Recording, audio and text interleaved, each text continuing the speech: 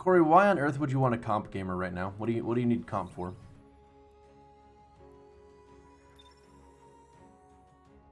Give me one reason you want to do comp in Destiny. And if it's not the best reason I've ever heard in my life, I'm going to seriously question what the hell you're doing. Oh, S79573. You're 12-11 and need the powerfuls? No, you don't. Just run strikes. Fuck comp. They finally fixed it, right? Don't tell me they didn't fix it. Don't do it.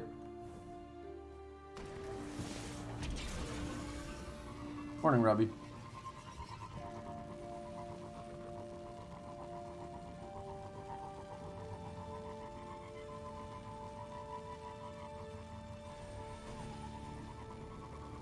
Don't lie to me, Corey. Don't lie.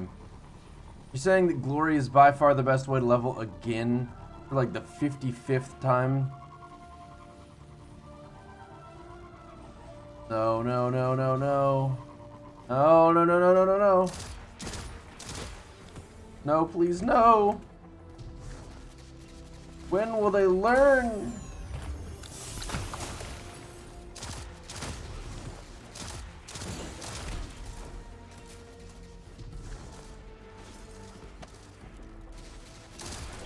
Oh well.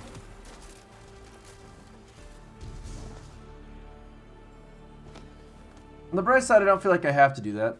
Because all I need to do to level up is just continue playing the game. I've got like 2 weeks, so no rush.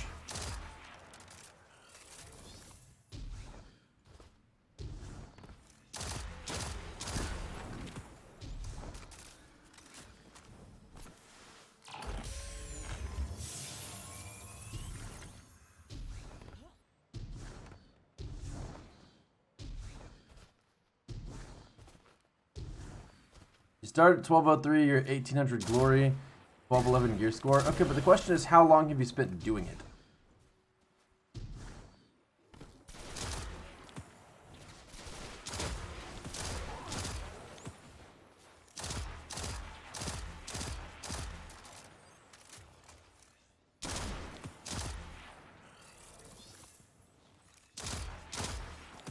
I know, Zdav, I know.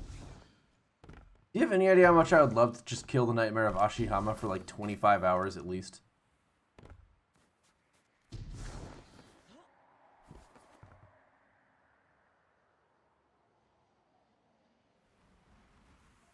Hit. Suck at climbing. Need to stop.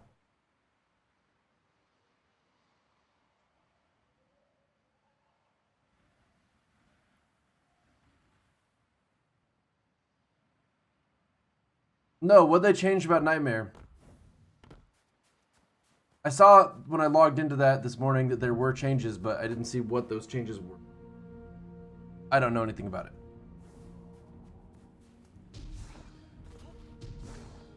Is Stasis actually annoying to play against in PvP? Really? Really? Poggy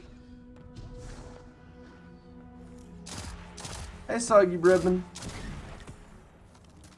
Thanks for popping in, dog.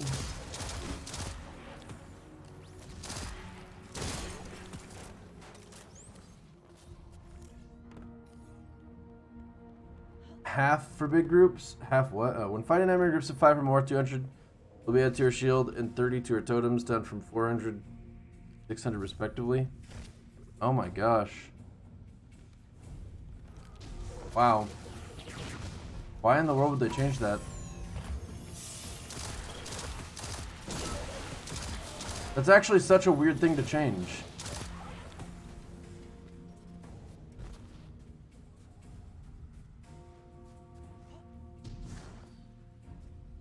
They shouldn't have polled if people want that. Like, hey, do you want Nightmare to just be straight up easier even though it's probably the most profitable thing in the game?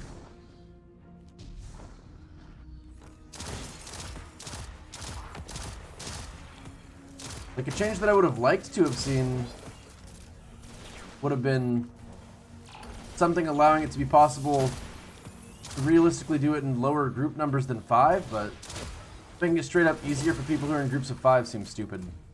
I said, you know, whatever, man. If that's what they want to do, that's what they want to do.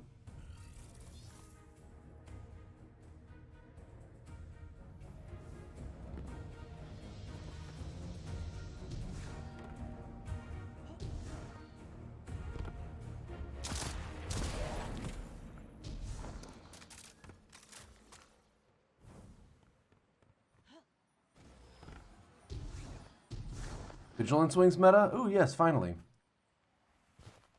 I've been dying to do that. I don't know what I'm doing right now. I'm just...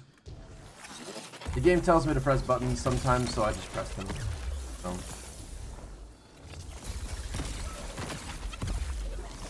Okay, that was satisfying. If I could get that much value out of every stasis attack, I would really like the super.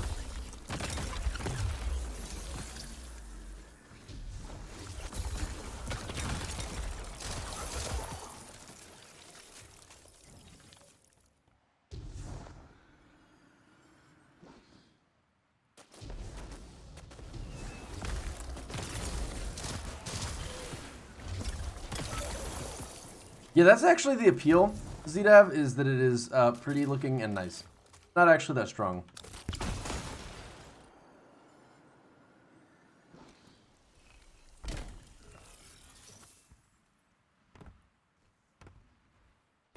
Yeah, Soggy Bredman, I'm pretty much done with the story at the moment. I mean, it's possible there might be some story-related stuff at some point today, but you'll know when it's happening. That's for sure.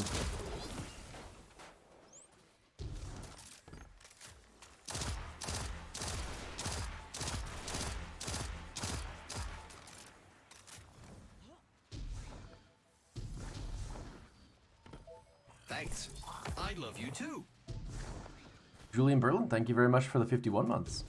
Thank you, thank you. Oh, this stream needs some generic dubstep.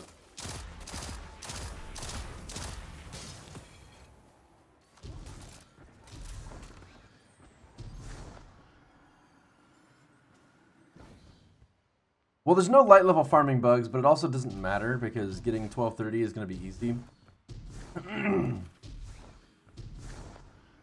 I think we've got probably the most trivial power grind that's ever been in a fall expansion. I think. Hello, Roblox Ender Dragon.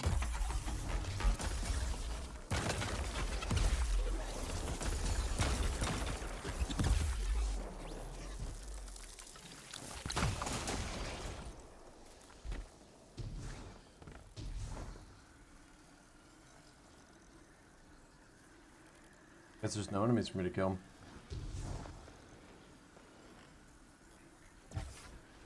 Being in super and not flying around a lot faster feels kind of silly. Vex loot my supply caches, not out of need, but love of destruction. Please, destroy them for Ferrix.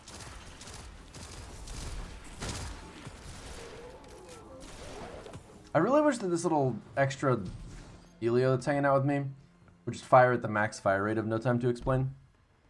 There are tons of ways to get 1200 gear score. I'm not really worried about any of them. It's like, oh, by the way, guys, you can level up really fast from just killing wanted enemies. Oh, by the way, guys, you can level up really fast from killing lost sectors. Oh, by the way, guys, you can level up really fast from doing just about anything. Shocking, I know. Getting soft cap is easy. Who would have thought?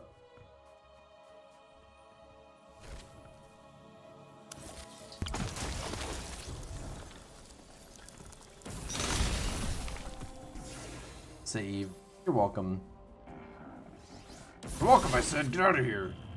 Come on, you filthy animal.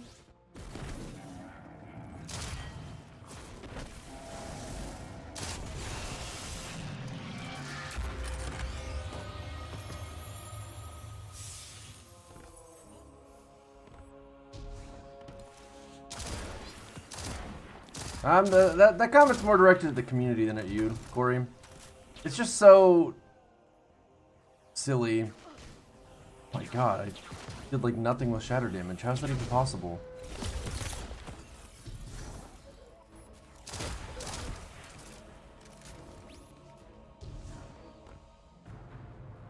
I don't know. I guess when people discover something and share it on social media or anywhere else, I would like for it to actually be gate breaking and not like, by the way, guys, playing the game levels you up. Playing the game in a more boring and exploitative way levels you up faster. Whoa! Who would have thought? That's crazy. I would have expected that doing something repetitive and exploitative would be less effective. Because historically in Destiny, that's never been true. So I figured this is as good a time as any for it to be true for the first time. Allied Elixni flee from the European city. Many threats stand in their way. The Guardian can help, yes? It's just like how you're doing Glory to level up, like, as a miss. One of the easiest to hit abilities in the game.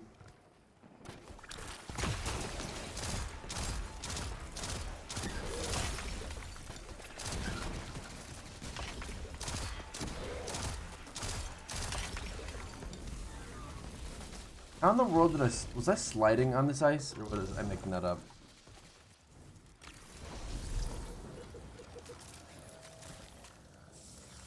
Is that a charged grenade?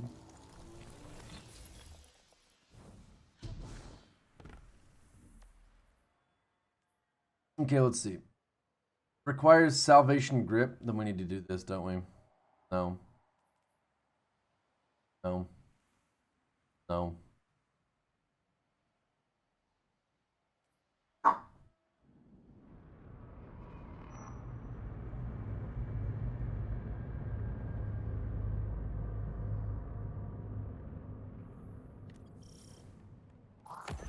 Getting a read on Vex activity in the area.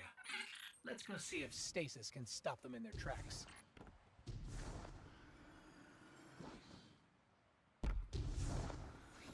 Gotcha, Shani. Thank you. Corey, have you unlocked much of the aspect? Has anybody in chat unlocked much of the aspect? What I'm trying to ask is anybody actually well into the leveling process? Oh, he had sacrifices instantly. Hate to see that. Oh, we got people on all the plates. It's insane.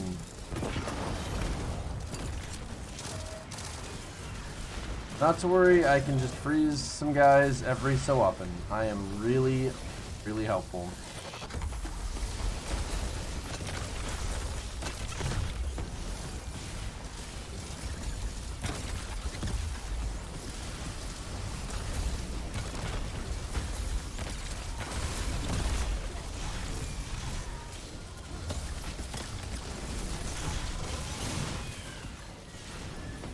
Having the enemy immediately unfreeze itself kind of defeats the point of stasis, as far as I'm concerned, like...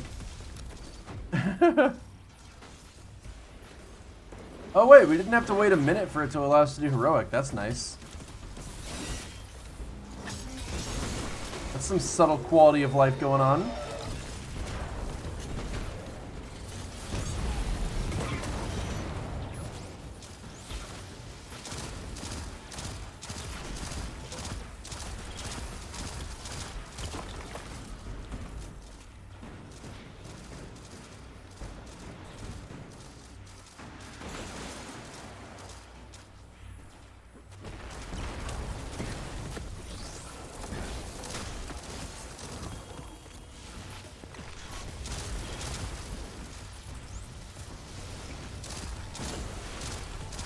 That swirling grenade of stasis energy seems like it's probably pretty powerful.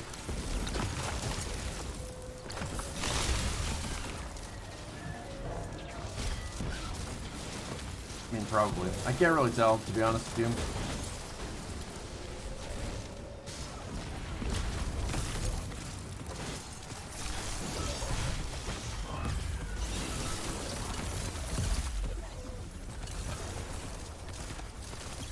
If anybody has gotten a Beyond Light exotic, I haven't heard about it.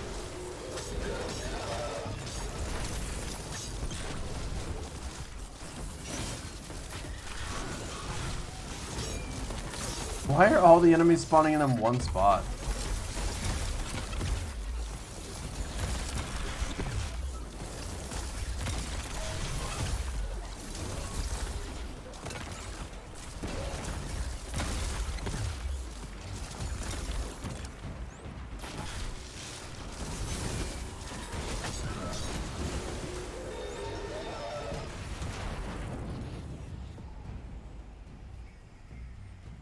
Well, we did it. We successfully completed a heroic public event. How's that, dog? You don't need anything? Actually, maybe you do, I guess.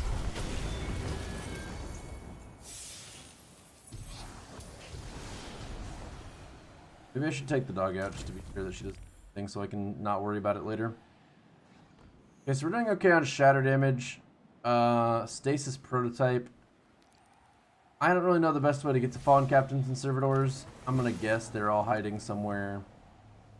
Eventide ruins, so we're gonna go there, I guess.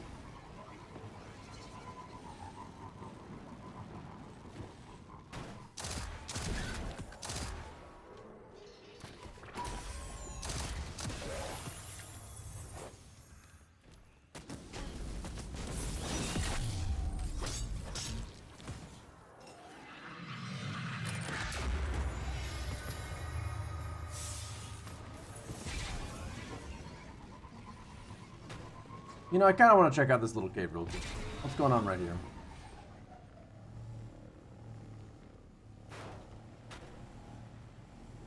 Lost sector?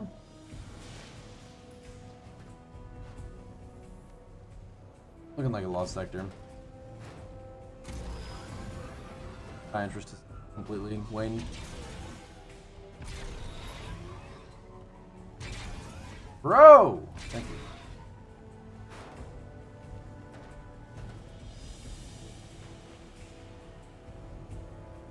I'm not really doing anything in particular, excess me. I'm just playing the game. Crazy concept, I'm aware, but I'm not hard pushing for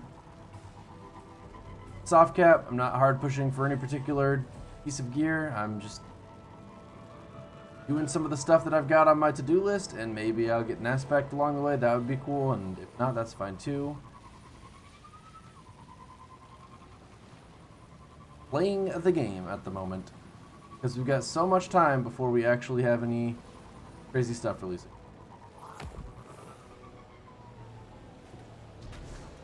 Anyway, I'm going to be right back because I have got to let the dog out, I guess. She sure is acting like it, so I'm going to go let the dog out. And I'll be back in a minute.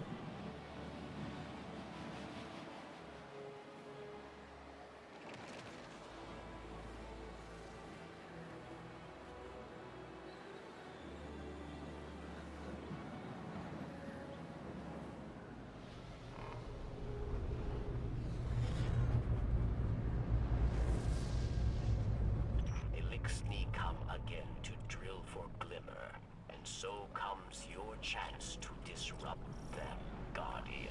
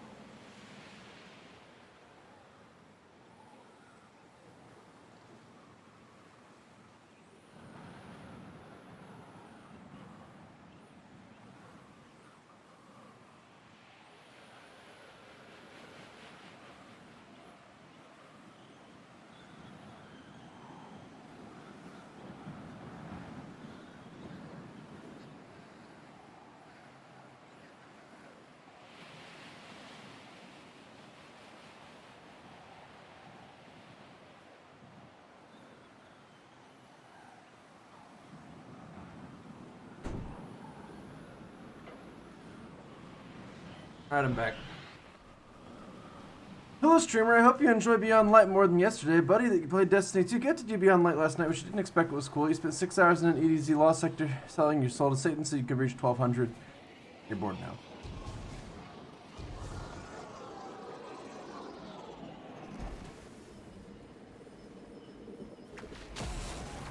That's a good meme. Nice meme.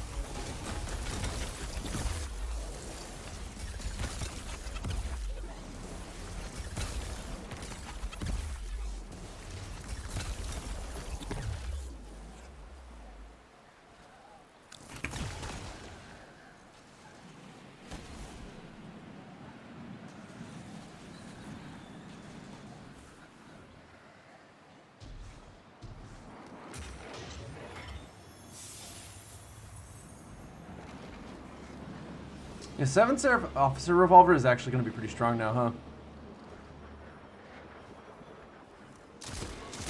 I'm looking for Captains and Servitors, and I'm not sure those are here. I feel like there's something else I was doing, but I guess I don't really remember for sure, to be honest with you.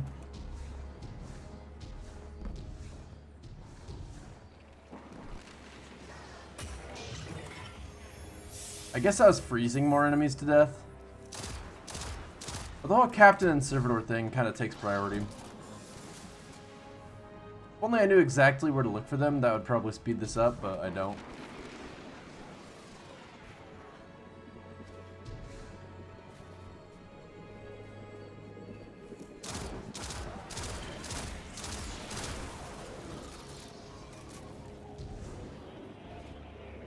So Mochi, did you actually... Okay, so you're not joking, you actually spent that long in Lost Sector. You're telling me that you chose to play the game in an exploitative and repetitive way and you didn't have fun? What the fuck? That's so weird. I think something might be wrong with you. Have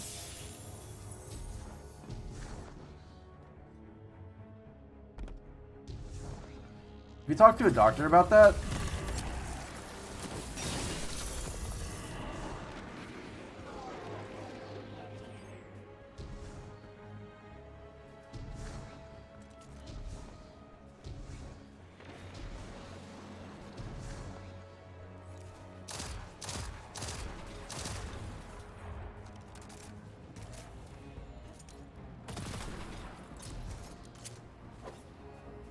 That's crazy.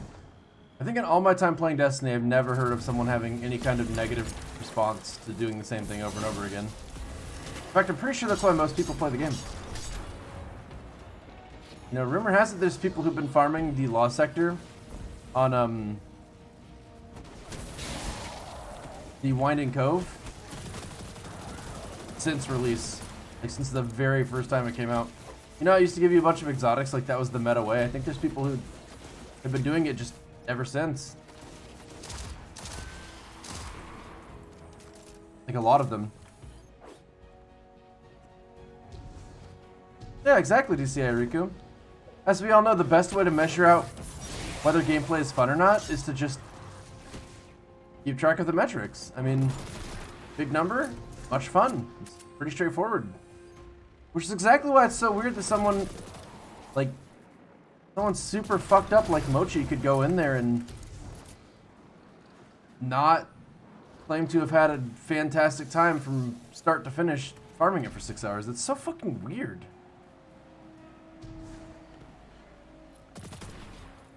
As to Cross's fault, should have never watched his YouTube video. You're right, you should only watch my YouTube videos. All 2 of them. I thought about putting a first day impressions video out for this, but I decided, nah. Everything I have to say is negative. I'll wait until I've gotten a little bit farther along and got a slightly more refined opinion, so I'm not just being a loser complaining on the internet.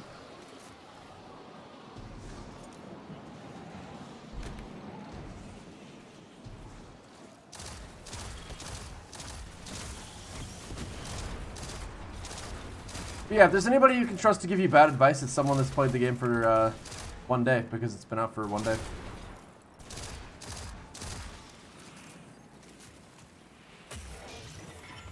Rushing power in the first place is kind of whack when there's like no need for the power level yet.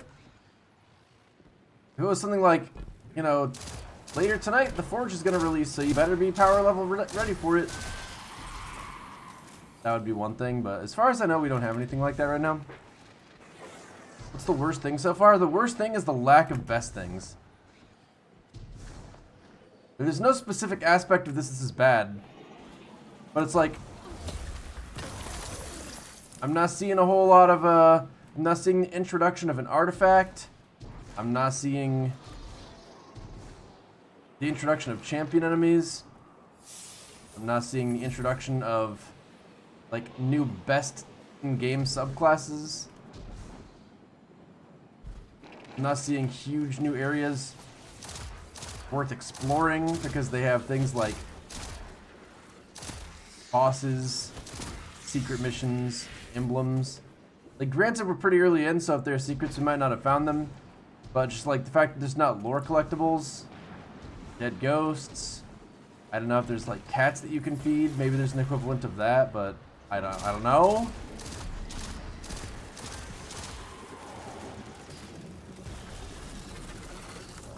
Here you go, buddy.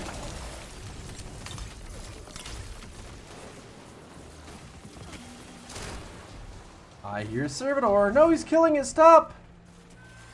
No, not without me. He killed it without me. What a complete bitch, dude. Unreal. You found a penguin? Is it like actually interactable? Or is it just a penguin? I mean, either way, that's I'm cool with that, but it'd just be cooler if it's interactable. Yeah, it's got a dumb-looking sparrow.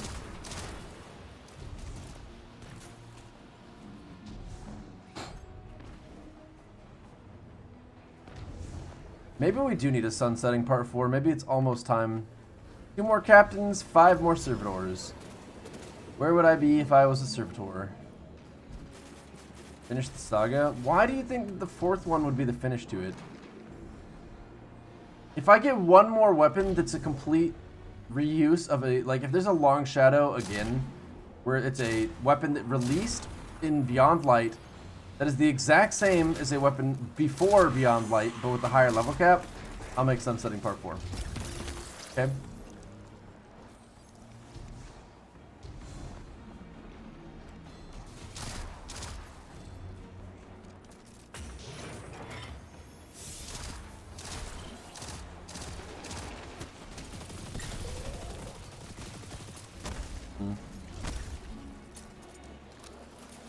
Any servitors? That sounds like a servitor over there. The big ass servitor. Mini servitors. That's huge. They count?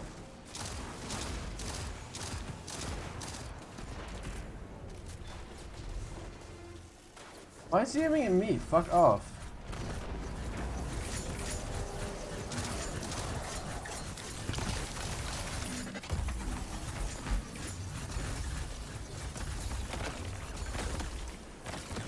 I guess I want to kill that guy, actually.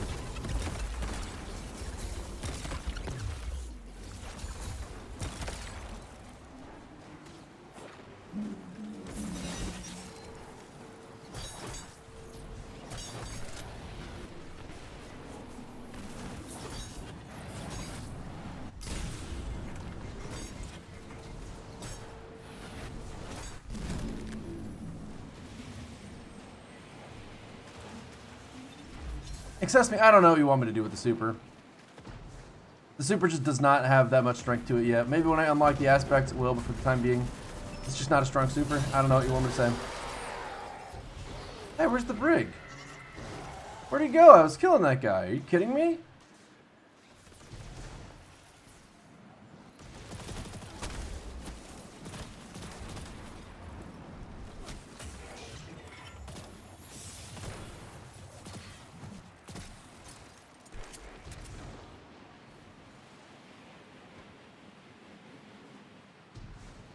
Yeah, it's kind of crazy that, I mean, it was a skull enemy, so there's that.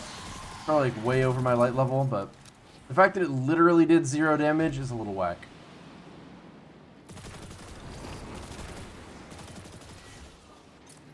Where are the servitors at though, bro? Oh, here, Brig. We got Brig. Is that you? Is that you? Is that the same you? It's not the same you.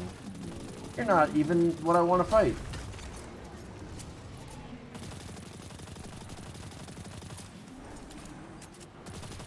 Kind of sucks.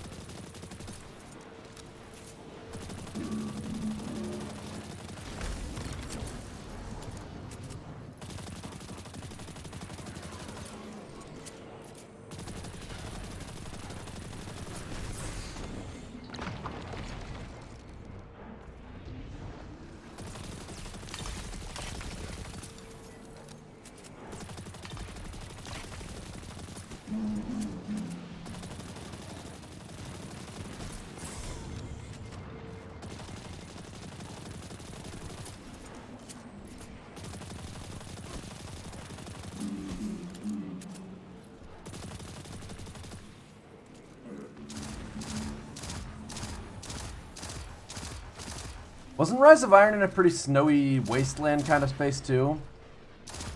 And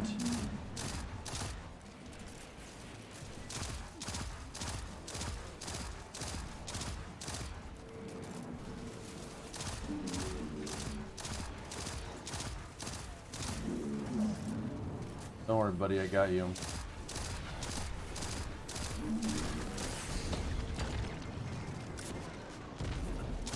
A rocket straight to his face. I like that. Pretty soon we might actually take this guy's face. Are you fucking kidding me, bro? That's so annoying to look at.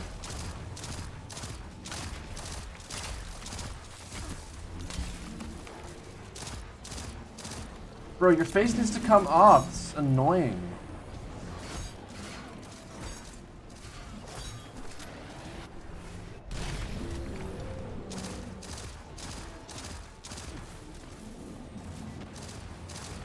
Like, what does it take?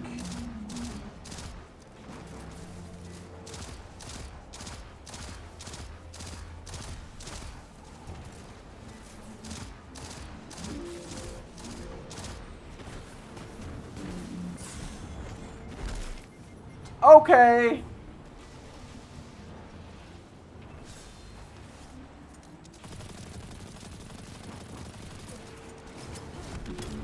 Yes! Finally! Guardian, do you see that crux of darkness? Because the Fallen certainly have. What now? Go turn those bricks into scraps.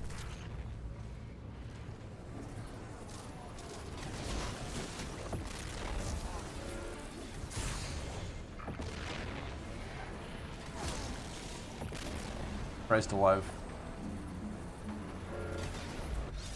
It's pretty annoying to know that I would have lived there if I was on Top True Blade.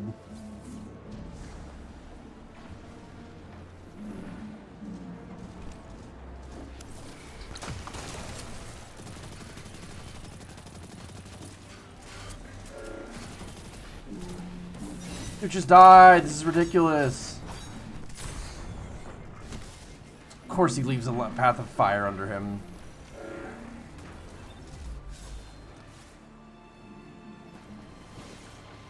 Can I move? Wait, did he kill it?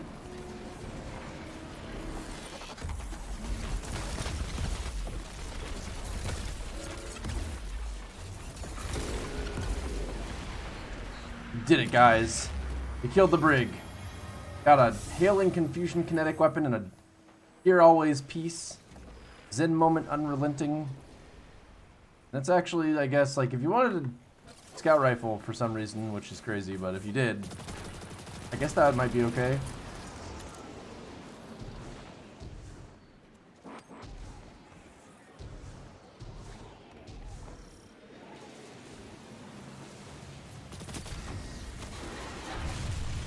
Oh, it's this.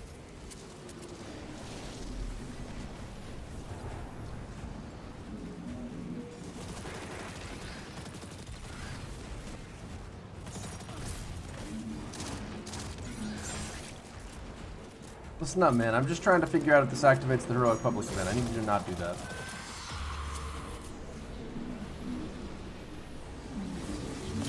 Someone probably already is fully aware that it does or doesn't activate the Heroic Public event. That's not what I'm here to talk about. I'm here to see if it works on my own and have a little bit of fun with the video game. Of course, that's not allowed, but we're all about breaking the rules here. By breaking the rules, I mean following them to the letter. A new weapon, Poggies! Scout rifle, unpoggies.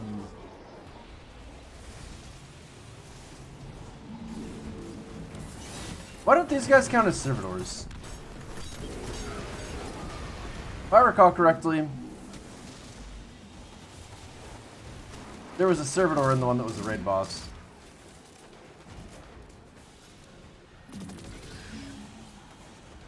Should be 2 more. And yet I do not see them.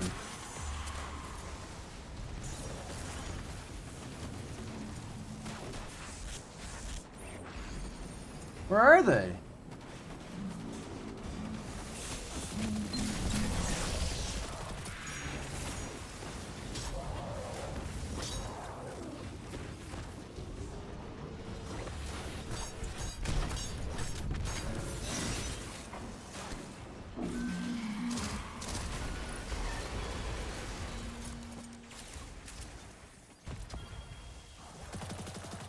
.180 hand cannons might be great now, and 140s aren't worth complaining about, and a 120 would be kind of nice, considering they'd made that category exist, but... Do I hear a brig? I need an Overwatch soundboard, so I can get the, Brigida noise.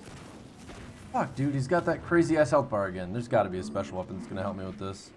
I've got an idea, guys. Are you ready for this? Watch this. It's time for duality, boys. I push my fingers into my eyes. It's the only thing that slowly stops the ache. Ow! Oh, fuck.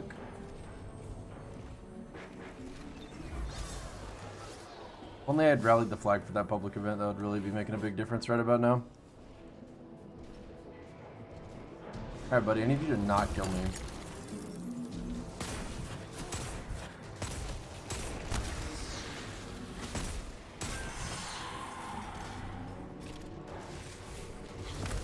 Hold still so I don't die doing this.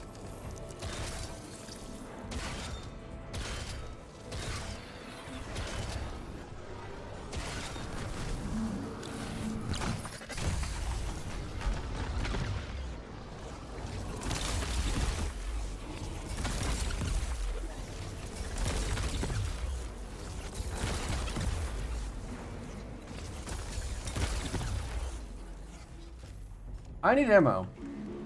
I find it a little annoying that I don't have it. You know what, buddy? Kill me if you must. I'm switching weapons. Yeah! Oh, no ammo for that either, unfortunate. Alright, well, it looks like this is all I got for you right now. Does anyone know how stasis works exactly? Like, when you freeze an enemy with stasis, does it do the same amount of damage on the unfreeze no matter what? Or does the next shot on it that breaks the freeze? Does that get buffed damage? Okay.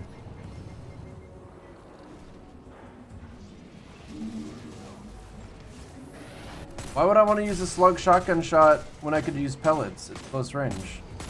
I don't think that was unoptimized. Unlucky.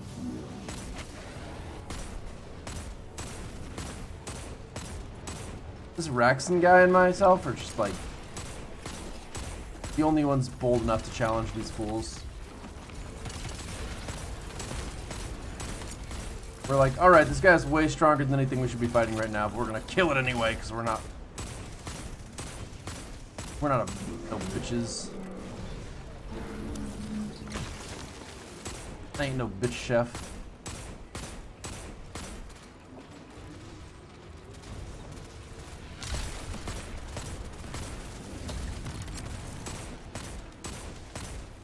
Like, freezing him only to unfreeze him instantly does not feel worth it at all.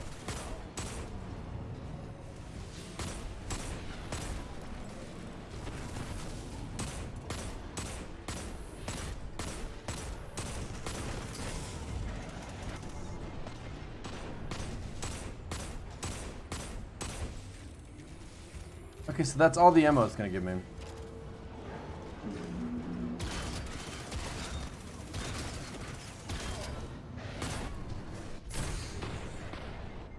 I gotta tell you, it does not feel very good to get...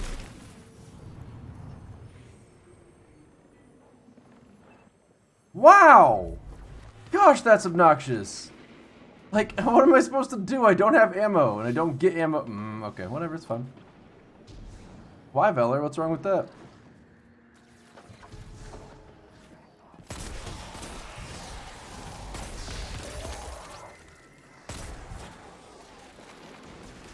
This melee sure does feel satisfying. It's too bad it doesn't matter whether it feels satisfying or not. At the end of the day, like, either I'm going to use it because it's good or I'm not going to use it if it's bad.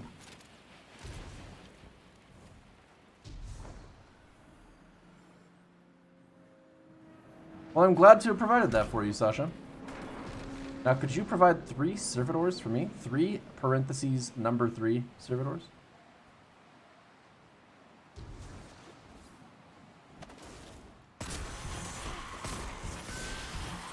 So how does getting frozen work in PvP? I haven't really seen people talking about that.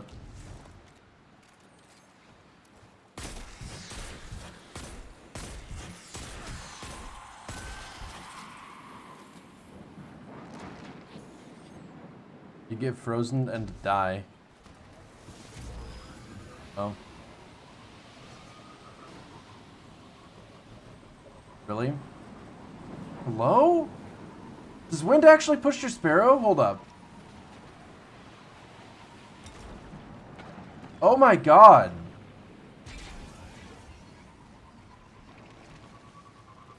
I'm okay with that, but it definitely in that moment was annoying. I just thought my sparrow wasn't working.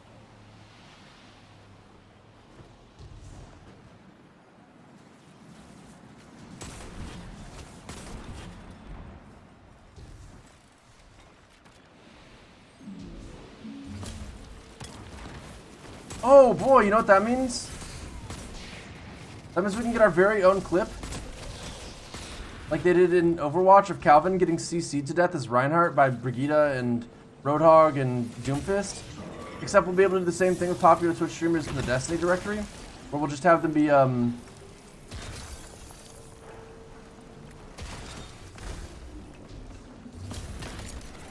minding their own business, I guess. And they just get frozen like 25 times back to back. Oh, it's gonna be sick, man.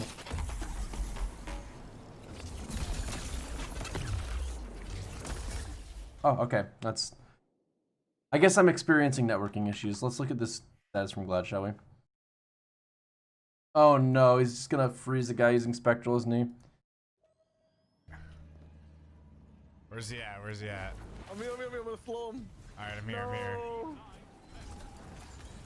Oh my dude, did you just kill him instantly? Bro, he got frozen. I'm gonna cry.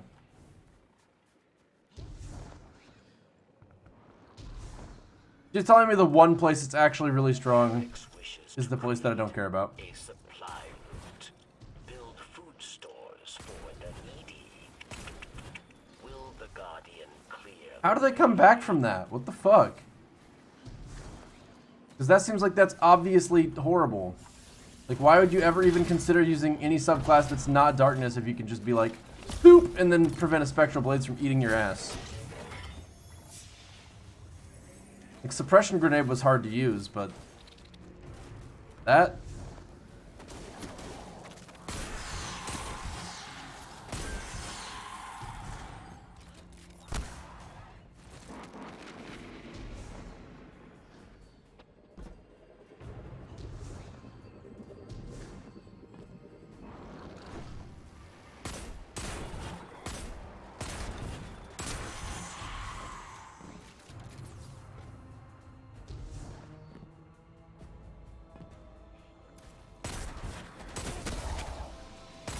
Man, I don't give a shit about captains. I'm looking for servitors. Where are they at, man? Is that gonna have a servitor on it? Servitor on board? Unlucky.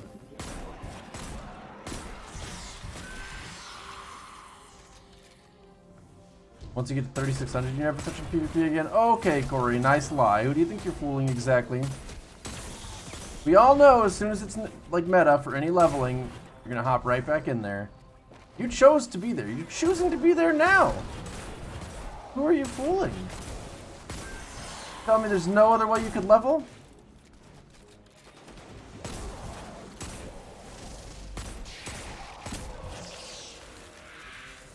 How many times have you been, how many times have you been frozen out of a super?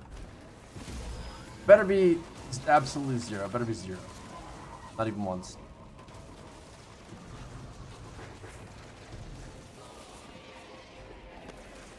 Where are the servitors? Ah! Soup. Soup. Servitor! It's beautiful. Come here, you ugly motherfucker. You beautiful, ugly motherfucker. Yes! Locating the prototype.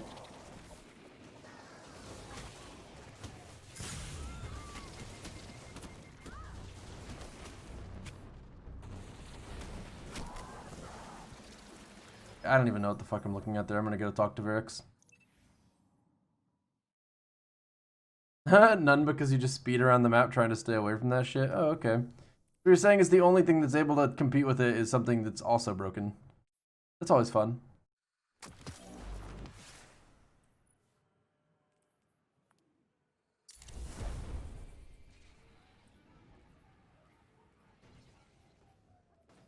Alright, let's go ahead and upgrade my interference. Because honestly, interference seems like the go-to weapon here. I could be wrong about how stasis works, obviously. So, like, why would I worry about trying to get 1200 by doing something over and over and over again when I can just play the game? And I'm closing in on it as we speak. It's crazy, man. It's absolutely crazy. People are fanatics in the Destiny community. It just doesn't add up. Why would you do that to yourself? Why would you run 6 hours of a lost sector when you can just play the game? Just play the game. That's all I have to do.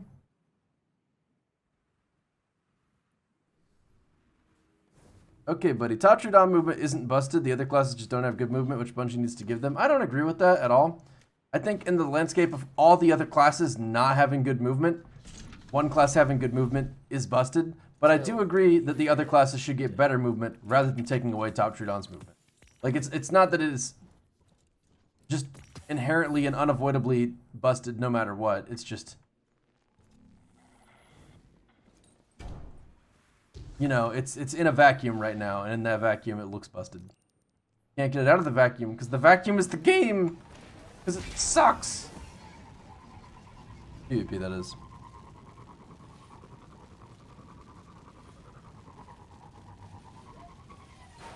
Blech.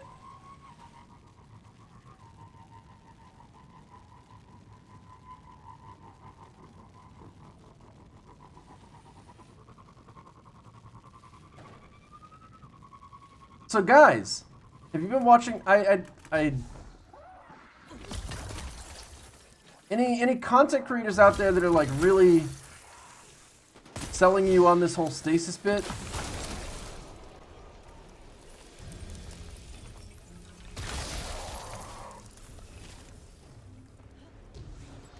Is there anybody has anybody been watching a streamer that's actually just like really just in love with the content? Because I gotta tell you, I feel like all I'm seeing on Twitter at least is people like, oh my god, look at how you can jump with a grenade.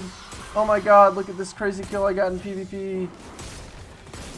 Hey, new weapon. Oh my god.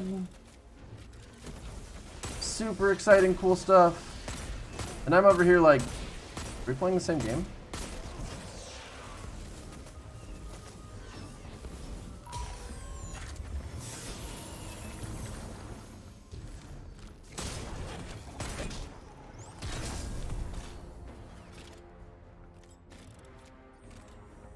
Vlad and Sweater freaking out about stasis. They're hyped as shit. See, like, I couldn't get in that position. I don't know how they do that.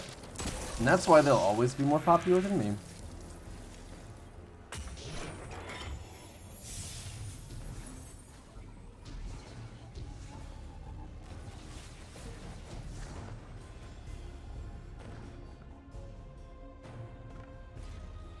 It's not that I'm not enjoying it. I mean, it's really, really, really, really refreshing to finally be in a new area doing something that I haven't done before. It's just...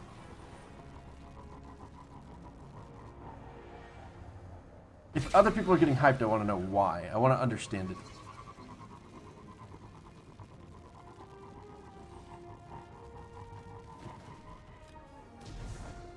it. For now, yeah. I mean, I am a little bit dreading doing this on a second character. Because the end isn't even in sight. But I also don't have anything super cool going for me yet. And I'm worried that it's going to be like a really long grind just for the sake of giving a really long grind.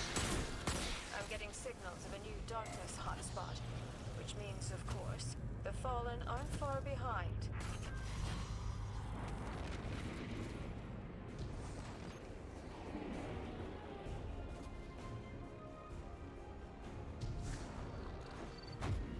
Well, that's the thing though, Corey. I don't think... oh, I thought that was an enemy. I don't think it's sugar-coated bullshit. I think their take is just completely different from mine. But I can't get myself in their headspace as much as I wish I could.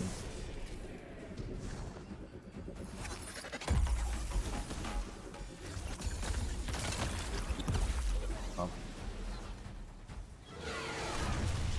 Oh.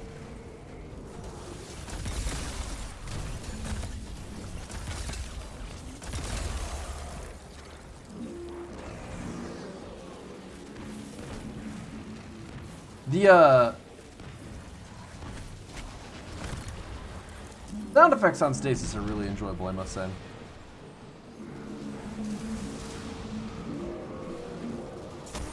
Samuel, I can't tell if that comment was directed at me, but if it is, obviously, you know, feel free to expand on it as much as you'd like. But man, it is very concerning to me as a streamer of the game that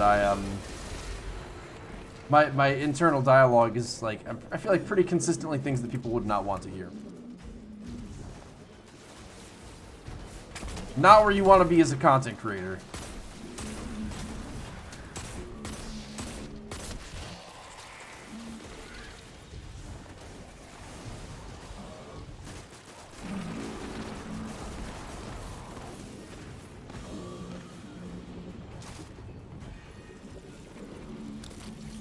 I don't remember what my current goal is.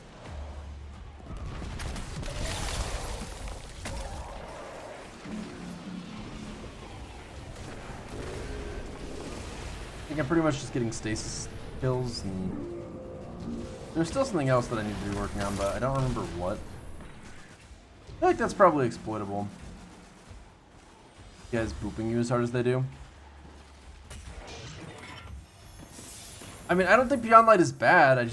I don't really think it's... so far, it's just not that good. I mean, like I said, I'm likening it to Shadowkeep in my mind, which Shadowkeep wasn't that great of an expansion as a whole. But it introduced artifacts, and it introduced champion enemies. And with Beyond Light, we've gotten the Stasis subclass, which, like... yes, it's quote-unquote the darkness, but the way that it actually plays out, it is exactly the same as any light subclass, except it's weaker than what I already play as top tree Dawnblade, or middle tree Dawnblade, or top tree Voidwalker, or bottom tree Voidwalker. I mean, I guess it's probably better than some of the arc subclasses. But, and part of that is that I don't have the aspects, but, I mean, I've been playing for like 8 hours. Why is my subclass still not in contention even yet? So I guess my point being, like, they introduced a new subclass, but the subclass isn't enough to sell me on its own. I need to have it really feel great to play the subclass, and at the moment it actually feels actively worse because I just don't have Icarus Dash.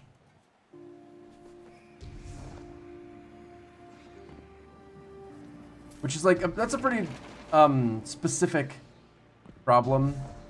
Like, not everyone's gonna value Icarus Dash, and not everyone plays with it in the first place, but That doesn't change the fact that my subclass feels like it's supposed to be the selling point, and it's really just not selling me at all. And not having new champion enemies or like a completely different artifact kind of thing. It's just it feels like at the moment there's just like a big empty patrol space. And then there was a campaign, which like the campaigns are not bad. I'm not saying that.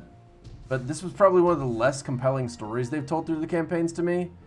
Because it basically felt like it's like, oh, the Fallen have gotten control of Stasis. Anyway, go kill them.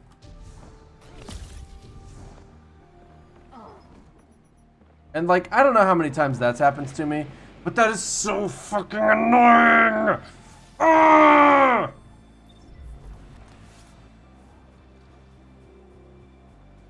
I've died so many times in this goddamn expansion because I'm like inches from landing on something and then I hit a death wall.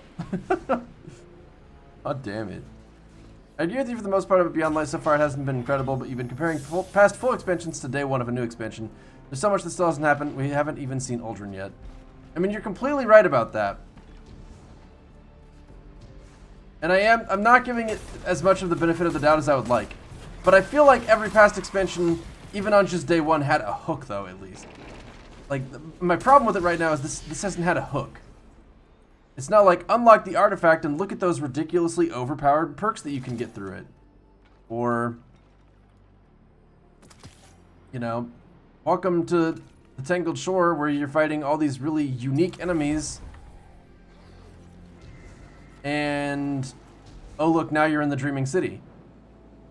Like, the Cade storyline, that was a hook. But what's the hook in this story? Aramis is like, I found the darkness.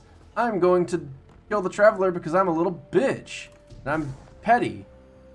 And then we're like, actually, while you are definitely right on both accounts, you are a petty little bitch. You gotta keep in mind that little bitches have a real hard time fighting against invincible protagonists.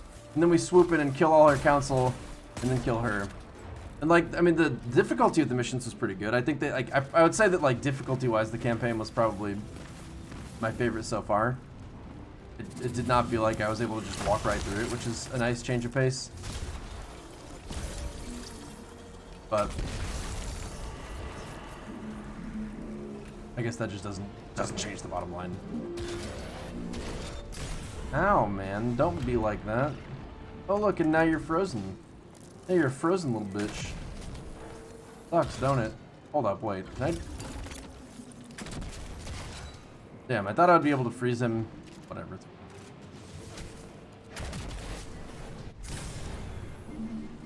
I feel like Aramis is a side story, which feels kind of bad. Yeah, like that's my impression too, and I hate that. Like, Aramis did not feel like it was intended to be a side story. Like, it seemed like it was supposed to be the main course, and yet it felt like a side story. It felt less complete than the Skolas storyline in House of Wolves, which was not even a fall expansion, but you, like, you know, you had to actually track down Skolas, and then you find him and capture him, and then actually fight him in the Prison of Elders. Like, that whole thing, that's a little more interesting, whereas Aramis, it was just like, you know, kill her council, kill Aramis. Don't kill me. Okay, that would have been really annoying. Like, no! I deserve it. I hate how much I deserve it. Fucking I am so stupid. God damn it. Why make Whisper Mission someone will do 3 times for 1 hour total time, and remake Bunker System for 3 seasons ago in DLC and force people to... Wait. I lost track of what you're saying. I really don't want to lose track of this guy and not kill him again. I don't know why I like killing this guy so much, but it's just, it really amuses me.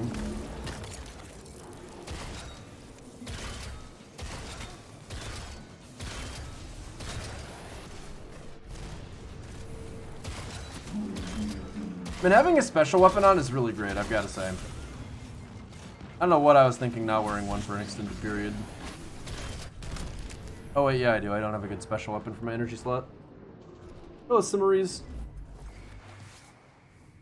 Okay. Why make Whisper Mission someone will do 3 times for 1 hour total time, or remake the Bunker System for 3 years ago in DLC and force people to bounty farm for 5 hours a day?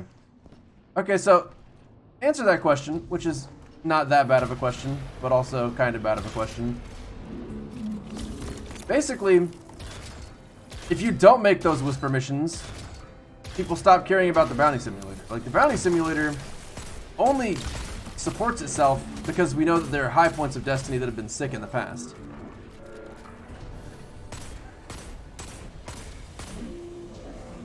He should be able to hit himself. Like, I should make him explode right here.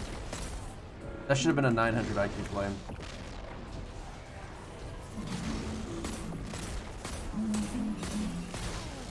Oh, shit.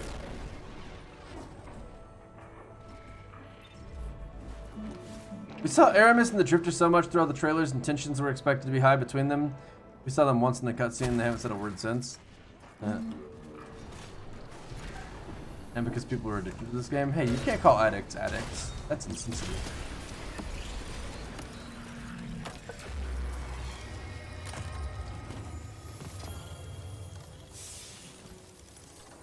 I do, like, I mean, this is just a day one thing, or like a really early in expansion thing, but the fact that I'm able to fight enemies that are actually very tough, just a great feeling, I've got to tell you. I absolutely love those guys being a pain in the ass to kill. I wish they were always that much of a pain in the ass to kill, so that when other people showed up in my patrol instances, they were, you know, like, welcome. I mean, they are right now, and that's what I like.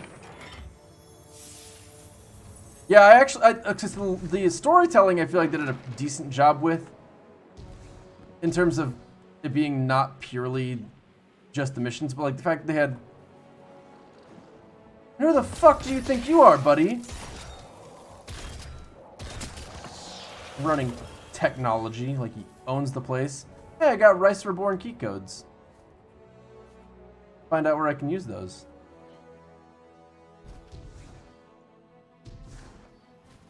Does anyone happen to know where I can use those? Yeah, like, I like that you can choose to talk to the Drifter and Eris. I like the fact that in the... I like the cutscenes in the Aramis fight. Like, the fact that it kind of cut away for cutscenes a couple times was... I thought that was kind of nice, personally. I can see why other people would feel differently about it, but... It made it feel like a more complete boss fight to me. Which was kind of nice, because otherwise it was not that complete of a boss fight, I guess. Gotta stop talking while I'm ahead. Are you at key codes?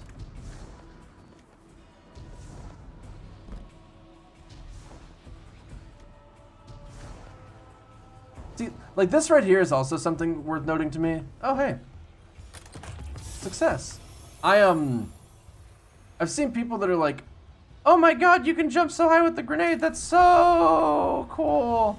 And I'm like, no, it isn't. What the fuck are you talking about? What? Like, yeah, being able to launch yourself into the air is a neat gimmick, but the fact of the matter is the game is designed all the time to prevent you from having fun. Like, they're invisible walls, death barriers, instantaneous death walls. Like, the turn back zones and the things that prevent you from walking how you would like to walk all the time. So, yeah, like, being able to jump really high in the air is neat, but because they didn't intentionally design that as the main use of the ability, it's just going to be extremely limited all the time. Like, I'm not sure about my timing on this, so bear with me. Already turn into a bear.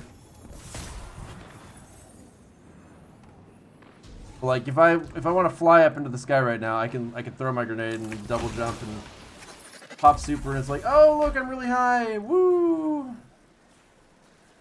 Okay, now what? Because the game wasn't designed with that height in mind. There's nothing happening up there. And if you try to do it in an area that's got a limited ceiling for whatever reason, what you're gonna do is just hit your head on the ceiling and fall back down.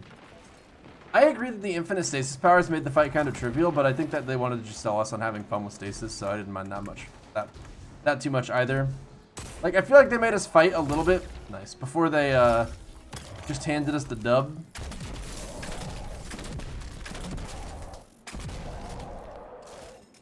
Which isn't, I mean, they obviously did just straight up hand us the dub at some point, but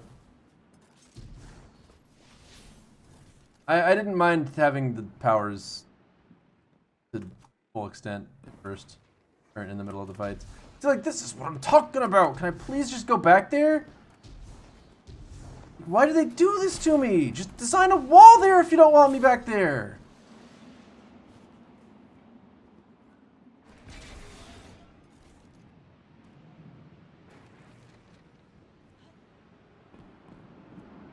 Like, it's a game where we've got so much ability to do platforming, and like, they asked for it! They gave us an avenue that's obvious for getting high up on things. And they don't use it! Why?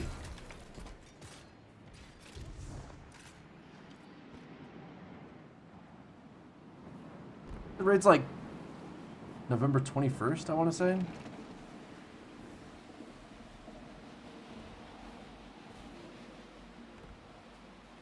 I mean, like, why is there not an area way up on one of these walls where it's like you have to jump from some piece of the scaffolding on this area to something way over here, and so you specifically have to be waiting for when visibility is low and winds are high so that you can make the jump, and the fact that you can't see makes it a little bit harder, and then as you get close, you have to... Can't throw a stasis grenade right now because I don't have it up, but stasis grenade somewhere on the wall so that there's a foothold for you to stand on, and you climb all the way to the top, and once you get up top, you get 4 Galahorns and $300 sent directly to your bank account. Or they could just have a lore collectible. I don't give a shit. Like, we have weather effects, and I don't think that they're actually necessary to do any of the platforming at all. And we have this thing, which isn't necessary for platforming as far as, like, maybe the raid will require. Maybe the raid will have a section where it's like, how are we supposed to get down this giant hallway? And it's like, oh, we're supposed to throw a stasis grenade to the right, and then the left, and then the right again. Kind of like that one section after the first checkpoint in Crown of Sorrow, where there's like the gigantic tube things on the hallway that you jump down. Like that, except instead of having giant tube things, you have to make them with your stasis grenades. But the thing is, if they made that section, everybody would just equip Top Tree Down and fly across it, or put on Lion Rampants and sword across it, and Hunters would switch characters.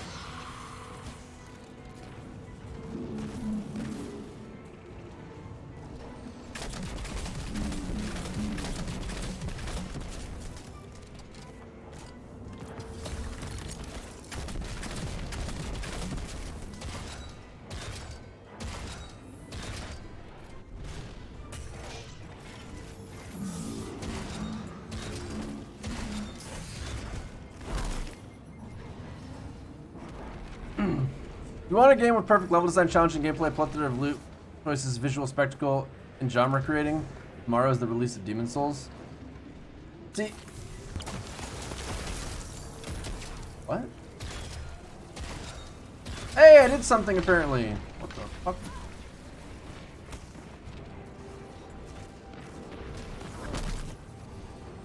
I have not unlocked any new stasis abilities yet. I'm working on that. So I would definitely not say that Demon Souls is perfect level design. I mean, it's definitely good, but the big thing that makes the thing that's so frustrating about Destiny, particularly when they give us a new platforming ability, is that this game has double jumping, but it never requires it of us except for the most basic imaginable things, except in like secret missions.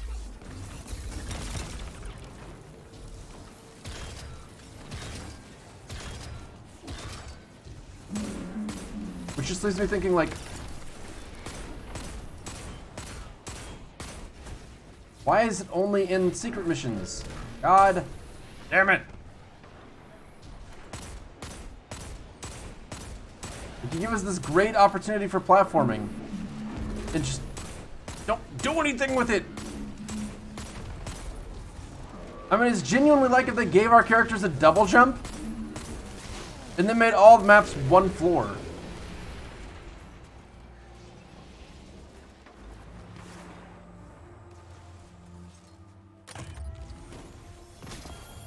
Like, imagine the work that went into making it possible for the grenade to do what it's doing, only for it to be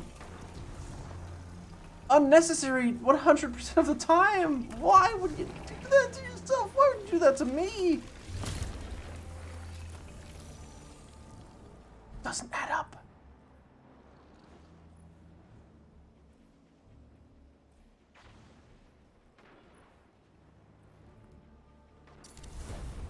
A voice made your cat cry? Your cat makes my cat cry. Excuse me, if you consider that your cat is a little bitch sickle.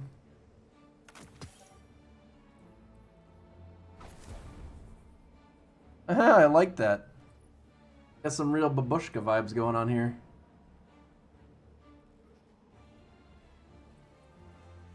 Hold on, what are the mod slots on this? So is there like actual new mods going on here, or can that only equip the same things?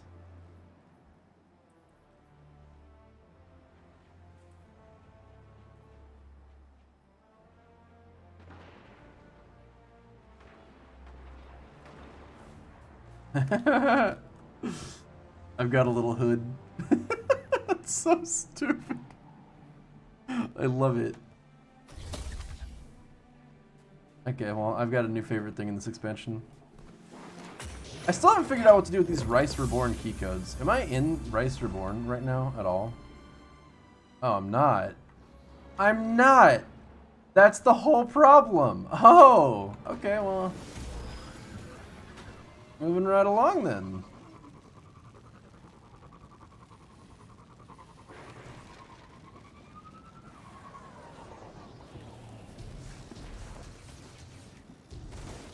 I do like unlocking missions from Varix by doing other missions. That's nice.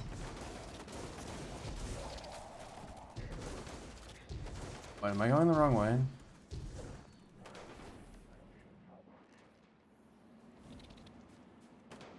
Like the fact that you patrol for a while, you know, you kill some VIPs, you do a public event or two. Pick up some of those patrol beacons and then kill some enemies or collect some samples, loot some chests here and there. And then after doing all that, you can purchase new missions from Varix. That's kind of nice. I like that. It makes the patrol space does feel a little better because of that. It'd feel a lot more fleshed out if I felt like I was really doing, like, I can't help but be a little bit annoyed. I feel like they had kind of the right idea with some aspects, but just the wrong pacing. Like, being able to unlock areas with the stasis is pretty cool. Outside the fact that the amount of time it took for me to get all the, like, stasis, like, unlock credits or whatever the hell they are, versus the amount of time it takes to find the areas in the first place. Like, I have all of the key cards before I found anywhere near all of the doors that require them. Which is unfortunate. Like, you should run across a lot of doors and be like, oh, I want to open that. But you can't yet because you don't have all the key cards. And, like, giving you all 5 of them before you've unlocked even the first aspect on your subclass feels like a total mistake in pacing.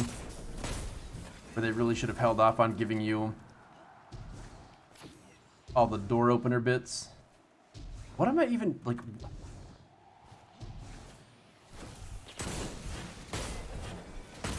I don't even know what I'm here to unlock. The sand cannon's not too bad. I'm kind of a fan. But it's frustrating because, like... I mean, there's at least one mission where I passed by it. I'm actually in the area, so I'll be able to mention where the door was as I pass it, I think. But... second.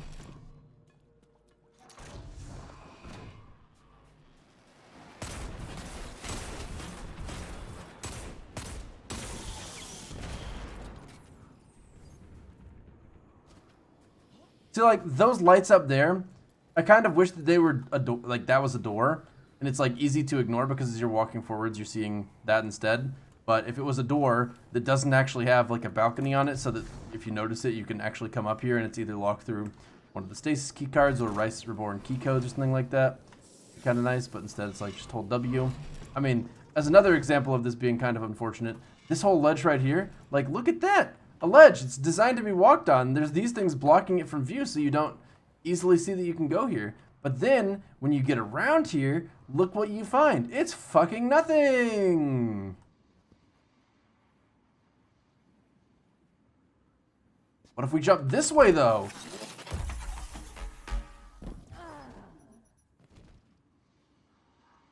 I'll color me surprised.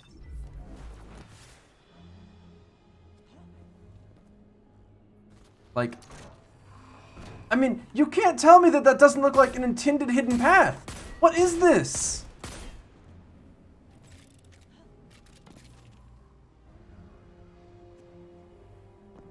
It's so confusing. Yeah, we actually did find Peter, Weed Monkey. It was looking pretty grim too, because I mean, like I said, we found evidence that the cat had probably helped him escape, which meant the cat had probably killed him, we thought, because cats do that. We found him. Yeah, it's pretty great. We're very happy about it. Okay, but yeah, so when I was coming through here, this door right here was locked, and I passed it quite a few times where it was like, you can't go in there, that door is locked. And I was like, God damn it, I want to know what's behind there because it's locked. And then, eventually I did manage to get it unlocked, obviously. But now everything's unlocked. And also, I don't even remember what was behind here as being particularly significant. Like, okay. Are you guys ready for this? Here's the thought. Here comes the thought. Oh wait, I don't remember the lyrics to the song. What someone said and how it harmed you.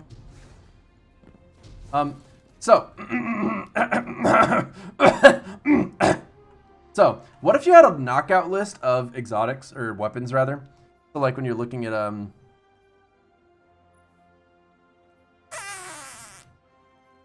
where do I go to look at the things that are recent? Okay, so Arctic Haze looks like it's the only one. Oh no.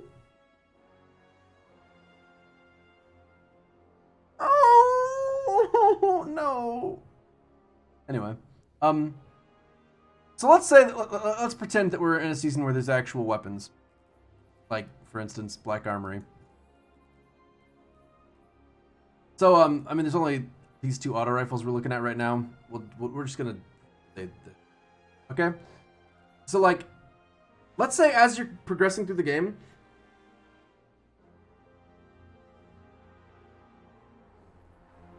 I'm gonna have to put a little more thought into this because it's a bad idea. But the bottom line I was trying to think of is if you had something to the effect of, there are hidden, like, so these Rice Reborn key codes. I think I actually know where to use it, by the way. Rice Reborn key codes, I need to use them, and then when I do that, I unlock the Gaillard auto rifle or the Ringing Nail, and then I can get that as a world drop because I actually found it once myself through having made the effort in world exploration. Something like that. Problem would be you would unlock it once and then never interact with it again, but something like that would be really nice. Something in that vein.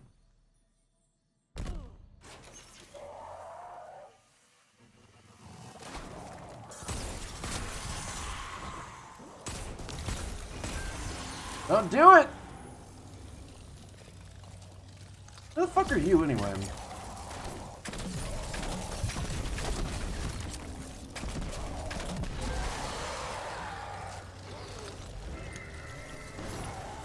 Bitch.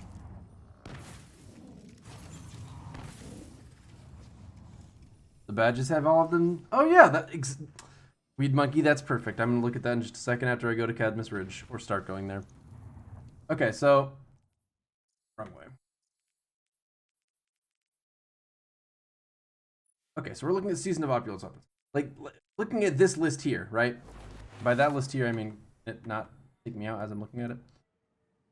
So these are the weapons that are available to get in Season of Opulence, and it'd be nice if, you know, you open a chest and then Ostringer is then a possibility to get. In the same way that Menagerie kind of unlocked things. Honestly, Menagerie system was pretty good. Let's just do Menagerie again. Never mind. That's perfect. Let's just go back to that.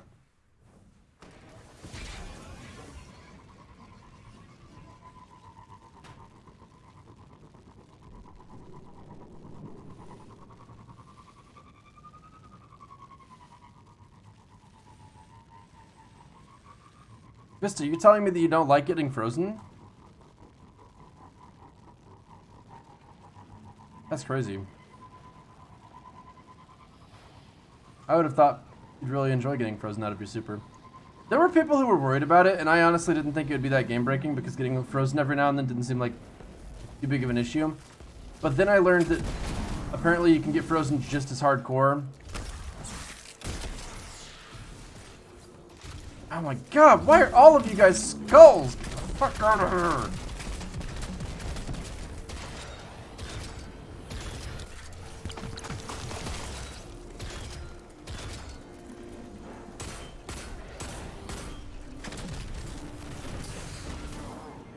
Cool.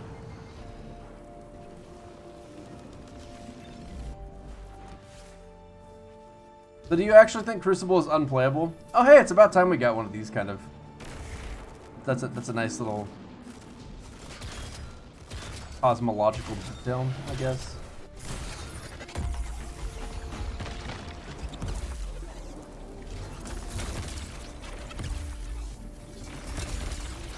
Thanks. I love you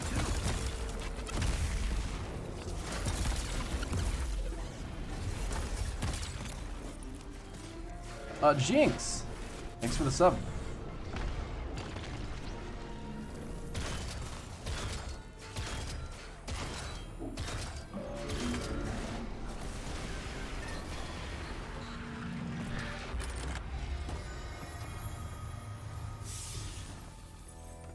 Maybe there will be mods that'll allow you to unfreeze yourself somehow.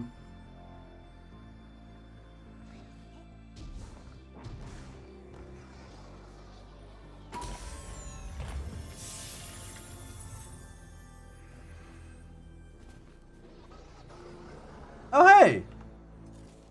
It's a thingy!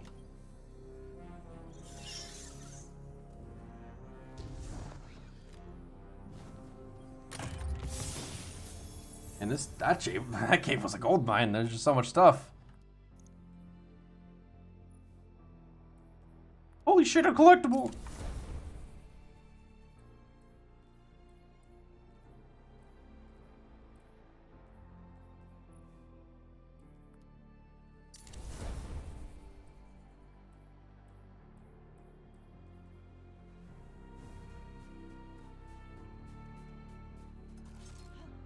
So I guess, like, I mean, obviously there are collectibles, but that doesn't change my larger point that I'm still in the middle of making all the time, because I've looked in too many nooks and crannies that are empty. Like, it's not so much that there needs to be a collectible in every one, but for there to be just a penguin sitting in the back of a specific cave feels kind of lame when that little ledge that I went out to earlier isn't a thing, and like platforming isn't necessary to get there. Like I just walked into that cave, you know. Like I'm glad there's something. Thank fucking goodness for that. But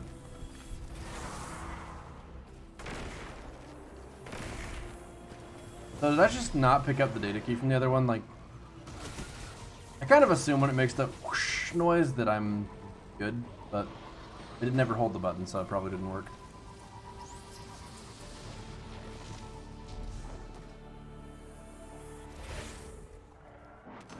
That's what I thought. I haven't really used duality that much. I don't really like it that much, I guess. I mean, aesthetically it's cool, but it just seems like it's just a shotgun that takes your exotic slot. And shotguns haven't been good for quite a while, so I'm not really sold by it. But it looks cool, and it feels cool to use, so those are two major points in its favor. That's what you like to see, on those fronts at least. They made a beautiful destination that's empty and it sucks. Seemingly empty, you're holding out hope. Yeah. I mean, like, maybe their plan is to populate it over the coming weeks or months. And, like, if so, that is okay, I guess. I wouldn't complain too much about that. I mean, it's nice to have something to do, and if they can just actually keep a relatively refreshing pace of content, I'd call that a win. I'd be cool with that. But historically speaking, we've had lulls in Destiny. And the lulls are compensated for by the high points that we, like, really occasionally get.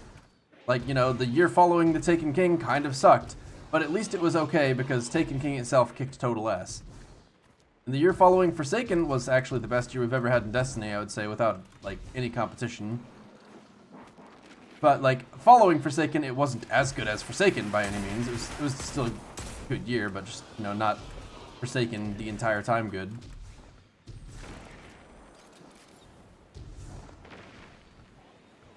So for this season to not start with a high point doesn't make me automatically assume,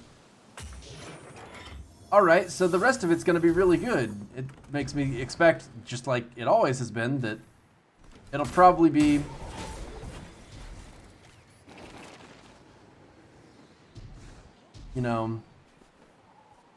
pretty content light past some point, but we didn't even get a high point to justify that. That's my expectation, which is a bad expectation to feel, but does not strike me as unreasonable to think that way. Yeah, the UI revamp is pretty nice.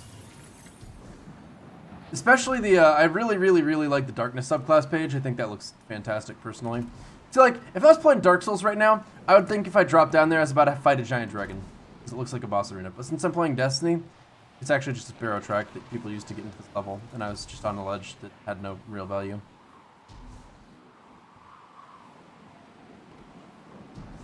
Like, gosh darn, for a game where exploration feels so, like, organic, why has everything got to be so empty? Is there another penguin in here, or is this where I found the first one? Found the first one. Hey, that guy's back. I'm gonna kill him again. This is gonna be much more of a pain in the ass this time, because I don't have any heavy ammo. Unless there's...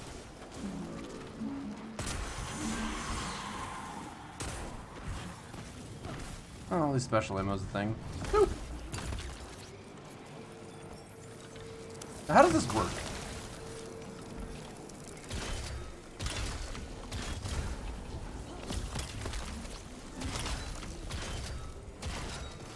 I don't get it.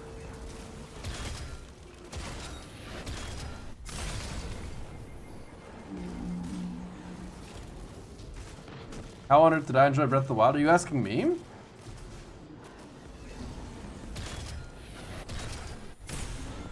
Breath of the Wild was really satisfying because it was constantly filled with the shrines that each had a unique puzzle in them, and unique puzzles are like, that's some 10 out of 10 gameplay.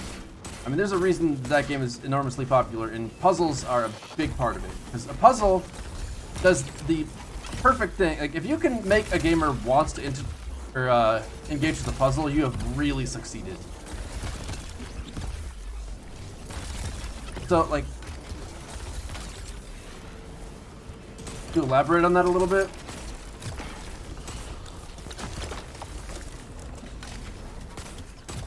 So the thing that makes games fun, outside of just the pure satisfaction of something working as intended, like, you know, shooting a gun, I feel the recoil on my screen, I, you know, get the satisfaction of having aimed the shot myself. The yellow numbers make me feel good about the fact that I'm hitting where I want to.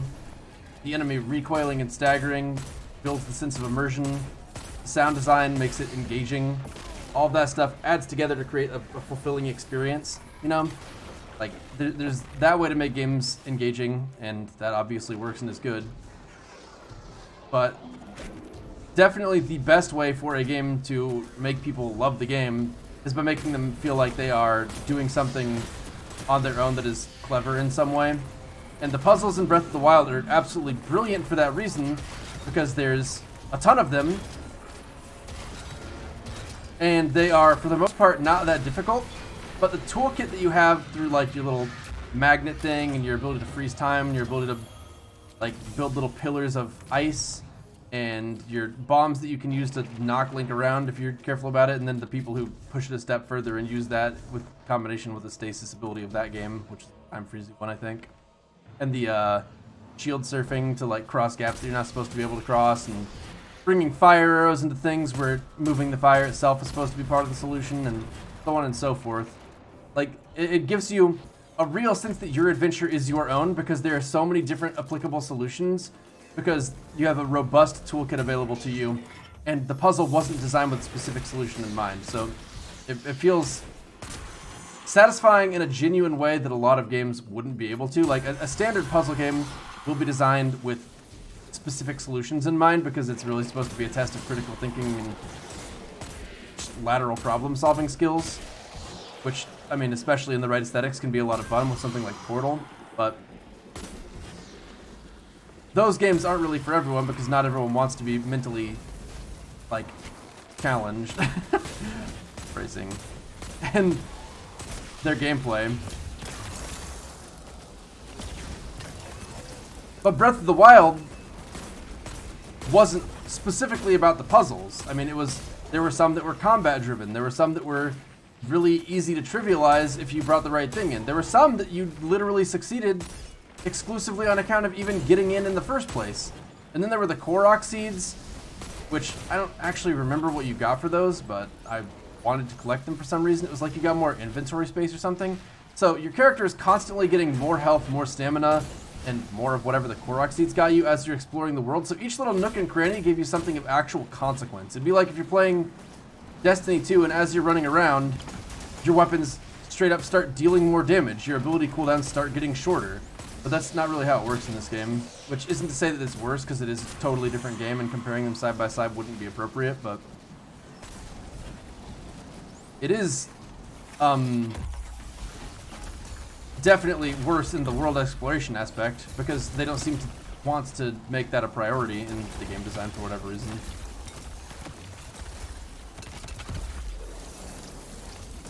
What the fuck is going on here?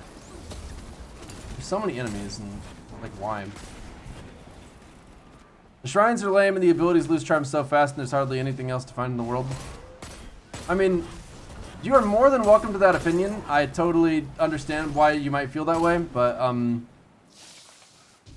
the mass reception to the game is the exact opposite of that. Like, tons of people, like, that's probably one of the most popular games ever made. We could, let's take a quick look at the, like, Metacritic score on it and see what it is. Right after I make sure these guys aren't, like, moments from killing me.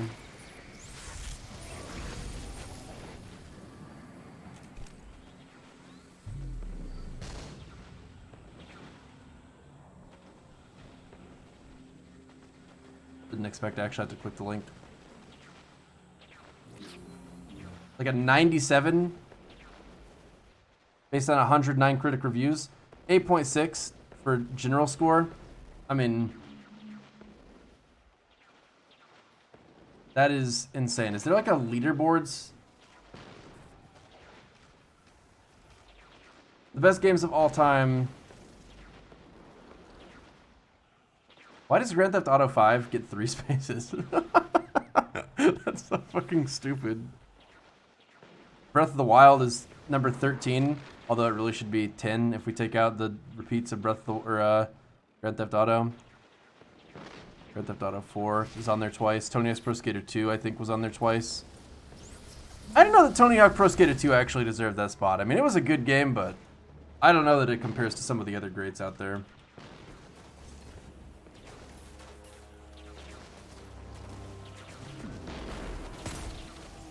So, when you say about the abilities losing their charm, the reason I disagree with that is that I know that I never actually pushed them to their full limit.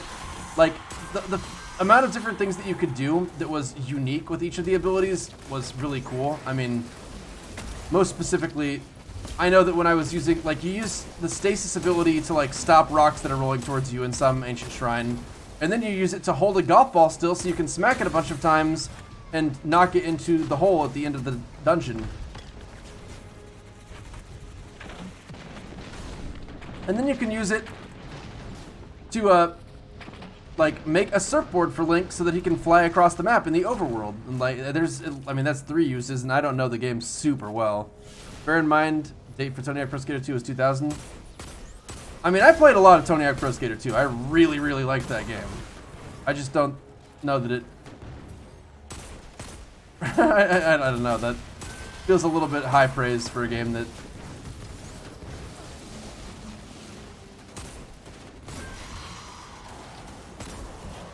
Like, I'm not saying it's not great, because it is great. It's just, I don't know about, you know, above Breath of the Wild, great.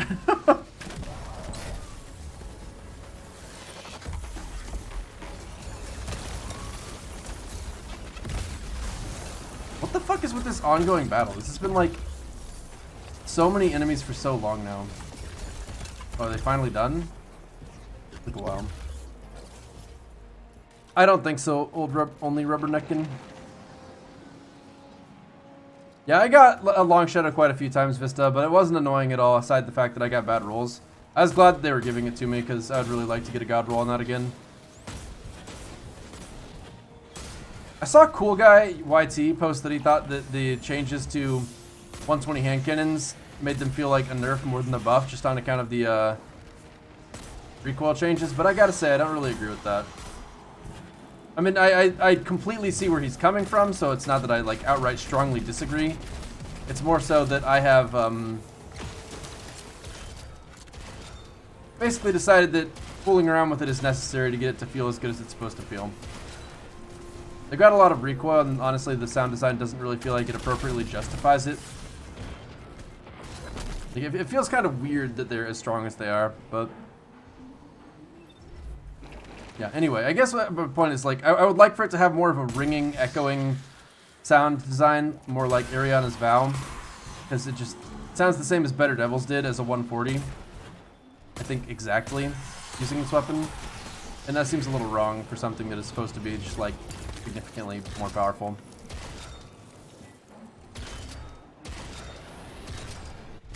If you're gonna give the gun this much visual recoil, it needs to feel like it justifies it in the, whatever department.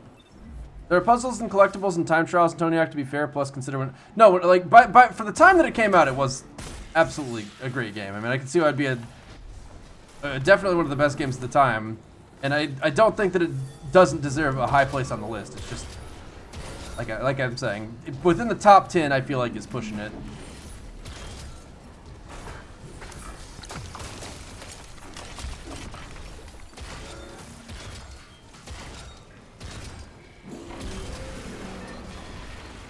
But yes, I mean, it was a great game. It had like the cheat codes that made it a lot of fun. It had all kinds of different ways to, like, there were a lot of different challenges on each level and a lot of secrets on each level, and it's a fantastic game. I'm not saying it's not a fantastic game.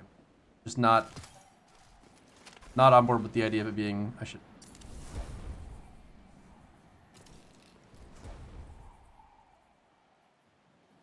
in contention for best game of all time.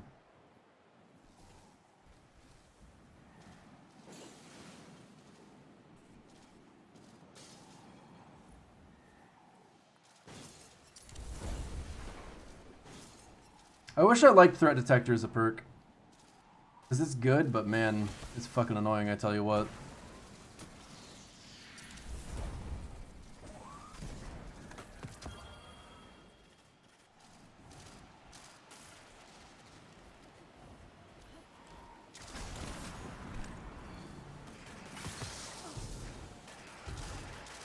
$120s feel better than 140s in PvP? Yeah, that doesn't surprise me. I feel like that's what they were shooting for. So, mission accomplished, I guess.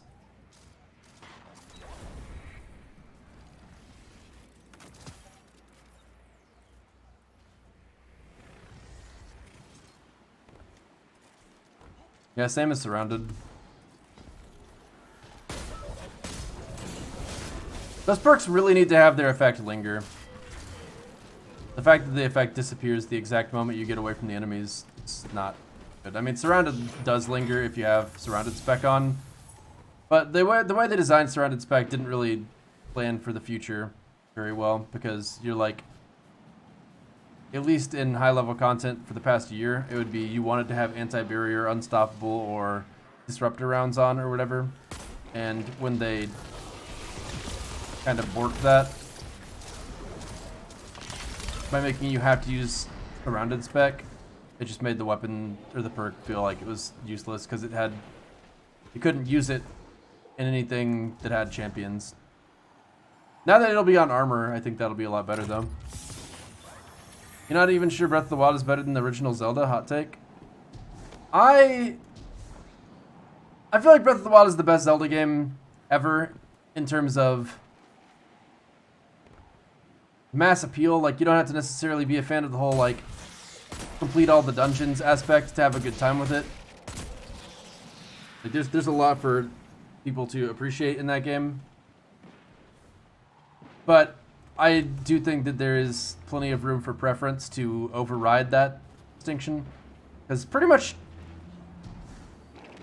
I mean, there are exceptions, but almost every game in the Zelda series is like a masterpiece in gaming. Twilight Princess is phenomenal. Wind Waker, especially the HD remake, is phenomenal. Ocarina of Time is phenomenal. Majora's Mask is phenomenal. A lot of the people who played the handheld games think that like Minish Cap, Four Seasons, I think Phantom Train is one of the only ones that's not considered fantastic. I personally thought Skyward Sword was complete butt. That's probably one of the only ones that I like. It actually crossed the threshold from being a masterpiece by expectation to being a big ol' stinky poopy. I mean, I went into it with high expectations because Zelda games hadn't really disappointed, but then the game was like not only not a masterpiece in my mind, but also not that good really at all. They were leaning too hard into the gimmick of motion controls as part of that.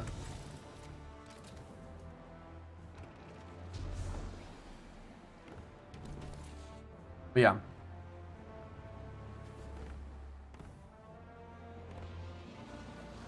I think Metacritic does have Ocarina of Time as #1. And if they're going to put Tony Hawk Pro Skater anywhere near #1, then Ocarina probably has to be. I mean, for the time it came out, it's just an outstanding game. It rewards exploration in a very complete way to very, like, fleshed out levels. There's the just actually explore the game for all the completion aspect, or there's the explore for all of the optional abilities and upgrades aspect, or there's the collect all the heart pieces aspect, or there's the collect all the gold Skulltulas on top of that. Like, you can choose your level of completion and shoot for that. And then there's the varying themes of all the different temples and the puzzles associated with them, where the bosses had unique mechanics that made them interesting to fight and rewarding to actually get to in the first place. And the flow of actually completing a dungeon felt really good because you got the, like, you want to get the boss key, but you also had to get all the small keys, and more often than not, you didn't have a whole lot of choices about where you used them, but it at least felt like you did. And in some cases, you did have places where you could use them, like where you had a choice about how you would complete the dungeon. But the design of having, like, rooms that are challenging on their own, as well as mini bosses, as well as are you gonna fuck me up? If I'm gonna kill you, you better. Annoying.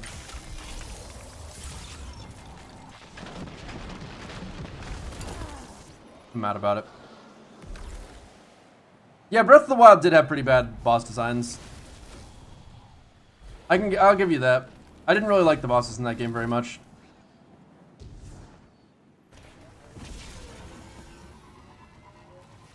I don't think they were horrible, but they definitely weren't that good. A big problem with them, I would say, personally, is, what the fuck? Yeah, then. You one-shot me!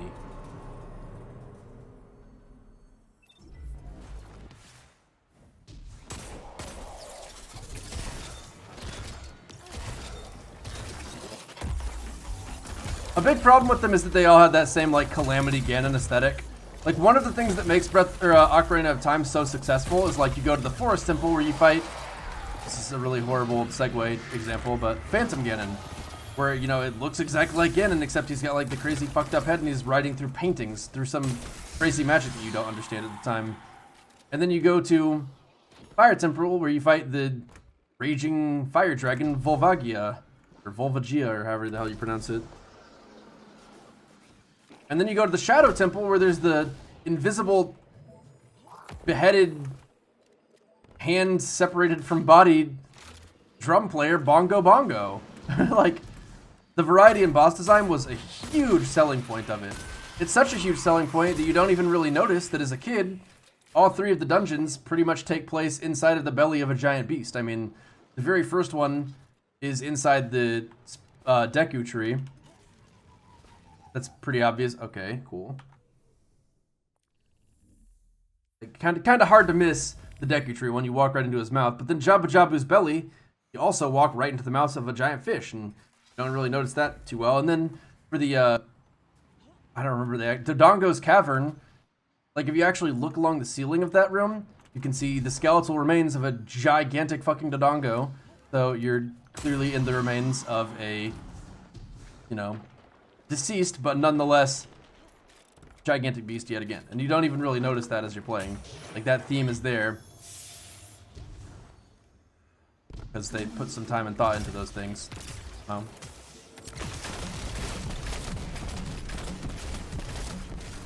That's so convenient, actually.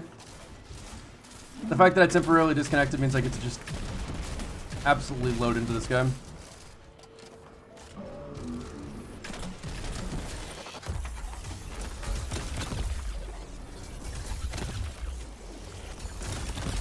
Imagine being as much of a video game genius as Miyamoto, makes Zelda and Super Mario Bros. And a host of others.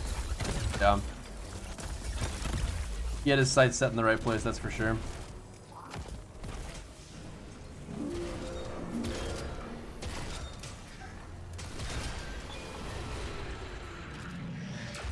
Miyazaki's done a really fantastic job for himself too. I mean, the formula of the Dark Souls games is kind of similar, which isn't really always the best, but there's the, I've really got to stop wasting my upgrade cores, modules, whatever. I didn't even know I already had a 1200 chest. Okay then.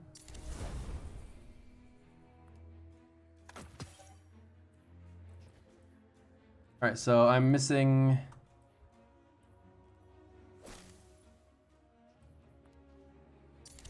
God, I really want to keep my babushka helmet, but I'll wait till I actually get a good one to wear it.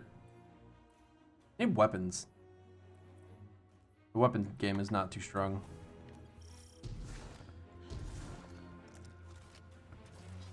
But yeah, the Souls games have a like relatively similar format of like character that can't jump, exploring an open world, or well, not open world, but a world that has interconnected level design. That there's lots of different ways to progress through, and as you progress through them, you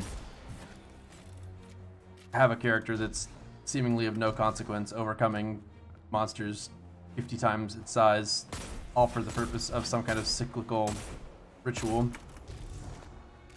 And like Demon Souls, Bloodborne, Dark Souls 1, 2, and 3, and then Sekiro to some extent as well. But the fact that it's able to repeat that formula without it feeling stale or old is pretty impressive. And Sekiro's combat's actually incredible too. Like, I feel like Sekiro might have the best combat of any game I've ever played. At least in terms of like sword fighting. Where the fuck is the Cadmus Ridge signal? Does anyone know? I've been looking around for this thing like half-assedly for so long now. Yeah, I really like the setting of Sekiro. The combat in Sekiro and then the setting of it are like really fantastic, but man, it didn't sell me with the lack of replay value since there's no build variety and you don't get to customize how your character looks or like the armor that you wear either. But the aesthetic though, I think they did a really good job with it. The place where the game ends after you cross the bridge, moving towards the final bosses, you know what I'm talking about. And the sound design is really good. Everything about, he's a master of atmosphere, I would say, at an absolute minimum. But I definitely agree that Bloodborne is the best, personally. But that's mostly because I prefer the dark, horror-esque aesthetic.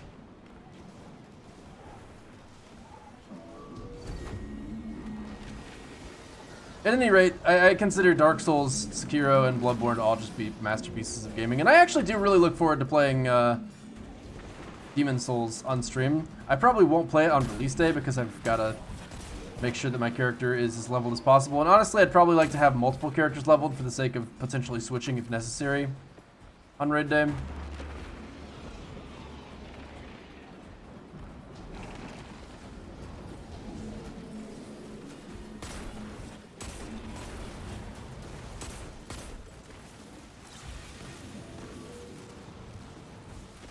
Crucible rank ups do give powerfuls, yes.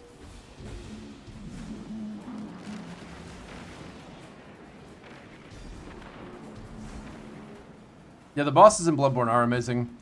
I think that's a big part of what sells me on Sekiro, is that it also has amazing bosses. I feel like the Souls game Souls, like Dark Souls 1, 2, and 3, have the weakest bosses of the bunch, probably. But there's just so many of them that it makes up for it.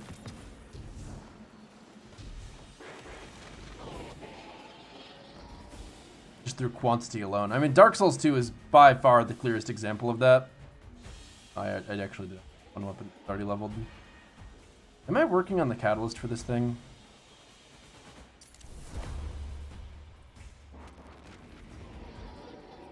Oh. Looks like I need a heavy weapon, but I'm basically 1200 at this point. I really want to... Oh, my Cadmus Ridge signal thing is gone. Fuck. I lost it. Does anyone know what you get from that? Shoot, now I want to go back and actually get it. Gotta find that Technologs assistant or whatever he was.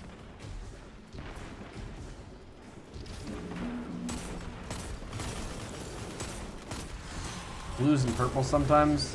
Oh, really? That's it? Maybe I don't care then.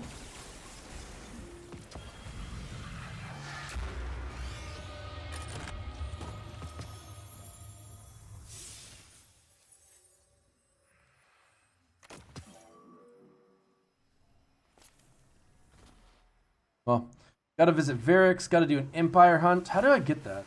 Requires completion of Reclaiming Europa, Empire's Fall, and the Dark Priestess Quest.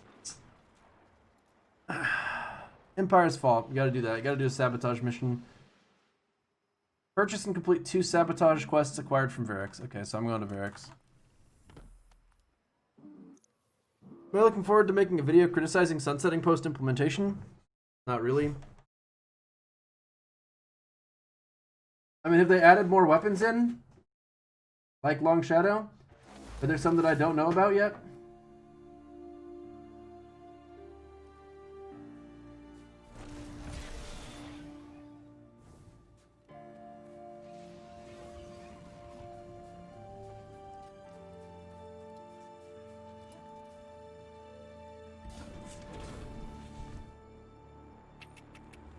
Barracks can help. Yes.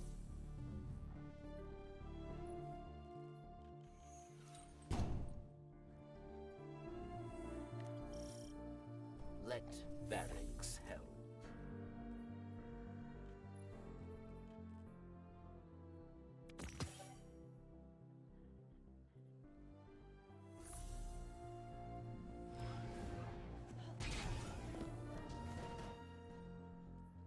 Wow, that is so unbelievably inconvenient.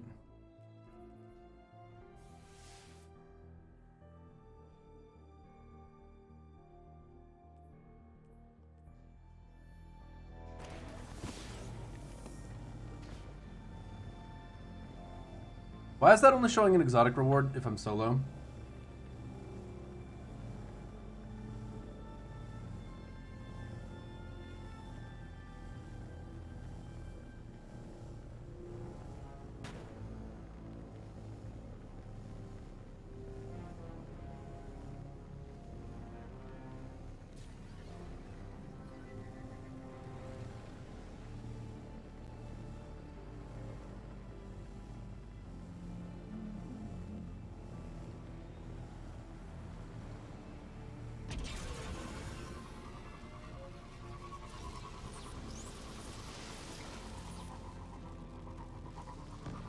Why are you expecting so little, Cog?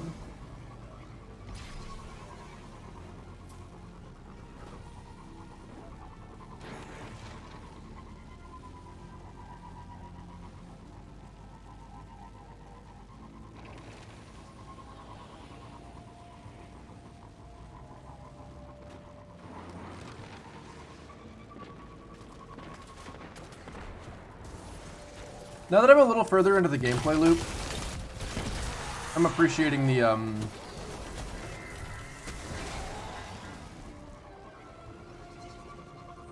collection of sabotage missions a little bit more.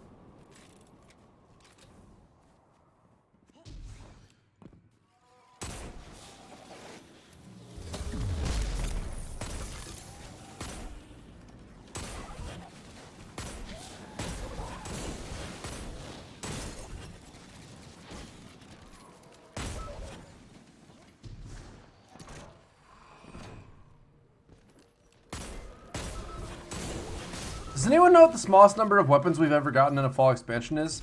Excluding this time? Like if you compare it against Destiny 1 vanilla, Destiny 2 vanilla, Forsaken, King's Fall, or Forsaken, Taken King, and Rise of Iron. Rise of Iron would be my bet for the second lowest. I don't know, Shroof. It's content. If you've been wanting to play Destiny, there's something new to do finally. So there's that. But if you're hoping for something like really exciting and groundbreaking, I don't think we're there right now. It's possible that that might change. Okay, which way do I need to go? Oh, I guess I don't get to know. Gotta run and hope. Hopefully this way. No, definitely the other way. You were watching gigs earlier and the Crucible looks poopy. Whoa, that's toxic. I'm not contesting that it's true, but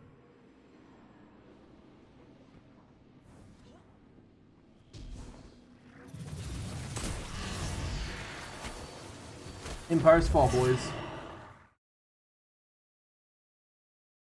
Grinding Gambit? Why do you want to grind Gambit? Thanks. I love you too. That's not a name. Thanks for the 4 years. Hooray!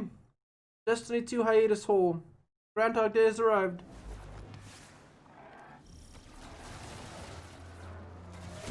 Aramis unleashed chaos on her own city. Lucky for us, the Vex will further destabilize them. We just need to land the killing blow. See where the Fallen stand now that the Vex are at their door. I wonder if Quick's gonna get anything good out of this.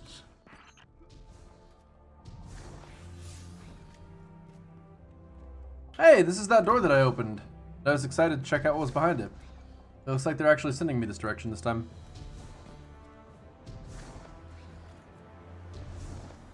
Because it's more bearable than PvP when it comes to leveling. Are strikes not an option? I really feel like Bungie has consistently missed the mark with creating content that's worth... Is he... is that mountaintop? Hold the phone. This man's like... Hold on, what is it capped at? Oh my god, what the fuck? Oh, what is he doing?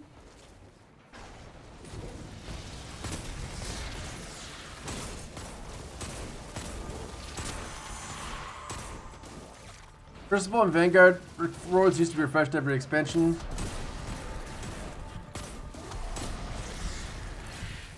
Even if it was House of Wolves or The Dark Below, more unique to their playlist, you do not know why that no longer exists.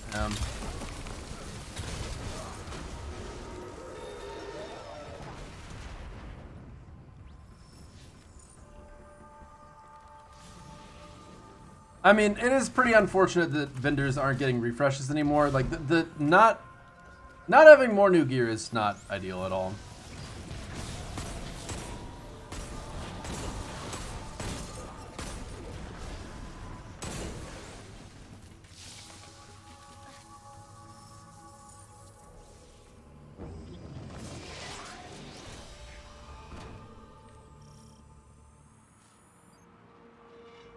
Okay, so why is Vex thought this place would be the new home of Elixir. Rees reborn. But these Vex will turn into dust.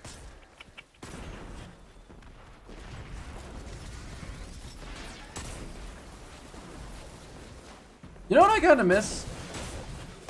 Is actually getting exotic drops. Like, I'm not saying that I should just have tons of exotics dropping left, right, front, and center, but it seems like they kind of stop the flow of them temporarily.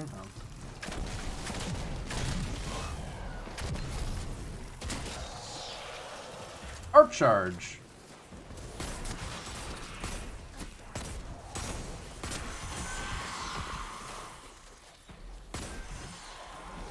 Don't mind if I do. Bonk.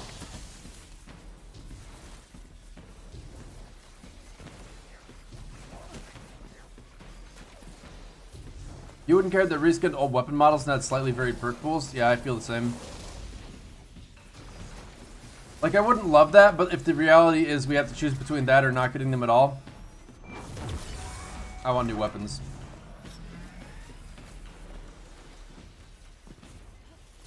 I can definitely see people complaining about that, which is kind of funny because I feel like they'd be a little bit less inclined to complain about just not having new weapons, but I don't know. New stuff is so important to actually want to get. I don't know if this is a lost sector or whatever, but the way that they've set up these missions is relatively satisfying. I do wish, God, I wish there was more of a sense of purpose in it. I do so many things in this game just because the quest indicator tells me to. I think you may be right. Get deeper in the city. Find out who it is. This is like a fallen city, apparently.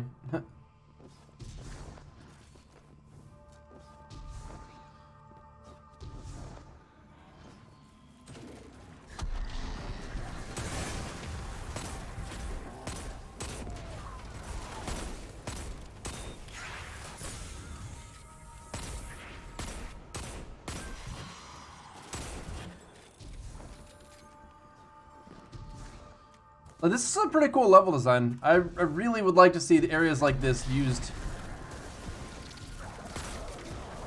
more than once. So I hope this is not the only time I'm here.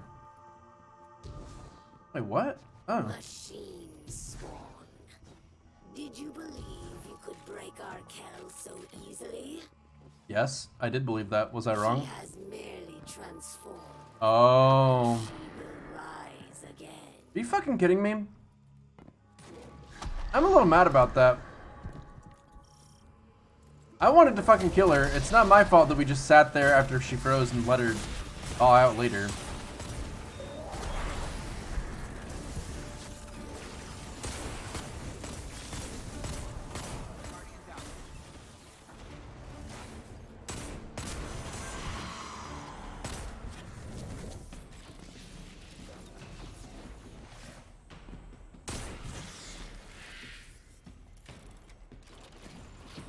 Uh-oh.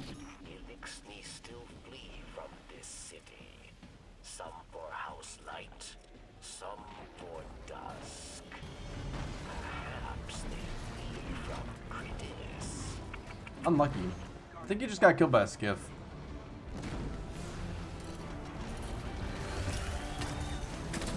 He's just now realizing how low his light is.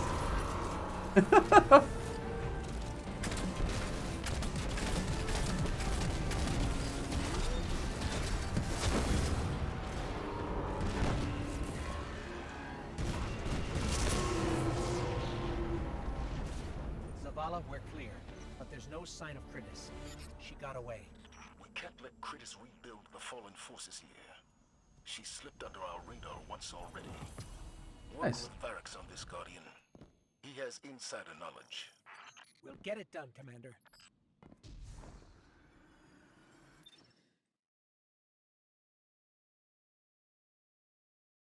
What the fuck?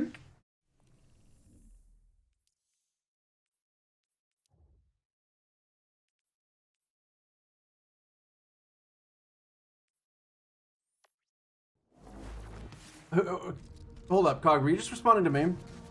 4 hours for $50? Wait, what do you mean? Are you talking about the length of the campaign?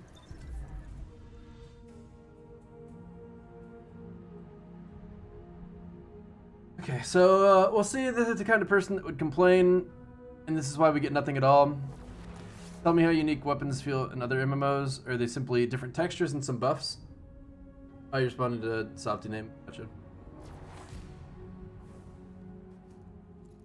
Yeah, I think that in this game the weapons feel more different than they do in other games. Because, like, other games do have different sounds and different damage numbers and different looks, but those things are more fleshed out in this game, I would say, than they are in other games, in my experience, so... Wait, I already got that, though. What the hell? I thought this was locked behind having completion. Okay, well, let's go to this Nexus in the Well of Infinitude. Nexus and Infinitude. Where is the Nexus? Nexus is like... Let's do that instead.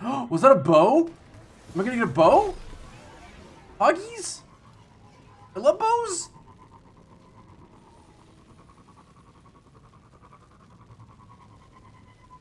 I just assumed that they had forgotten about them. I didn't think I was gonna get one. Is it worth getting Beyond Light? I mean, in my opinion, there's really only one way to look at this. With Destiny,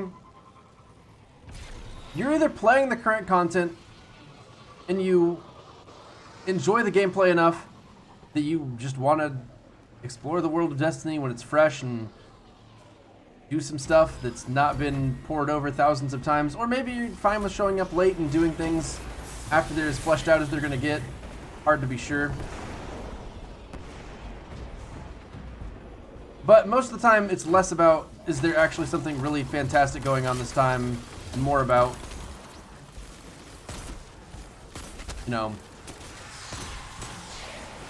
do you have something else that you're playing instead, I guess? I'm not really phrasing this well. But it's not like there's another game that's Destiny.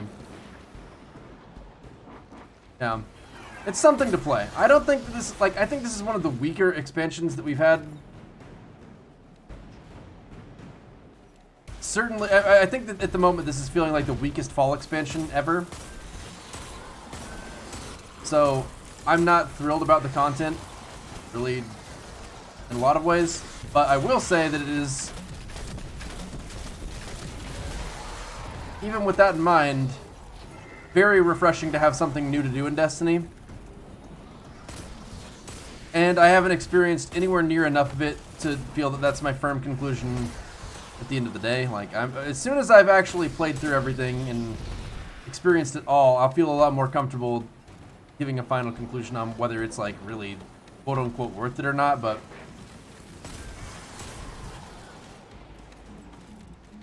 we're just not quite there yet. And I don't know what's coming, and I honestly think it's probably for the better that I don't know what's coming, because I'm really tired of being told everything, and it's nice to have a lot of content that I'm still not sure of.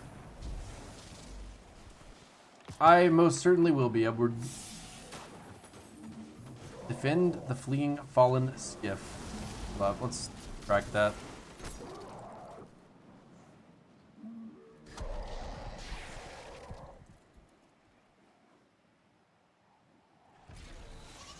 Okay, so the Dark Priestess is the last one I need to do before I can do the Stasis prototype.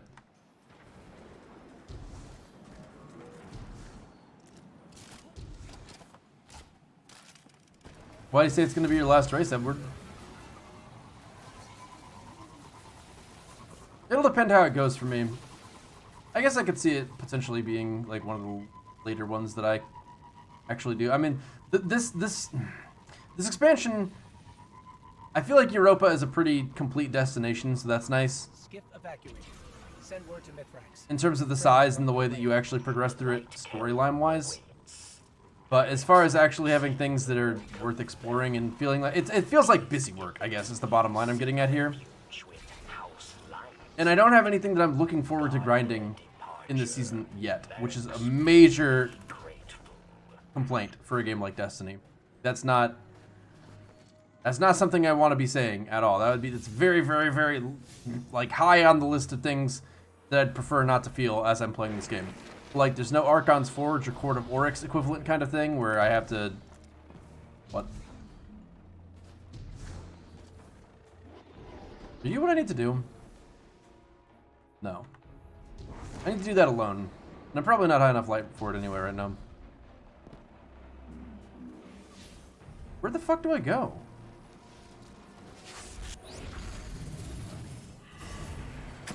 Oh, do I have to say the same goddamn skiff again? Where do I think the raid will take place? Probably, I'm thinking in the Deep Stone Crypt. I don't feel like fighting this one this time.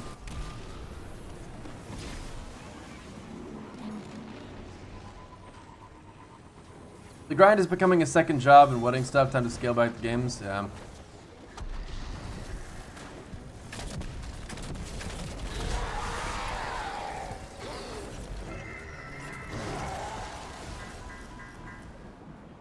So,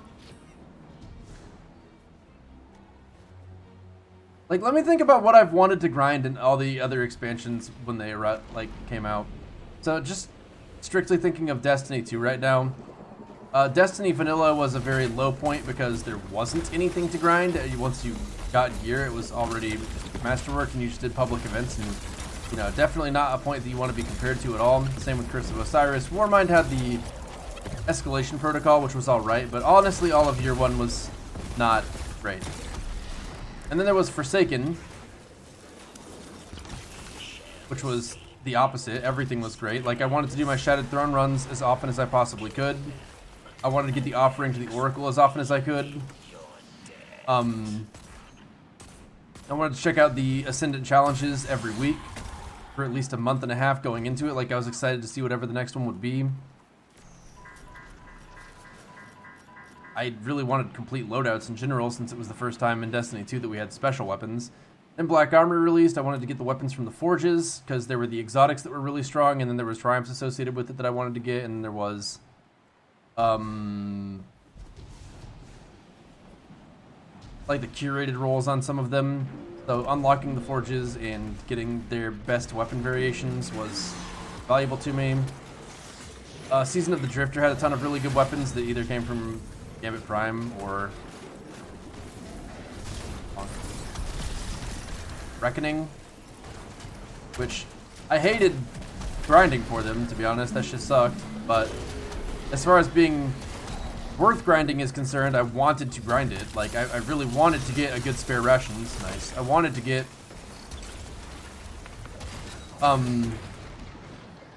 I honestly wanted a good Gnawing Hunger. I felt like it felt good even at that time, even though it was nowhere near as strong as it has been recently. I wanted a good Doomsday. Recluse was insane, and Mountaintop was insane, and like those were worth getting, and they were fun to use. Then there was the Outbreak Prime mission, which, and that's not a grind, but it's something that I looked forward to at least for 3 weeks in a row.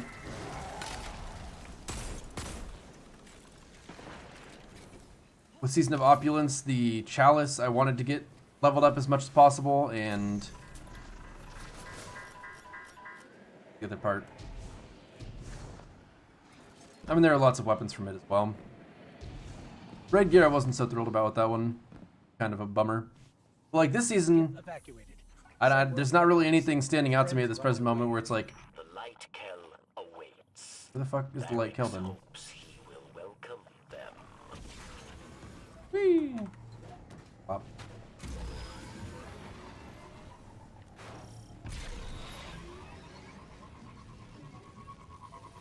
Like, I don't know of a new gun that I actually really want. Like, there's a scout rifle with Unrelenting, which is unfortunately plagued with the unnecessarily garbage quality that can ruin just about any gun of being a scout rifle. You hate to see it.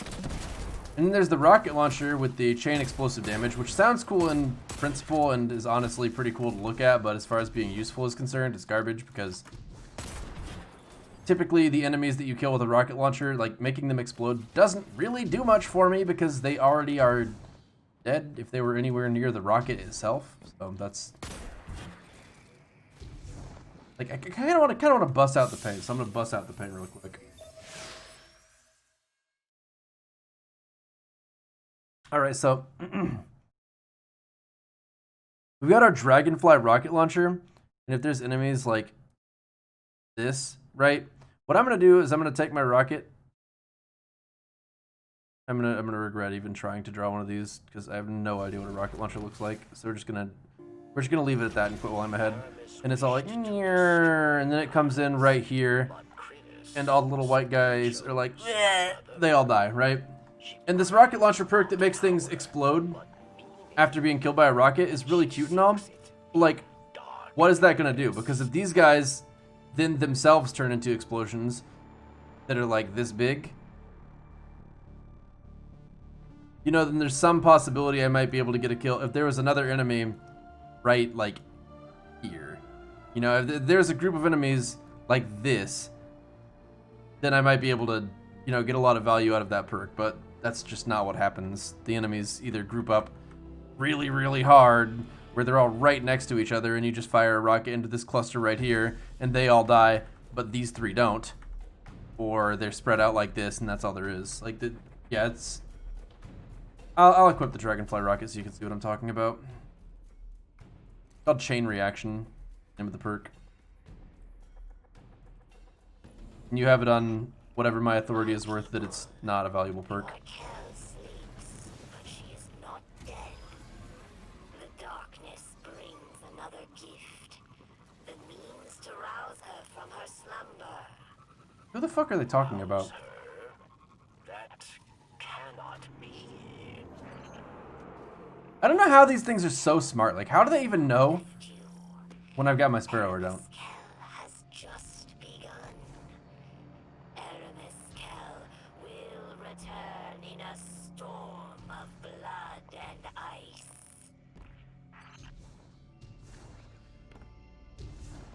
Guardian down. Yeah, if when enemies died they turned into homing Wolfpack rounds, that would actually be really good. Even if they didn't do that much damage. But I feel like Bungie wouldn't be comfortable making a perk like that without making it an exotic launcher. Kind of lame a little bit. Alright, Mr. Wyvern. Hiya! Now you can't do... Oh, okay, never mind. Someone woke you up. It's fine. Hiya! Trial 2.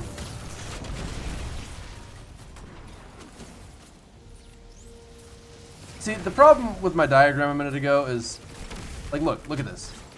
Fire my rocket. Like, it might have gotten the kill on that final guy out at the fringe. Like, because of the chain reaction perk, that might have happened. I couldn't tell you with any certainty. Okay, let's try this one. See, like, the secondary explosion just didn't matter. This guy was able to get... He didn't even have his shield taken off. Like, if they're close enough to the rocket to be affected by one of the enemies that was killed to explode, they're either dead themselves, the rocket, or not affected by the secondary explosion.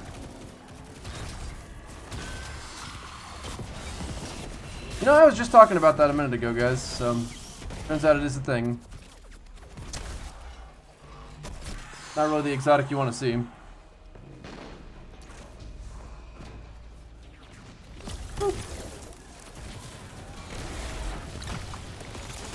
I still don't really understand how that grenade's supposed to work.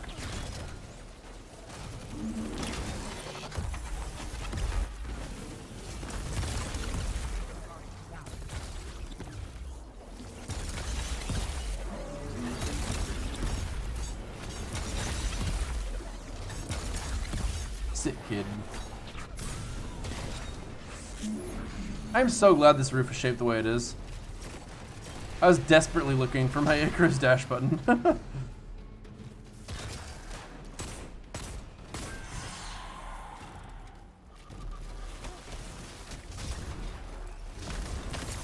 Alright, so what's that Vesper radius looking like? Hey, it's 1203. God damn it! 67 roll? How am I supposed to care about that, though? Oh, wow. Really, how am I supposed to care about that?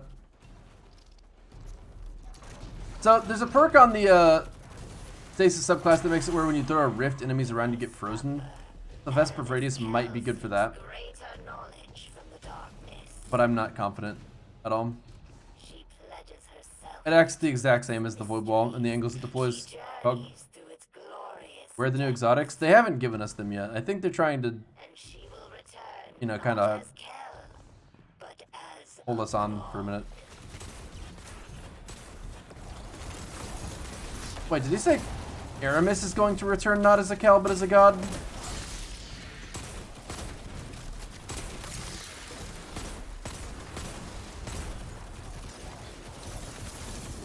Was that Aramis they were talking about?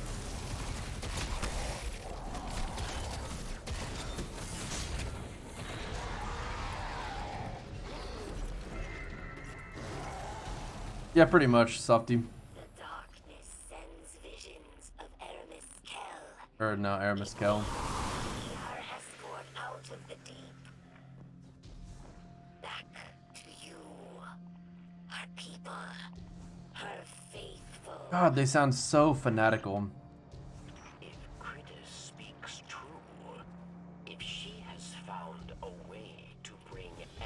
Mescal, to bring Aramis back to life. We're not gonna let that happen. I would like to know why they're calling it Aramis Kelm. What's the idea there exactly?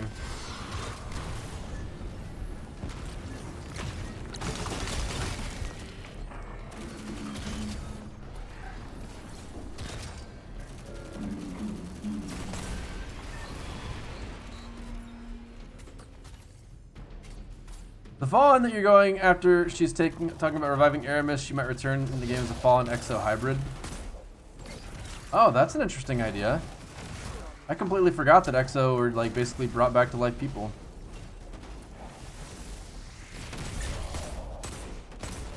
That would be kind of, I kind of like that. There's a new master level lost sector that if you do, it guarantees a specific exotic piece, specific in regards to slot and not much exotic. Oh, lame. I saw that because it guaranteed exotic gloves, I thought it was going to be the... There are new Warlock exotic gloves. I'm not making that up, am I?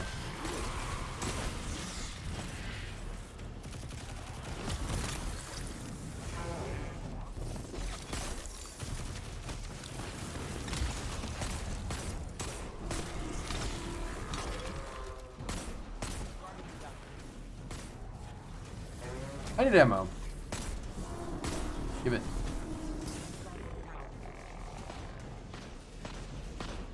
Come on, fellas, don't be like that.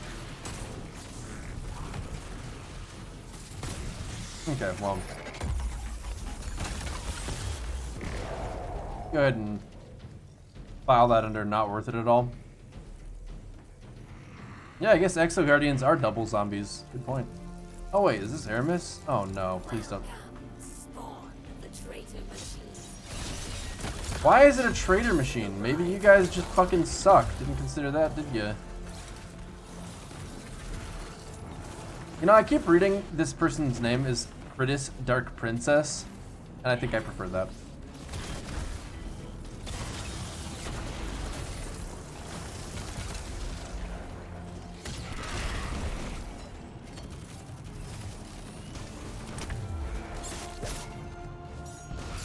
Ow, that hurt. A little bit.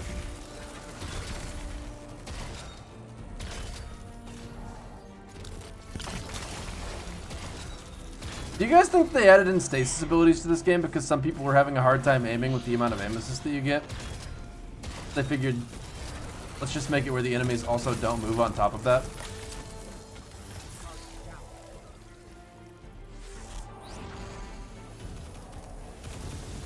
Hiya! You're like, this guy might have been hard to hit, but now he's a lot easier to hit. See? It's all adding up pretty nicely, I would say. I thought I was going to be able to do a finisher. So I started reloading. Oh my gosh, there's so many enemies. And now there's not.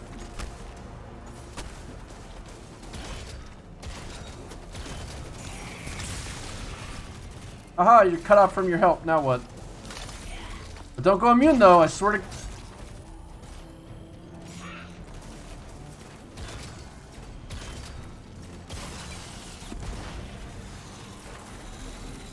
Oh yeah, I forgot about the hipfire final blows damage bonus. And that would explain why this weapon's not feeling all that good. I haven't been using it right. Which isn't to say it's going to start feeling fantastic now that I've realized, because... having to get kills to get a damage buff that only affects one shot, really? Kind of unfortunate. She's down, Barracks. Okay, can we finish off Aramis now? That's all of them. All of Aramis's lieutenants. Her entire council. The reign of the Kill of Darkness is ended. Thanks to the Guardian. But in death, Aramis becomes myth, immortal. Her legacy will go on. New champions will You frozen too, buddy? rise in her name. Gosh, I'm so sorry that your arm got frozen like that. Stay always vigilant. It does not look comfortable at all.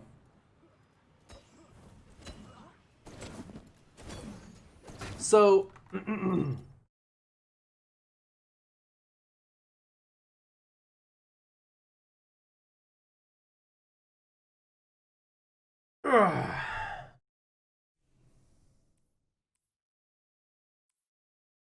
Yep, Morak. I don't actually know what you're supposed to do either, and that's been driving me nuts. So I'm glad that you're having the same problem, and I have no solution for you. I just want you to know that you're not alone.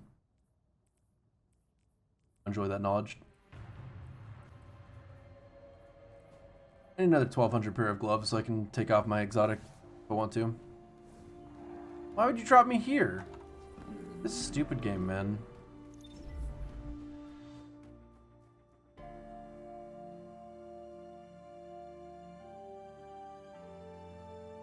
If getting stasis off the edge is OP, what we need to do at that point, obviously, is, well, actually, never mind. I was gonna say we should try and find a way to use that against the enemies of the game, but the enemies of the game never can get back on ledges once they're knocked off anyway. They have no idea how to get back. Even the flying ones. Me say, from the dust of old Kel rises a new one. Always. Cridus will not be the last. This dark power will draw more. The Elixni will fracture. For new houses, new ambitions. Come to Varix. Know what Varix knows. Together, we will stand vigil on Europa. There is always another fight. Didn't this fool say he was going to answer for his crimes once we got rid of Aramis? I feel like this man has a horse in the race. I'm pretty sure he's just trying to tell us that there's going to be more people coming in because, you know, if there's not, then it's time for him to answer for his crimes, you know?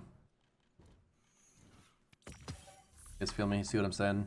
Picking up what I'm putting down.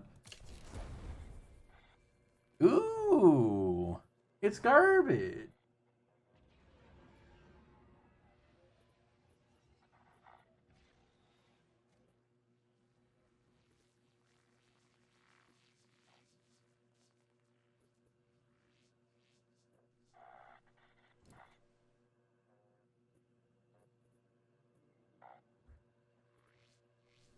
So if I were for any reason to actually use Stasis instead of Top Trudon,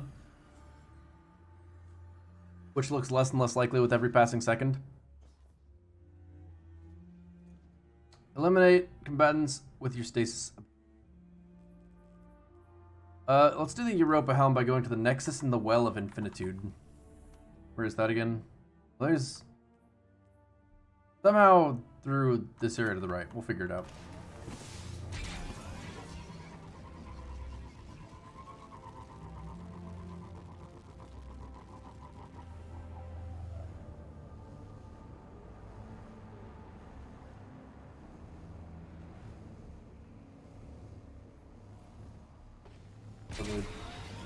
Right.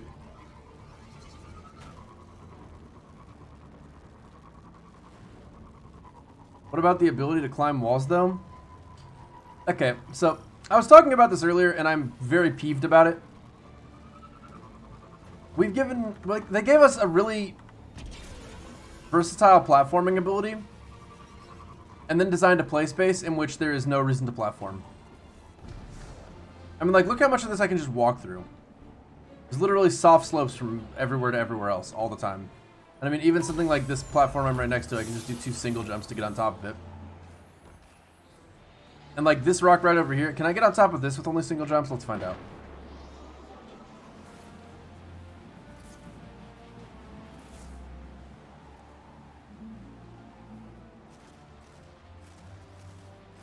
So, like, if I want to get on top of this rock, I don't know why my character's jump was just so garbage right there. That was weird.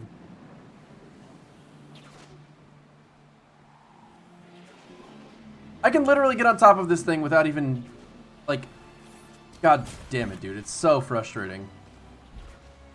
Like, I didn't have to clamber. I mean, I can get on by clambering. I can get on by double jumping like I just did. I could actually approach it from the right angle. And then I've got this grenade, which makes the whole process that much easier if I really wanted to actually get on top of something. Like, the vast majority of the play space in the game doesn't require me to use literally any of that.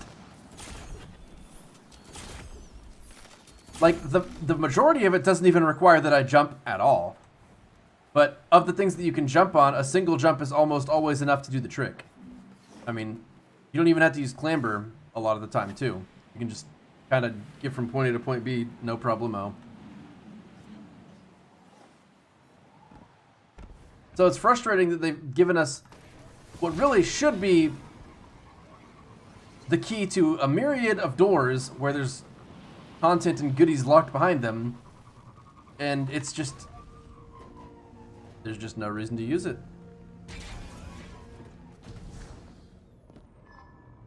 Okay, so I'm here for a reason. Oh yeah, chests. I gotta find a chest. So Swashbuckler could be good on this bow if I, like, badoink that guy.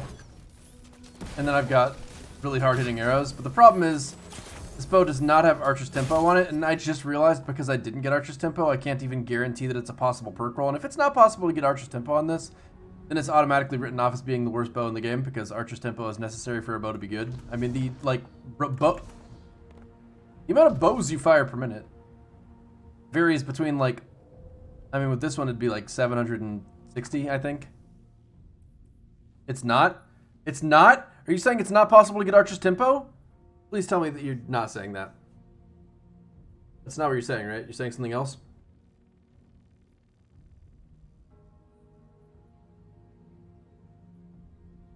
Right? Not possible? Fuck you. Get out of here. Don't ban that guy. Someone lie to me. I need to hear that it's possible. Okay, well, no Archer's Tempo. It's garbage. Unfortunate.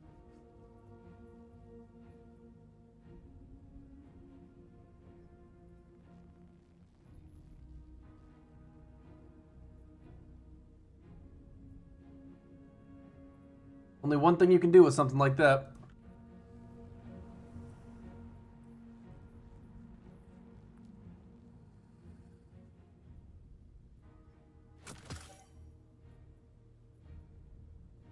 Let's sacrifice it for the greater good. So, like, the DPS difference here, like 612 to 720, that has, what, 108 more draw time? Roughly.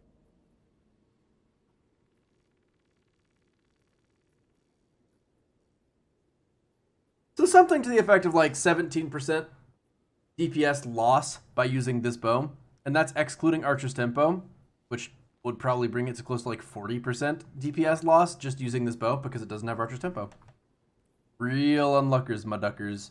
But if I had, I really do want Swashbuckler, because at least if I am going to run Stasis for any reason, then having Swashbuckler would be real nice, because I think the melee with the Warlock is the thing to spec into, because it's ranged, homing, and freezes. So, in theory, the melee seems good. Yeah, you can get as low as 540 on Whispering Slab base. It goes faster with Archer's Tempo if you have reload perks as well. I actually plan on using a Whispering Slab, but... dude, that's so stupid. You've got to be kidding me. Is there really no Archer's Tempo on this? Like, no meme? Archer's Tempo has been on, like, every bow with random roll. Is there a single bow with random rolls that doesn't have it? Like, I know that Subtle Calamity did. Arsenic Bite did. Accrued Redemption does.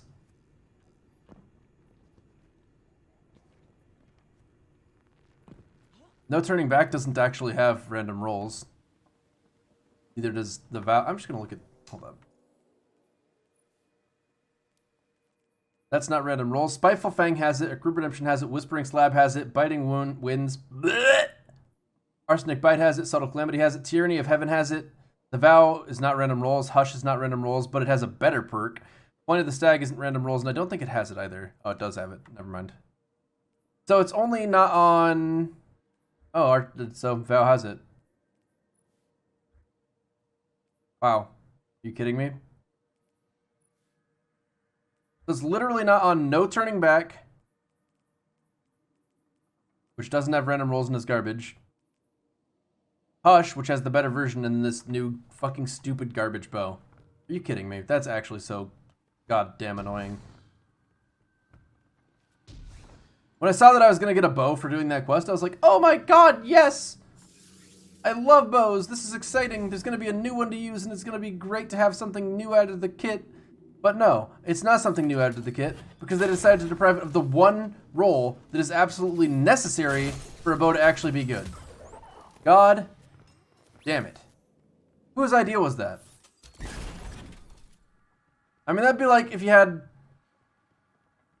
I actually can't even come up with an example. I can't even come up with an example. There's no other weapon that relies heavily on one type of perk to actually be good, as far as I can think. I mean, it's kind of in the same ballpark as having like a sniper without snapshot. Or a shotgun that can't roll accurized rounds. Or slide shot or quick draw. I mean, a shotgun without quick draw is a pretty decent example, I guess. A grenade launcher that couldn't roll auto-loading. Except with those things, there's enough weapons in the pool to justify some of them not having all the best perks. Like if you don't have the grenade launcher doesn't have auto-loading, it's like, oh, that's fine because there's other grenade launchers. Well, with bows, there's just not that many bows. And so to have a bow, like when every bow can roll Archer's Tempo except this one, it's just like, what are you even doing?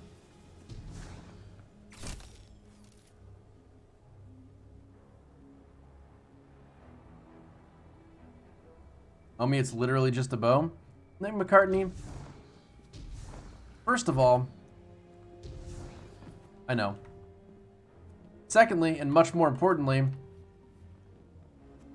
this looked like it was a beacon of light, and it turns out it was a mirage. Okay, I've been having a lot of complaints about this expansion so far in terms of like feeling that there's no worthwhile reason to explore a lot of the time. I mean, I'm filling out their checklist rather than playing the game the way that I want to play it. You know, they say like go on a mission and then collect some resources so that you can do another sabotage mission. It's just missions all the time. And I don't feel like I get to inject my own playstyle into it really at all. I haven't gotten a new exotic that I'm excited about. I haven't gotten a new weapon in general that I'm at all excited about. Like I've got I got some slug shotgun that was big poopy. I've got the exotic from the season pass, which maybe is good, and I don't know yet, but it doesn't feel that good. Might need a catalyst to change the game there. I've got a scout rifle, which is a scout rifle.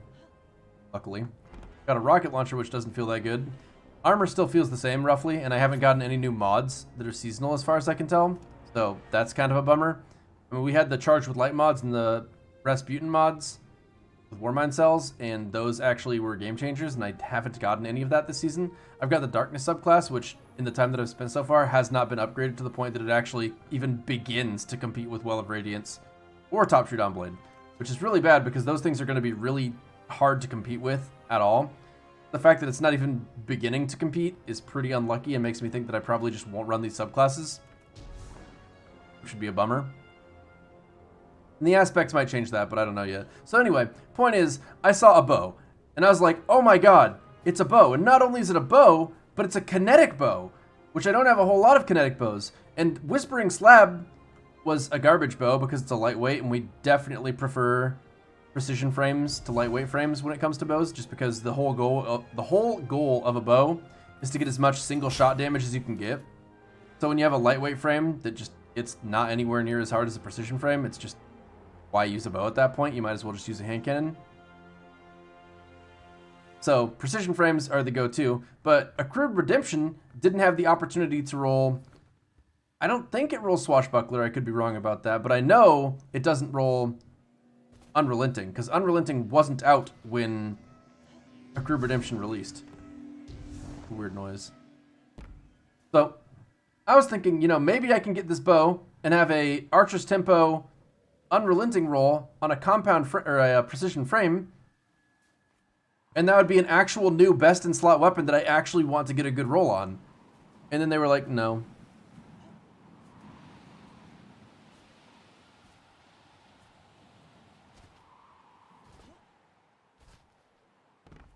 That is a wrong turn if I've ever seen I one. owe you an apology. From the start, we were warned not to Ghost, let you our already said emotions this. take Please stop over. talking. And that's exactly what I did.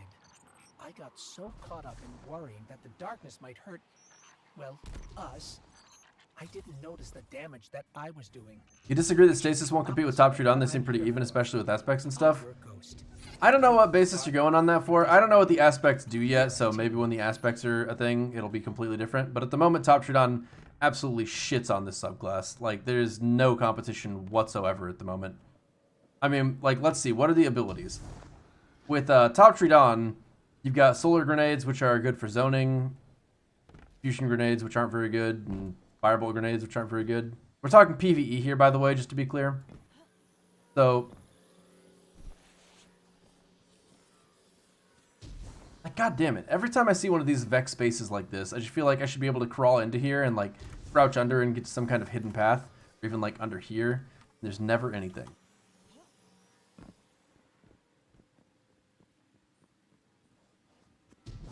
So, being able to, like...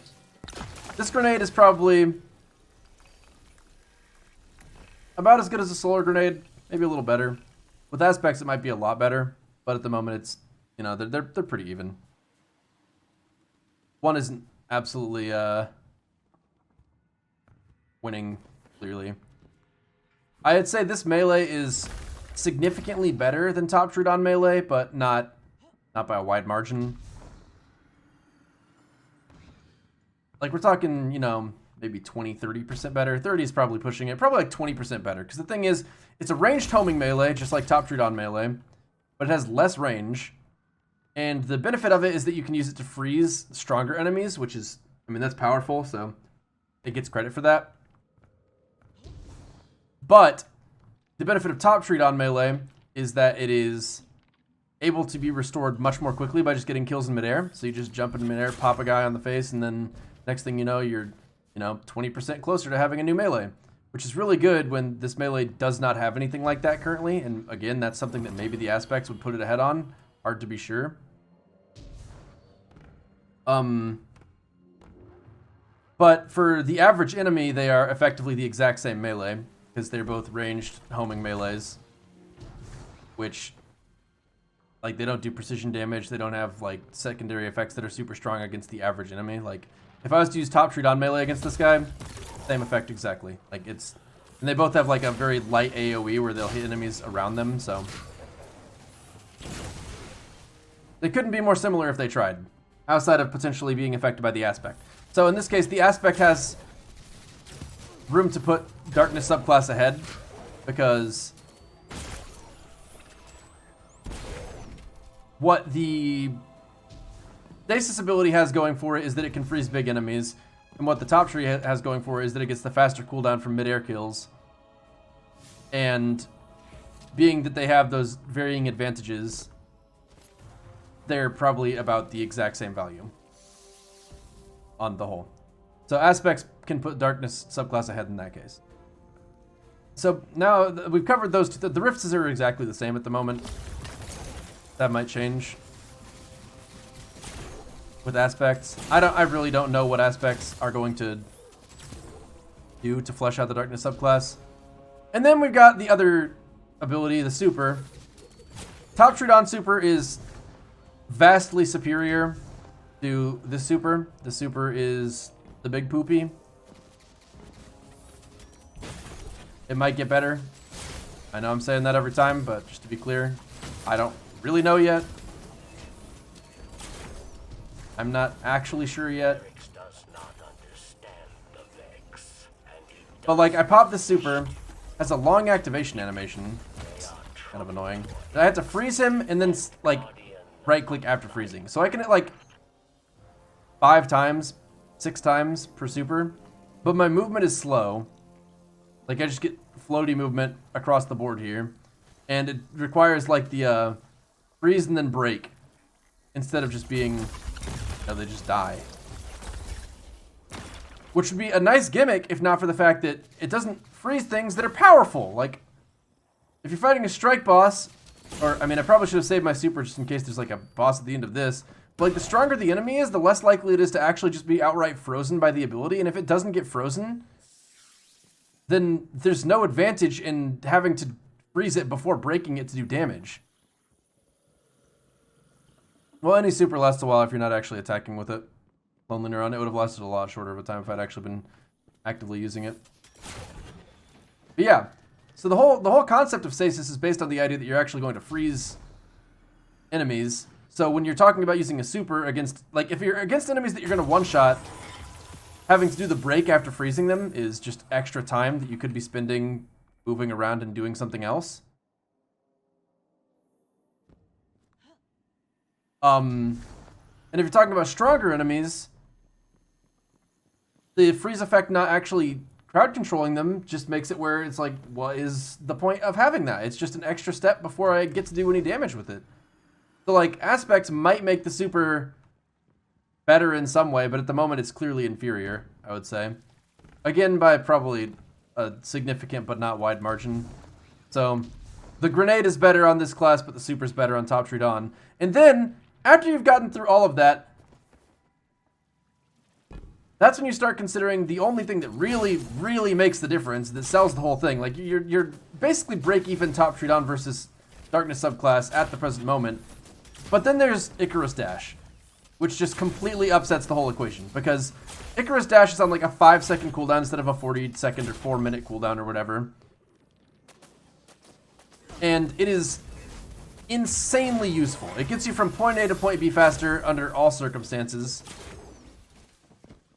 And it allows you to dodge in midair when you're getting surrounded by enemies or attacked by a boss. Or if you're like about to not make a jump and fall to your death, you can correct it with Icarus Dash. Or if there's an enemy that's splash damaging under your feet, you can increase your hang time with Icarus Dash. And then when you're in super, you can move a hell of a lot faster. Like,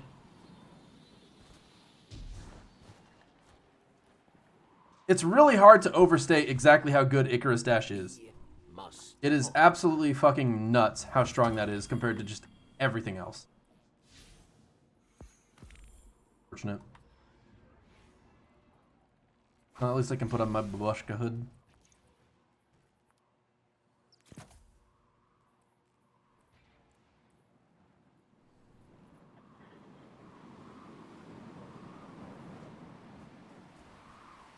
So, yeah. At the moment, we're, defeat combatants, finishers, gather resources, complete patrols. Okay, I guess I'll do that. Now go kill enemies with stasis while I'm at it.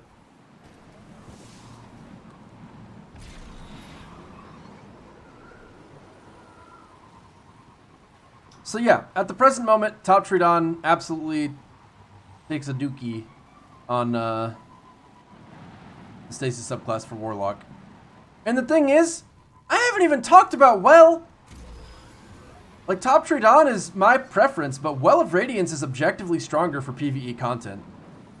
Like, just press Q and you're invincible, and also anything near you for 30 seconds just dies. And also your teammates get that benefit too.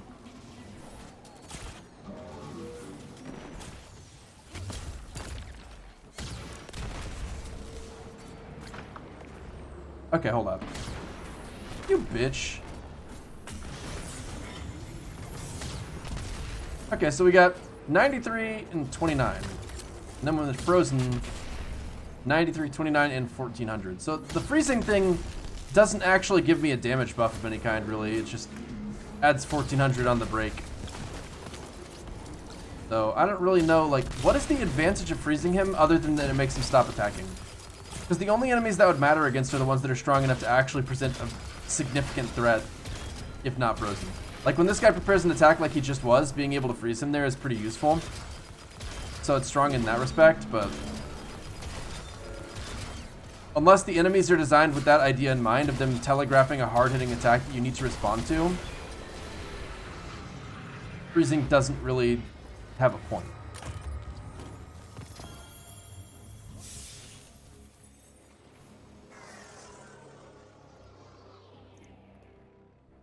I still need another pair of 1200 gloves.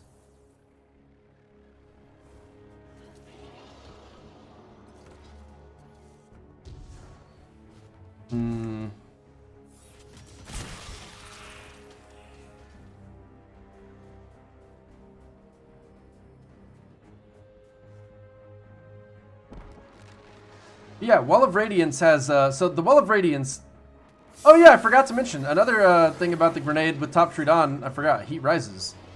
Utility that comes with Heat Rises probably beats the utility that comes with being able to throw a grenade on the wall that makes something of a difference sometimes. And occasionally just goes vertical for no reason when you expect it to be horizontal. And I have to say Heat Rises probably wins in that one. So on second thought, I completely forgot to even mention that aspect. I guess that puts Top Tree Dawn on even footing with the Stasis subclass as a whole.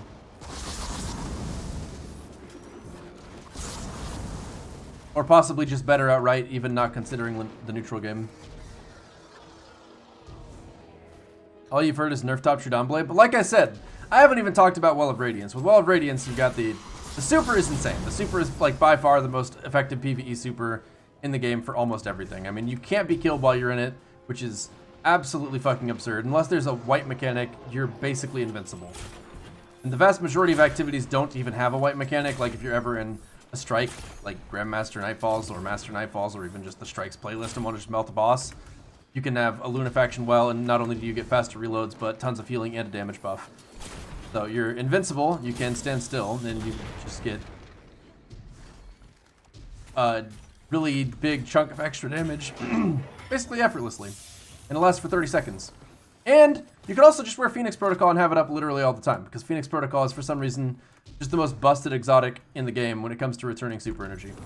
Because they've changed the way that super energy is restored for most exotics, but Phoenix Protocol, for whatever reason, managed to mostly sidestep that. And while you don't get a full super back after using it, you get so much of your super that it's basically the same thing. It reminds me of one of the things that made Ashe overpowered in Overwatch for a while. I don't know if this is really still the case, but there used to be some small issue of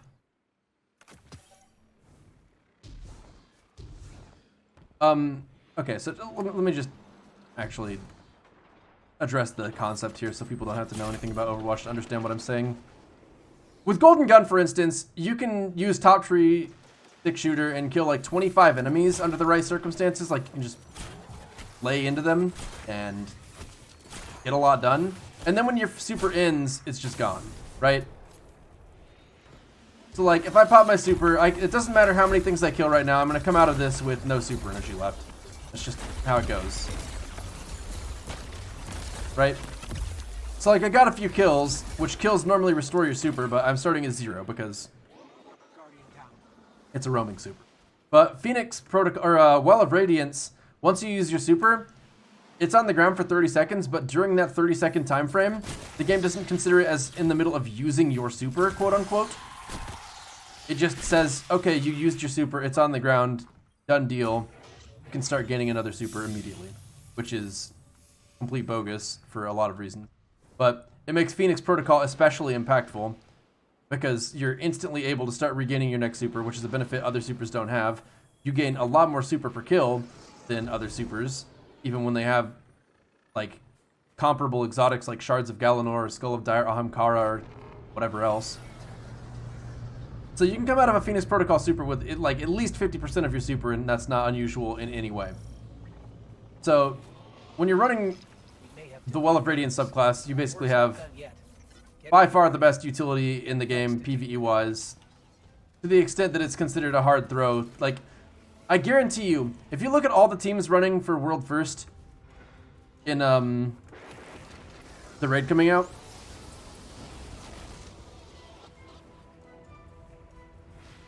if you look at all the teams running for World First in the raid this in Beyond Light, I guarantee you there will be a Well Warlock on every single one of them. There will not be a single class that doesn't have a Well Warlock at some point.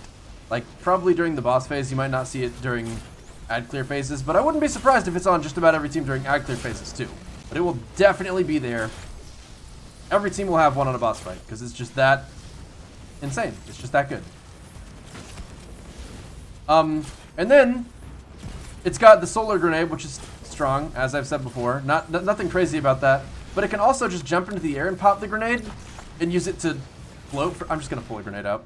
Give me a second here. I'm switching to a light-based subclass so I can actually show this.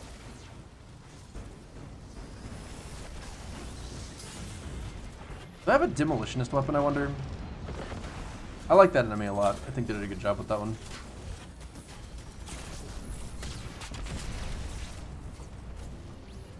How do you find out the Crucible Weekly Challenge? You don't see it? I couldn't tell you. Not sure.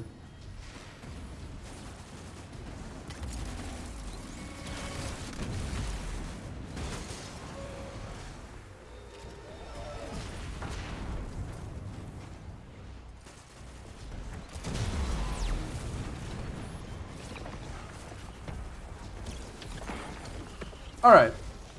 So, I would say that Ward of Dawn's melee isn't that crazy. Like, you can punch a guy and then you get empowered, and that's kind of nice because everybody near you has extra damage for a while.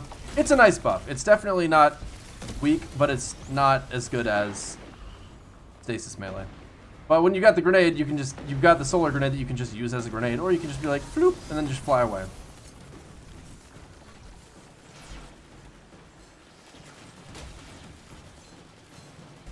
And that has a lot of utility.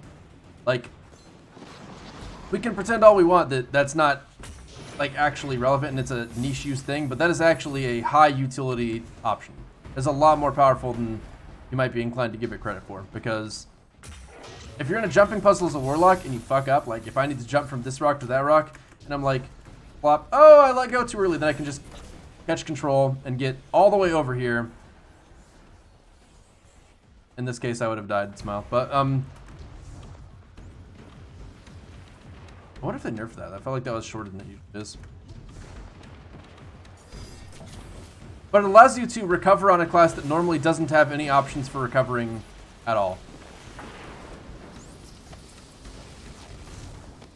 I mean, like, what's the difference? If I was trying to jump from this ledge to that ledge,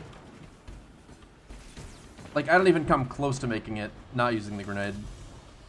But when I use the grenade,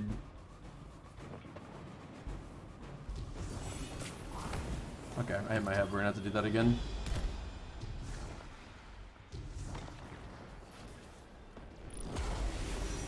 And the best part is, doing this doesn't use your grenade.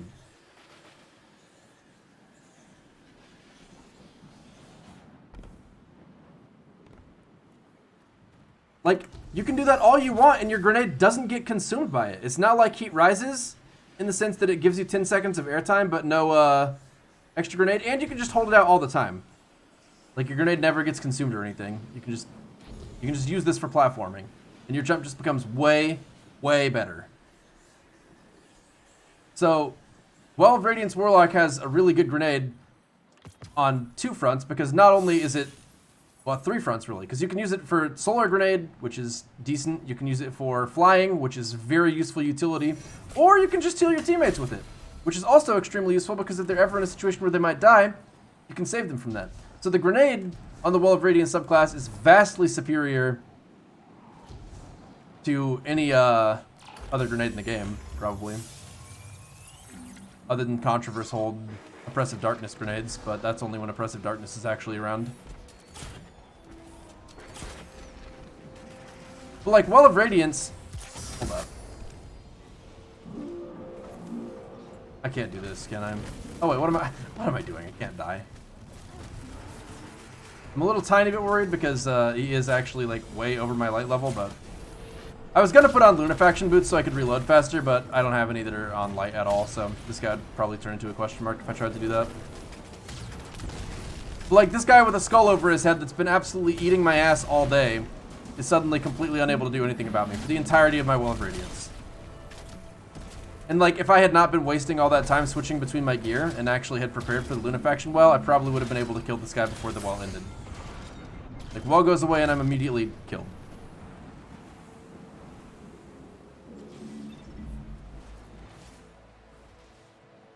And so basically what I'm getting at is Well of Radiance is probably one of the best exotic, it's one of the best exotic synergy grenades in the game, if not the best, because Phoenix Protocol makes it where you have basically infinite Well of Radiance. Oh, dude, and I didn't even consider, you can just put the well down with, wait, have they changed this? Please tell me they've changed this. I'm gonna find out in like 2 seconds.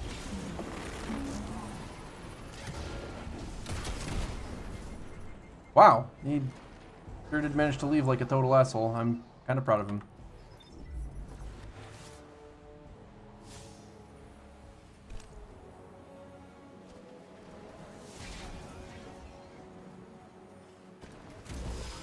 That is a long respawn for a Sparrow. Whee!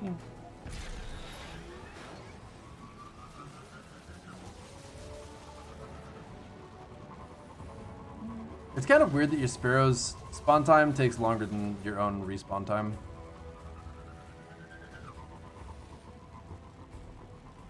Stop complaining about well? No! Well is busted. It needs to be taken away from us. Fuck well.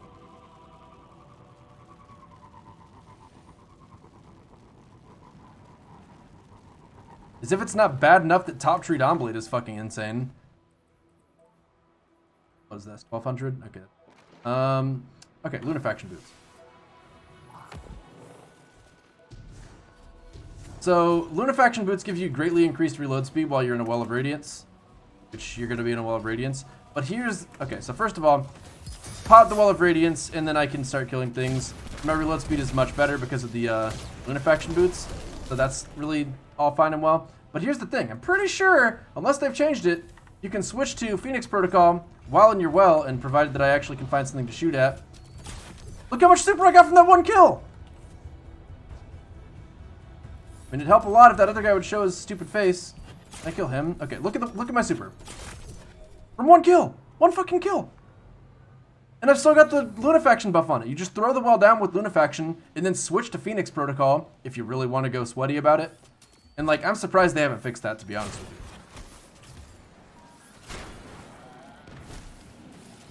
But, like, the Lunafaction effect is applied when the well is cast, and the Phoenix Protocol effect is checked every time you actually kill something while you're in the well. So, basically, you can get both buffs if you really want to. Which is absurd.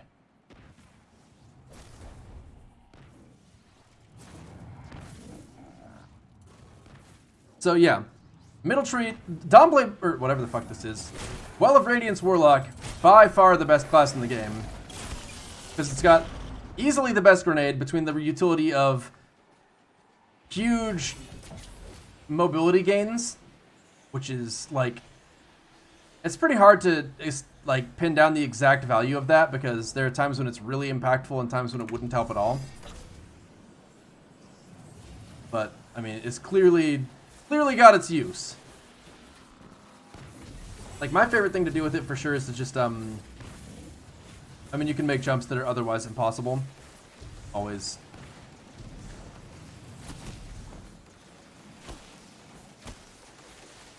Like, you can save yourself from things that would normally kill you. You can make jumps that are normally impossible. You can increase airtime a lot, which is really valuable because a lot of it, like, they're... Okay, so snipers, if they just nail you, are gonna do damage. These guys are using, like, just projectile-based attacks, which most enemies have projectile attacks, I would say. And, like, both of those things can hit you perfectly fine and well in midair. One of the most dangerous types of attack in the game is splash damage. Things from, like, Boomer Knights, Torch Cannon Minotaurs... I mean, even the Briggs, when they have their face removed, do the AoE type attack where it like fires a giant explosion right next to you. And being able to just fly is so good for getting health back. Because, like, the next thing you know, enemies just can't splash damage you. They either have to direct impact you or it does nothing. So if you're in a position where you've taken a lot of damage and you're struggling to recover, then you just pop into the air and you can very easily just avoid getting killed. It's like the utility is there in a lot of ways. It's good for just like pure mobility. It's good for avoiding falls when you fuck up. It's good for keeping you alive in situations where splash damage is a threat. And I mean, you can use it. There was a point the other day. This is, I mean, I doubt someone bothered to clip this, but there was a point the other day where I had one of my teammates die, and he died like right next to a ledge. So when I tried to revive him, he would pop back into existence right here and just fall to his death instantly because the death barrier wasn't far at all down. So what I did was I jumped next to him, and I did this wrong. It took me a few tries to get this, to be fair, but I pulled out my grenade, jumped next to him, got the revive while floating in midair, and then used my sword to swing so that as he fell, he got a little bit more airtime and was able to live in a situation that normally reviving him over and over would just be death. And the only reason I was able to get that angle at all was because of the grenade. So like there are specific situations where that grenade is one of a kind, irreplaceable value that your team otherwise can't get. And I mean, the more basic example of that being true is when your teammate is about to die, you just pop a healing nade under their feet and they live.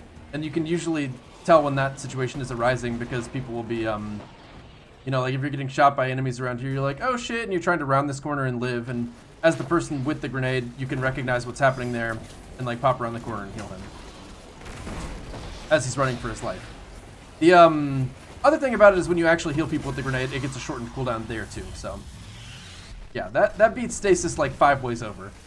More utility by a good margin. The ability to heal, which is unique to that grenade, in the same way that freezing is unique to the other one, and then a solid amount of damage that it can output.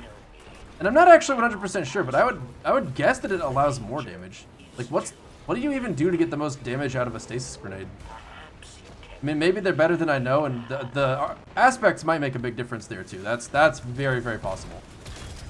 I just don't know at this moment about that. But yeah, super beats the hell out of stasis. Grenade beats the hell out of stasis. Melee is clearly worse than stasis, but it is what it is. Can't win them all, I guess. And I mean, if you're gonna choose something to be like, if your super is like literally twice as good, if not more than that, and your grenade is twice as good, having your melee be like 30% worse is pretty tolerable. Yeah, you can platform with the stasis grenade, but like that's a lot more situational, unfortunately. I should have probably used my well one more time just to drive the point home of how stupid it is. If I could get my super instantly, I would do it, but no, honestly, I'm doing it. I'm pulling this thing out. Actually, I'll do it right after this run because I've got to, I need to go get more upgrade modules. Oh, Cash does actually have a decent amount of glimmer. That's kind of nice.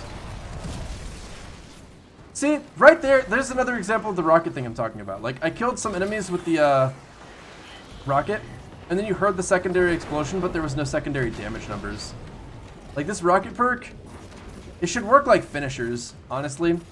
When you do a finisher on a cursed thrall, your character like kicks it away and then it explodes, so that it doesn't just kill you because you're finishing an explosive enemy.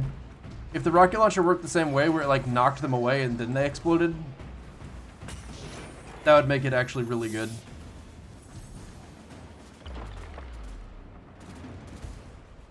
The way you get the most damage out of Stasis Nade is by swapping over to Top Tree Nova and using Controverse for all the nades? Yeah. Just a meme. Oh, they're probably actually going to make a lot of orbs. I might actually be able to get my super. Damn, this is pretty poggy-woggy, my doggy-woggies. Alright, so my Phoenix Protocol is going to be pretty underlight, but it's fine. Everything's fine. We're not worried about it.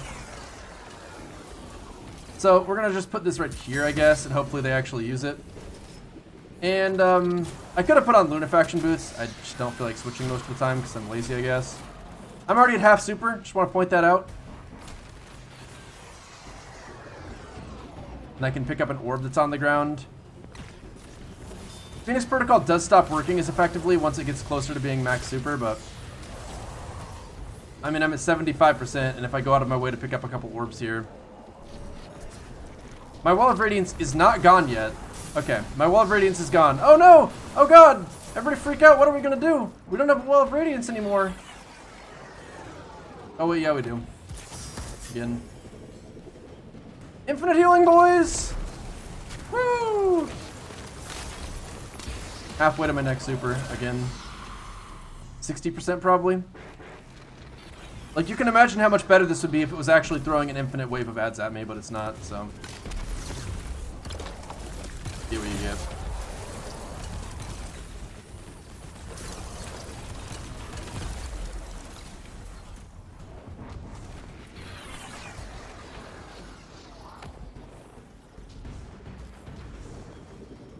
Yeah, Stasis does seem like it'd be good in PvP.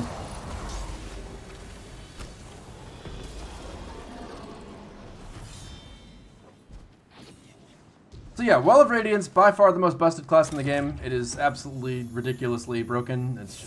way, way, way, way, way too good. And then the fact that you can use Lunafaction and Phoenix Protocol at the same time is actually just genuinely broken, like in the literal use of the term. I don't think that you're supposed to be able to do that, but you can. They haven't addressed it for an extremely long time. Like, you already get your super back pretty damn quickly without Phoenix Protocol, but if you use Phoenix Protocol, it just becomes almost instant. Like, you get your super about as often as you use it. So, yeah. And then I've got the Darkness Cup subclass where I'm, like, really struggling to understand why I would bother. Like, I put way too much time into this expansion so far to not understand a little bit better what the hell the point of this is. Like, that's not to say that there's no point or that it's definitely just a horrible subclass, but I feel like I'm too far in at this point to not know, at least. Not that it makes any difference. Me not knowing doesn't change whether it is there or not. I just don't know. So, give it a little bit more time and maybe I'll understand why Stasis actually is better than I'm giving it credit for. Stasis should be disabled in PvP. It's that busted? No, it's not. Why you lying? Why the fuck you lying?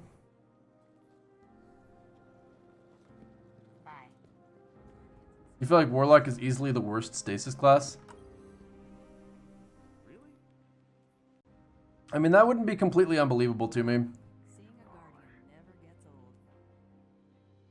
I don't actually want to put any of my weapons away. I need to buy upgrade modules. This is really busted in PvP, like very bad. No, it's not. You're just mad that you're getting owned. Don't lie to me. Stop getting owned. You noob. Chat, can we all agree that he's totally wrong in making it up? We totally can, right? Everybody can agree that Stasis is fine and it's a him problem and not a Stasis problem at all.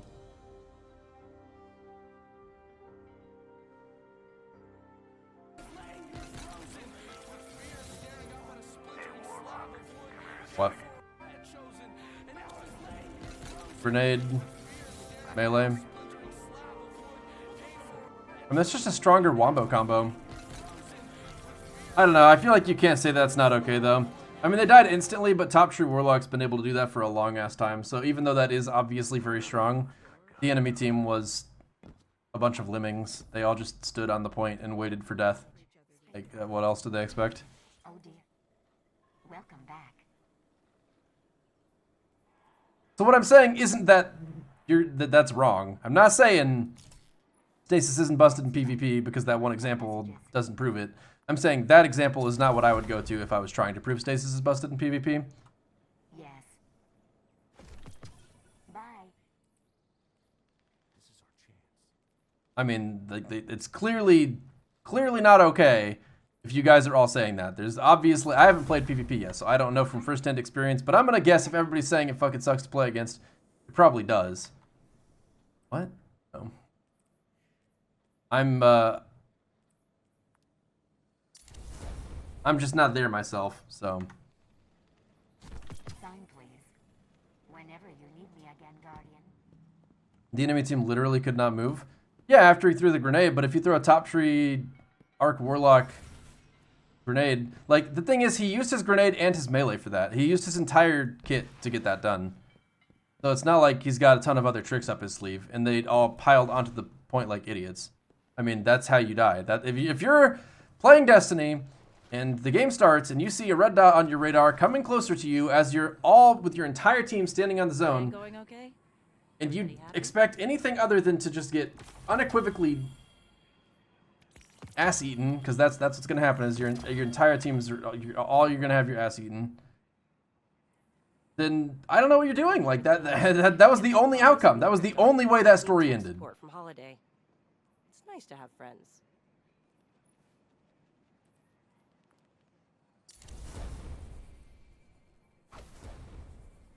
I think it's appropriate for someone to one-shot 6 people using their 2 20-second cooldowns. If they all stand still, yes. Like, okay, here, let me help you out with why that is obviously just their fault and they deserve to die. Imagine that same scenario exactly, but not in control. Imagine all 4 or 5 or however many of them were piled on that one spot are all just standing right next to each other, standing still, waiting for a circle to fill. Kill anything big lately? Like, that is completely their fault. Yeah. That was made for you. See you on your Yeah, I mean, we've been able to do that with Arc Web Grenade for a long time. Like, I'm not saying that isn't a pretty crazy way to get a bunch of kills, but that's nothing new in Destiny. We've had stuff like that for a while. I mean, if he was playing Night Stalker and Wombo comboed them with a poisoned grenade and a what's it called? Either a void wall or a, what the fuck's it called? Just void nade? Rain? Of course, I can't actually check them without selecting it. Vortex. Like, if you use a void wall or a vortex and then a poisoned smoke bomb as a Night Stalker Hunter, you might accomplish the same effect. Not really sure on that one, but you definitely get the same effect with an Arc Web Grenade on Top Tree Arc Warlock.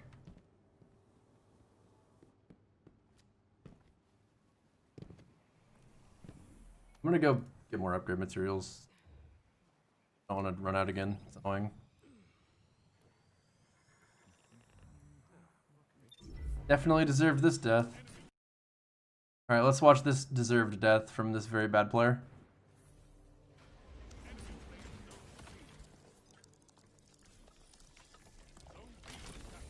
What a fucking noob, dude.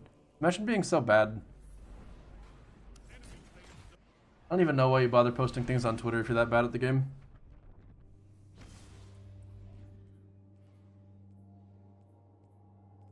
Kind of just a waste of everyone's time.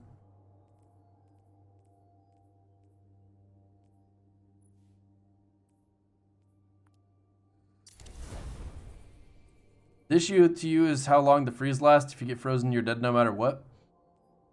Yeah, but it wouldn't be fun if you didn't just automatically get to kill everyone that you froze. I think it's really important that they make sure that whenever you freeze someone, they stay frozen until they're dead. Honestly, they should probably respawn frozen too, just for good measure. Because I think it'd be a little annoying if after you froze and killed someone, when they weren't able to fight back, they then respawned and killed you. And, like, got revenge. I don't know. I would find that frustrating. I think they should probably stay frozen the whole time. I guess honestly, maybe there's just no reason to unfreeze them at all. Maybe if you get frozen in a game, you just stay frozen for the whole rest of the game.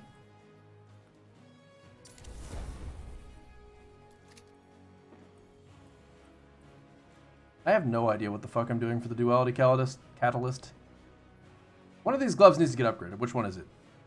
Sovereign or Gloves of Exaltation? I'll go with these.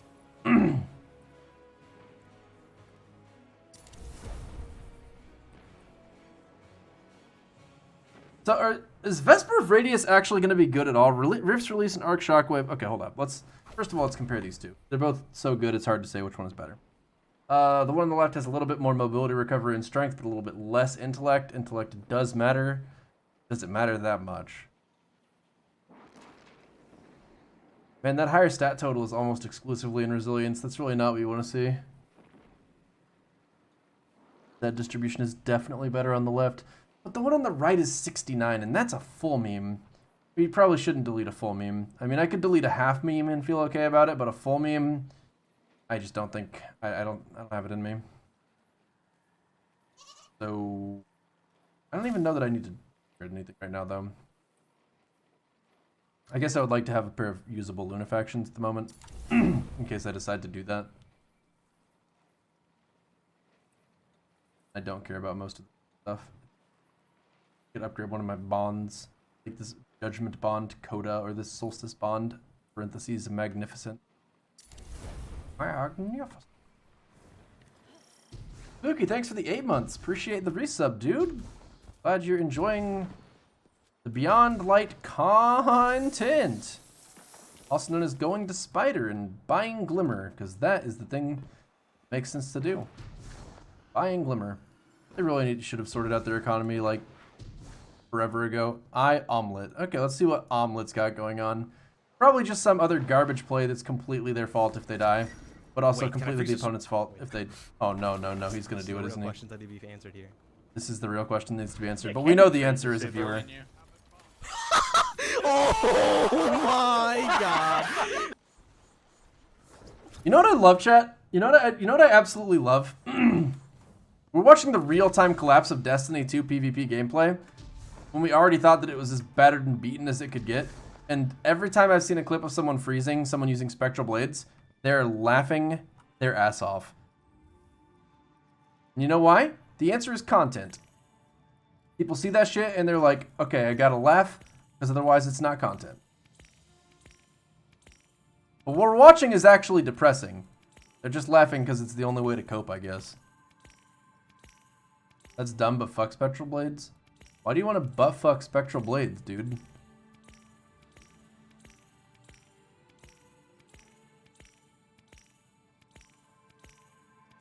Do I want to buy these? Fuck, I need all 3 of these, don't I? Okay, Barium Bow, Etheric Spiral, and Data Lattice. How many do I need of each of these? Okay, I'm actually good on Etheric Spiral. And Barium Bow. Nice, dude. I just need Data Lattice. How much do I need? Like 500? Okay, 500 it is. I think you'll find our friendship agree. What about this? Oh, God. Some other garbage clip. What the fuck's gonna be this time? Hold up. It's taking me a while to hit the buttons, apparently. Shotgun melee, melee, melee. I don't know, that seemed like pretty fair. So he outplayed the first guy by shotgunning him, and the second guy came in and hit him a couple times with the hand cannon and meleeed him, and then at that point, you just got full health back for some reason. Oh wait, I don't know why it... So like, you're really weak and then you're just not really weak. So I know you've got Karnsteins on, but like... That's... Okay, I mean, I don't know, that seems... That's probably fine. I mean, that's genuinely though, that clip is just Destiny PvP. Like, if you're complaining about that, you might as well just not play PvP.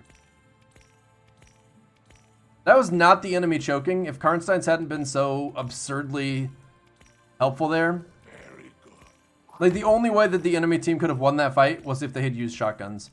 Dogpiling on someone with melees is an absolutely valid way to try and just close out a fight against one person. Let's see it, Epic Wormy. What you got?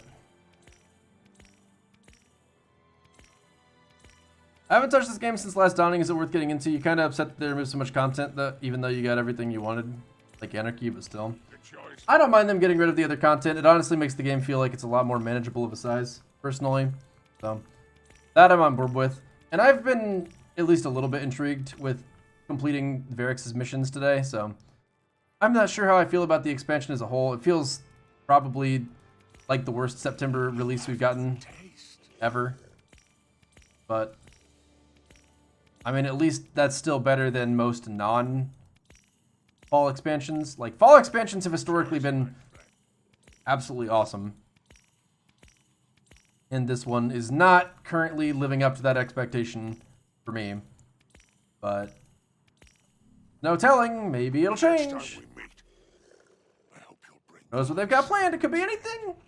Stay tuned. Don't leave me. All right, let's see what let's see what we got here.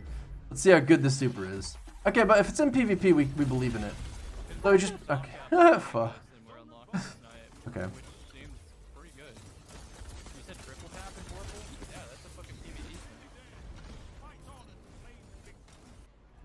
Who the hell are you watching that isn't me? I hear that other stream in the background.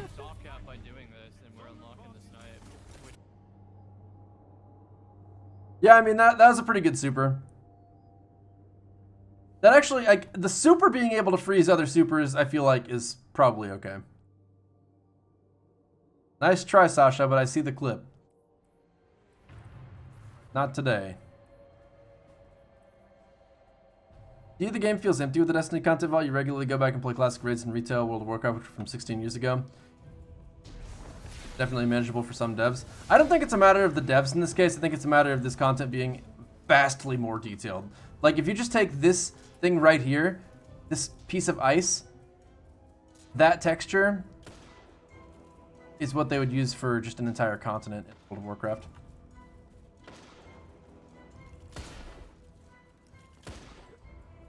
Perhaps I have an answer. Yeah, maybe you do. What? Wait, have I not completed that? I have no idea, Jinx. I'm not far enough along in that. Okay, I gotta defeat 3 things with power weapons, and I'm gonna use a grenade launcher to do it, and then I'm gonna do... Not that, that's for sure.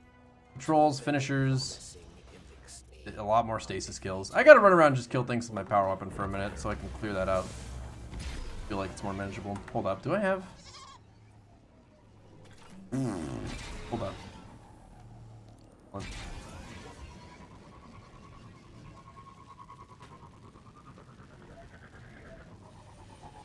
I don't know what my res skill's at.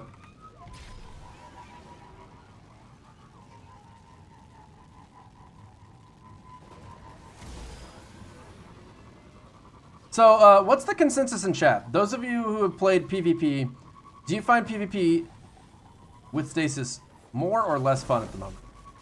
Let's say 1 for more, 2 for less. So if you don't like stasis in PvP, press 2. If you do like stasis in PvP, press 1. We gotta keep in mind as well that at this present moment, stasis is as new as it gets, so the people who are finding it fun probably in part feeling that way because it's a new toy and it's been a while since we've had a new toy. Because when Dad went to get cigarettes and go to the toy store, he hasn't been back in a very, very long time. We got a pretty even mix of 1s and 2s. I feel like there's a little bit more 2 than 1 going on right now. I'm seeing probably like, I would guess something to the effect of like 65, 70% people saying they don't like stasis in PvP. Streamers need to stop whining. Fucking Twitch chatters need to stop whining, chat. I'm so tired of people coming into my fucking Twitch chat and whining about me whining. Like, get out of here with that meta commentary. Go start your own stream and whine if you want to be a whiner, motherfucker. Not actually, I really... I'm curious what you're referring to. What have streamers been whining about? I mean, that's like my brand. If I stopped whining, I wouldn't stream. That wouldn't really work, but... I know there are other streamers who never whine. And there are a lot, like, you guys could go watch the streamers that never whine. It's possible. You're allowed. I will let you. Talk. It's kind of unfortunate that whining sort of is my shtick. Like, I'm such a critical person all the time. It's really, it's not good. Wouldn't recommend it. Kinda wanna do that Lost Sector. The expansion is nice, but the story was lackluster. Unlucky. I thought the story was okay. You know what's not okay though? Is that my osmosis weapon only works on light-based subclasses. So it doesn't get stasis bullets. What is up with that?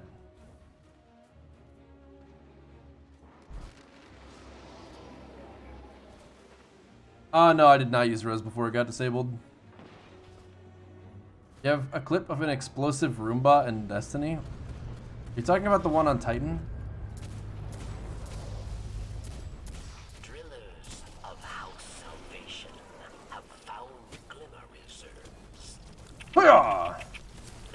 So now I should have arc or stasis bullets, but I don't because they've decided to make this weapon obsolete.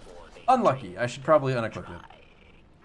In fact, I'm going to unequip it. I'm going to put on this and this so I can work on the No Time to Explain Catalyst ? Any more ammo though? Maybe ammo finisher win.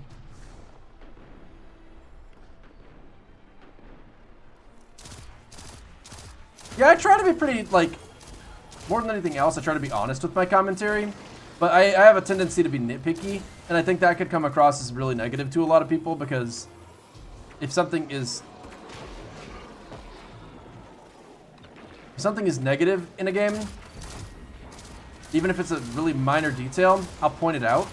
Not necessarily saying that it's a big deal, but I'll point it out. And the fact that I'm pointing it out at all makes some people kind of assume that it is a big deal to me, or that I am seriously weighing it in on my opinion of the game. Like something, for instance, that I do actually seriously weigh in on my opinion of this expansion is the fact that I'm pretty sure every stasis subclass has Like, first of all, do we all have the same grenade? Because having the same grenade is kind of a baseline lame.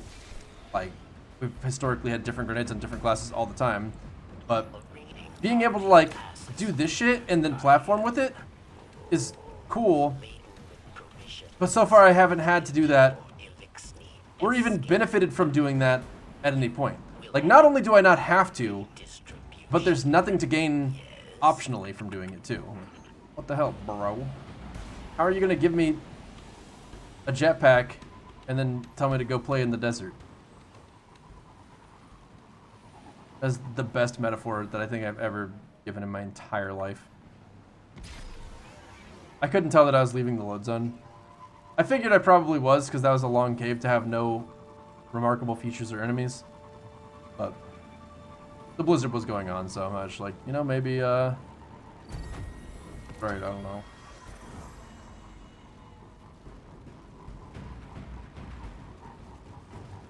The wall grenade is much better in PvP. The next grenades are much better for PvE. We'll see about that.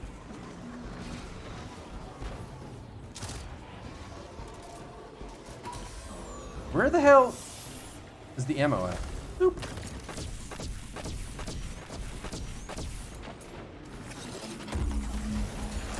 My allies seek refuge, but are overwhelmed by enemies. Perhaps the Guardian will clear their path. I kind of wish there was a way for me to not break it when I shoot it. Also, why does that thing have a furry arm? It's a robot. Not like it's getting cold.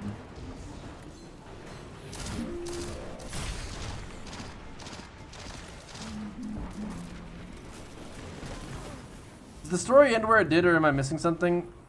Yeah, you're supposed to do the Varric stuff, and the story does continue to some extent afterwards, so it's... I'm not clear on if I'm actually at the end myself. That's really what I'm getting at, I guess. God damn it. I hate these guys, because I feel obligated to kill them. Because it's a big thing that shoots at me, and I can't have that on my turf. Or its turf.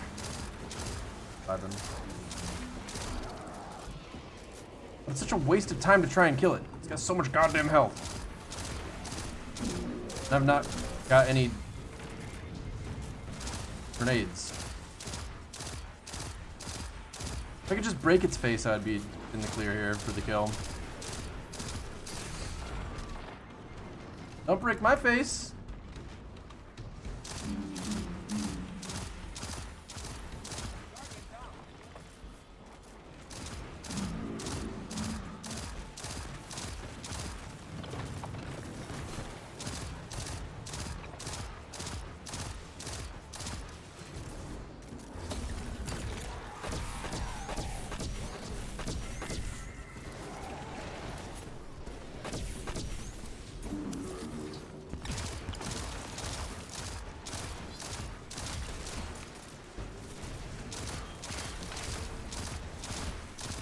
I need heavy ammo. Give me some heavy ammo, or special. I don't even really care, honestly. Don't make me use my primary. I need to special him to death. It's probably like moments from escaping too, and I hate this.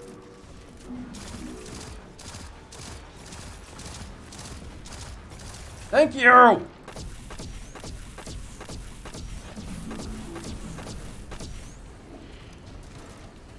Okay, well there goes my ammo.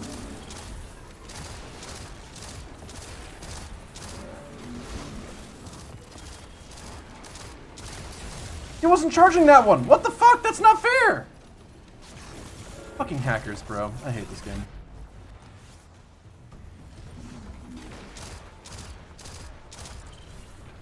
At least my no time to explain went from being a total pile of garbage to being not a total pile of garbage. Once this guy's face broke.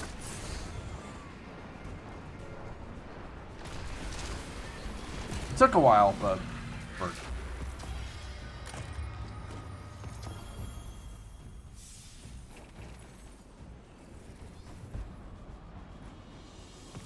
Demolitionist on a rocket launcher, that's always a perk.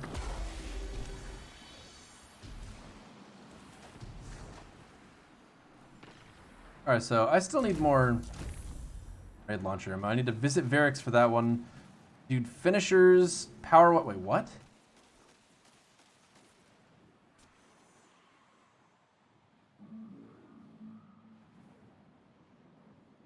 Have I not defeated enemies with the power weapon? I feel like I've definitely done that.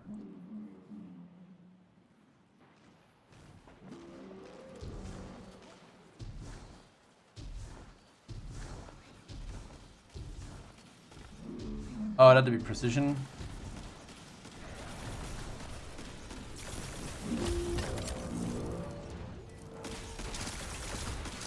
What light am I up to? I've pretty much just hit 1200.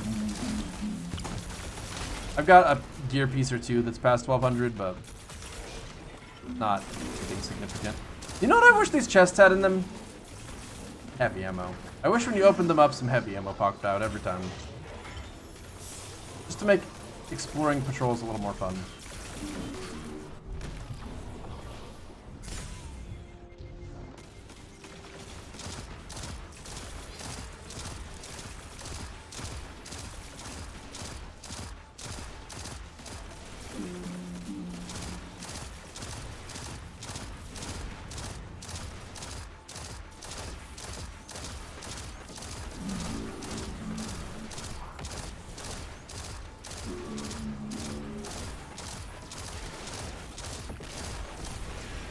That last bullet lasted me a really long time. What do you mean you have a lot to do in order to catch up to modern? Why do you need to catch up to modern? Have you tried just not doing that?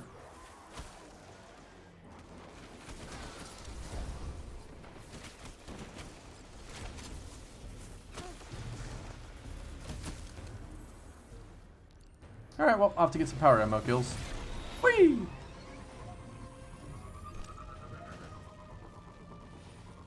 Oh. I got enough resources? I don't remember. I'm gonna keep gathering when I see them because there's no telling when these might actually become relevant. We share the same enemies, yes? Kill them, and Varix will be in your debt. Varix, what happens to answering for your crimes? Is it just getting swept under the rug?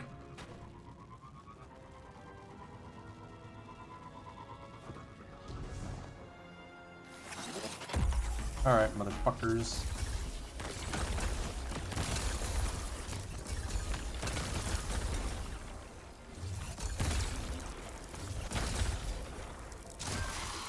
That guy did a horrible job of getting killed.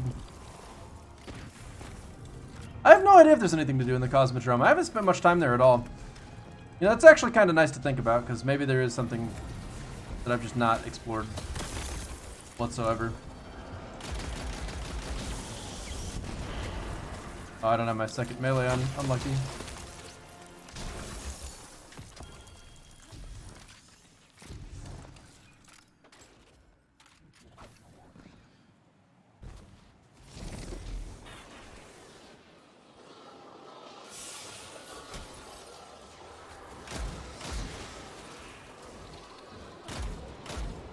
It must be pretty unlucky to be a Fallen that gets killed because some Guardian needs to do a bounty. Emblem for doing the new light stuff is so pretty. Unfortunate, because I definitely don't think I want to bother with that. Why do you want to kill Varix? What did Varix do to you? He's kind of where you're sitting, your benchmark where you want to be. He got off at 929 gear score. 929? What?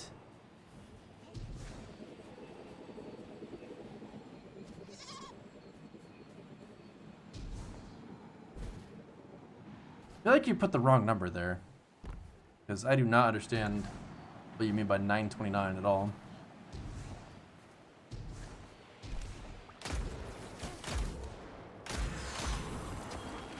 Is it worth returning to? Is Destiny ever not worth returning to?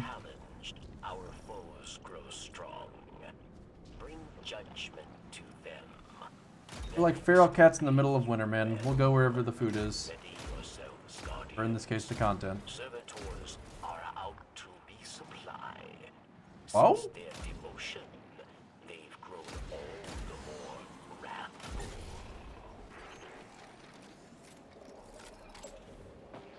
wrathful. Wrathful servitors, that's funny. Zephyr have been historically like one of the most non-threatening enemies in the franchise, so I'm not too worried about it. 1229. Yeah, I don't know why you're gonna set your sights on keeping up with someone that's going as hard as he is. Do you know what he did to level up? Was it just Crucible?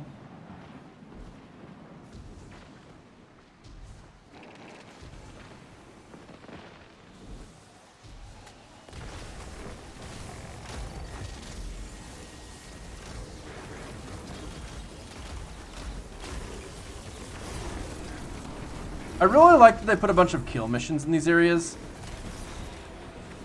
It's like actually fantastic to not have to look around for a long time to get a patrol worth doing.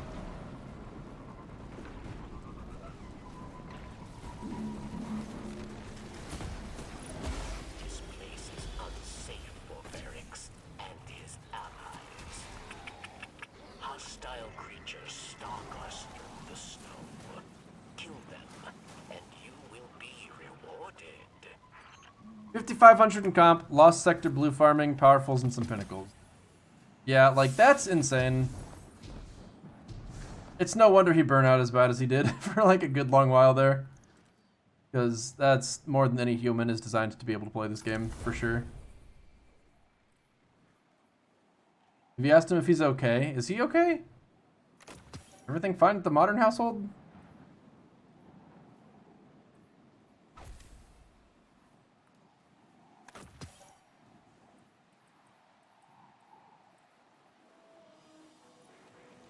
It's like, meanwhile, I'm sitting at 1201 gear score, probably. Reasonably okay with it. Dude, I cannot imagine getting 5,500 in comp. Ay, that just sounds not like a good time, really, at all.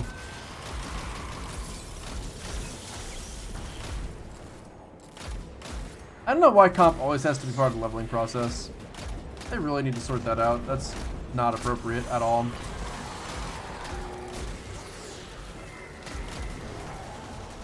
I have no idea you unlock legendary lost sectors.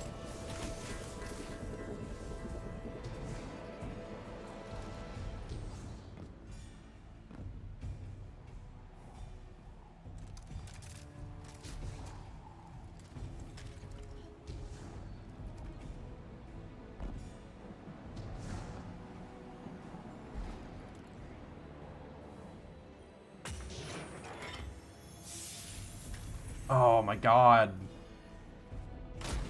Guy. Can't be doing that.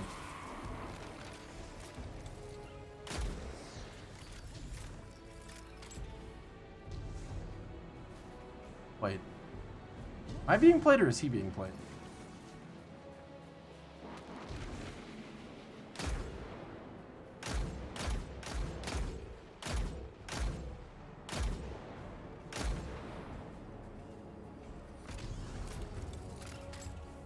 Yeah, I think Garden of Salvation was actually really good for low man runs. That's definitely a nice quality of that raid. Oh, what the? Two of them. What's going on over here? That's kind of neato burrito. Am I actually getting progress on these? Like, is this what am I doing the right thing? I am. It's just hard to tell because sometimes you get to being 1 kill away and don't know that you're 1 kill away. Did I actually just get a crit shot for every shot except the final blow? I cannot believe that killed me. So I guess one of those was there for a public event and the other one was there because he was set on ending all life. Alright, buddy. Prepare to have your face taken off over the course of like a 25-minute fight.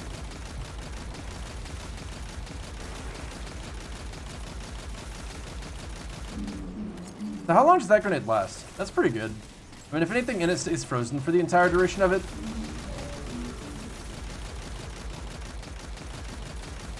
What do I think about the lack of a world loot full refresh? Honestly, I think they need to do even fewer refreshes. I'm pretty tired of ever actually expecting one again in my lifetime. If they could just stop even thinking about it at all, that would be really cool.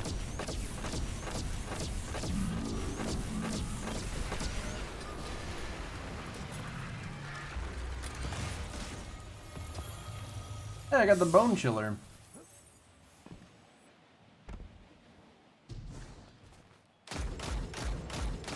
That makes me want to get a hive shotgun called the Bone Griller.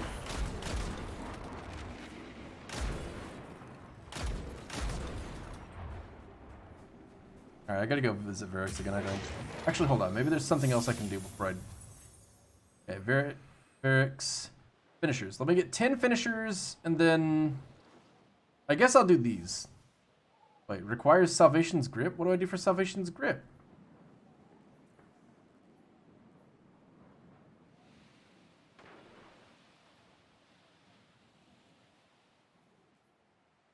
I gotta find some stasis shield chests. I've got so much stuff going on there. That's really disorganized. Let's go talk to Varix just to clear that up a little bit. The machine gun I'm using is the 7th Seraph Saw. It is from the Sundial season, I think?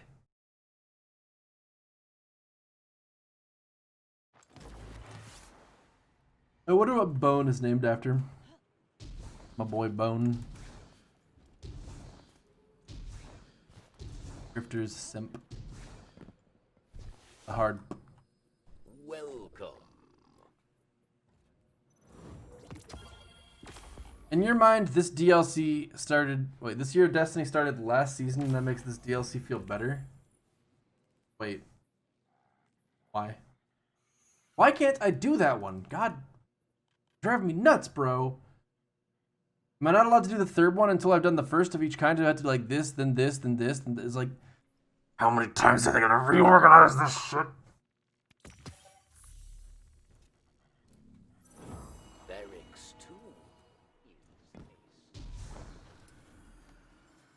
Okay, so where do I need to go find these chests? Question that I would like to answer. Bray Exoscience. So I need to go to Exoscience, Eternity, and Perdition. Where are those?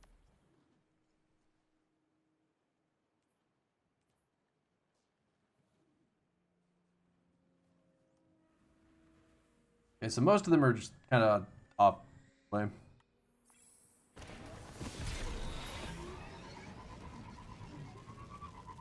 You know, I don't mind the bounties that I've had to do too much. And a lot of these are quote-unquote quests, not bounties. They've kind of merged those things. They kind of feel like quest is a bounty, and bounty is basically the same as a quest a lot of the time. But the things that I've had to do for them haven't felt particularly repetitive, so I'm not upset about those really all right now. Perdition's a lost sector? Oh. One of the chests in Bray Exoscience can only be accessed with a mission. How do you know this stuff, guys? You guys are experts. Last season felt like the prelude to this one. It means you're not stressing about the no new world loop. You know, whatever helps you compartmentalize and cope with the fact that this season is a little bit skimpy on the content side of things.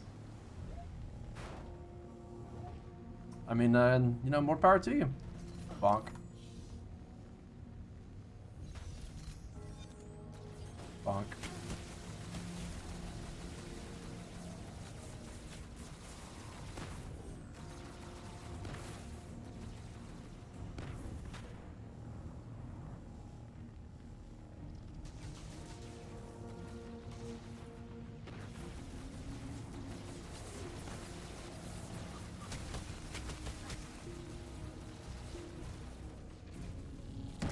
Ow! Bro! Don't break my sparrow. Why do you gotta be like that? Do you guys want to get murdered? Did I have my gun out before? I don't think I did.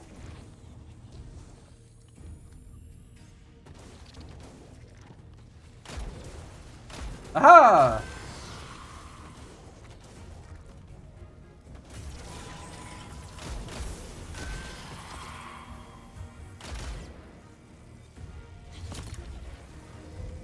So, how do I get the mission to go to the other one then? Many secrets. Secrets your enemies wish to steal. Kill them before they can do so. Yes. You didn't say yes right. Hashtag not my Vyrix.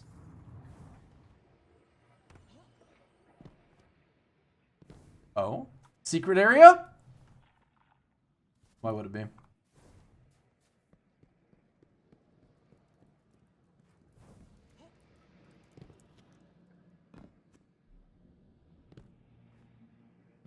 The new Warlock super is you pull out a staff that then can throw freezy balls at people. And if the freezy balls hit them, then they get frozen, and then you can hold the staff up to make them explode. You know, I do really like the area that I'm in. It's pretty neat. I don't know if I'd go as far as to say Neato Burrito, but it's at least close to that. At a minimum. Knock, knock. It's me.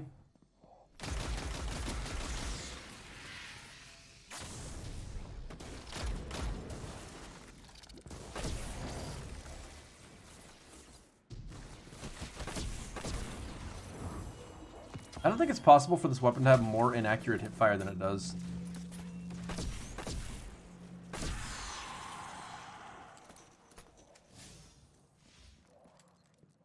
Coming along?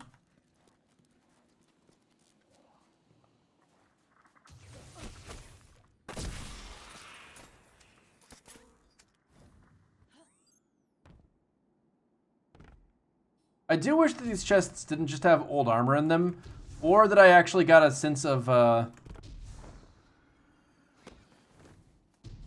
old armor being valuable in some way, I guess. Like, it does allow me to complete the quest and get the boots or whatever, but if I could actually use the old armor on some kind of vendor menu that allowed me to pick what the old armor was turned into, I think I would get more of a sense of the item I'm collecting being meaningful.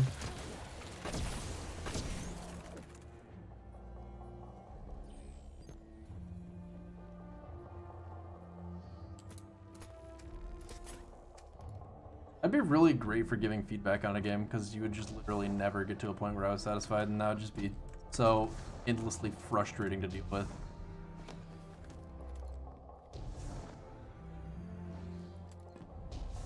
Aha! Secret area?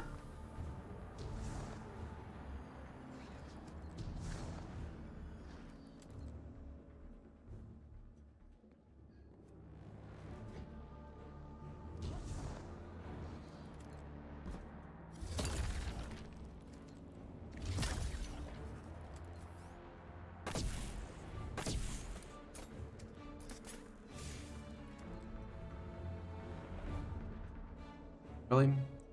Nowhere to go from here at all.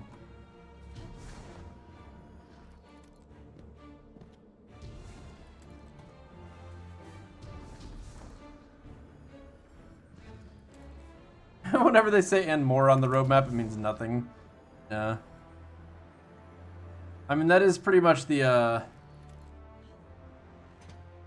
strategy. If you're in a position to market something, you might as well just say and more to, like, kind of umbrella all the things that may not have already been considered. Well, let me be the first to say the fact that you can go up there at all is... That's... How many times is this gonna happen? Like... Can I please just find something that actually has a little more to it than what meets the eye?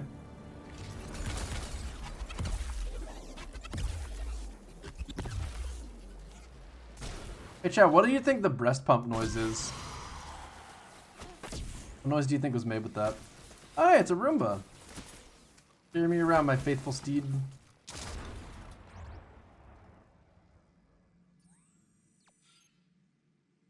Didn't expect this to work.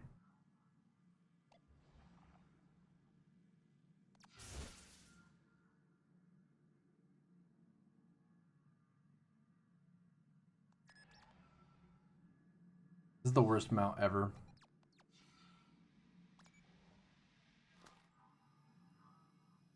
I gotta say, the other side feels like it should be the front. Like, why are there lights on it if it doesn't go that direction? Maybe those are rocket thrusters that it's just not using currently.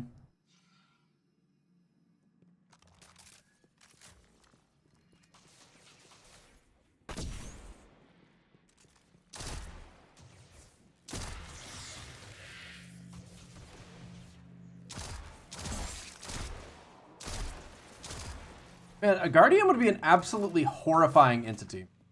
I cannot imagine being anywhere near, like, I know I say this all the time, but it's only really occurring to me. Do they have the same radar technology that I do, or do they even understand my radar, or is my radar just a HUD-based way to communicate that my Guardian has a sixth sense about threats that are nearby? Because I feel like if you're just a dread kind of walking around minding your own business, clearly they don't have radars, because if they did, you know, they would never have those positions where they're near you but not looking at you, because who would look away from their radar for any period of time?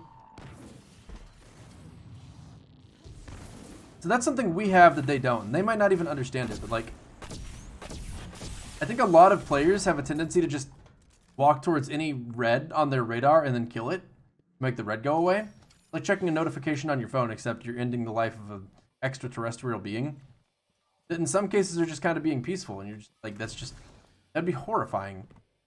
Being anywhere around a creature that just literally seeks out life and destroys it. That's all you do as a Guardian.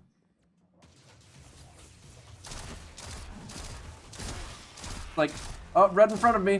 Red to the left over there. Where is it? Gotta investigate further. There he is!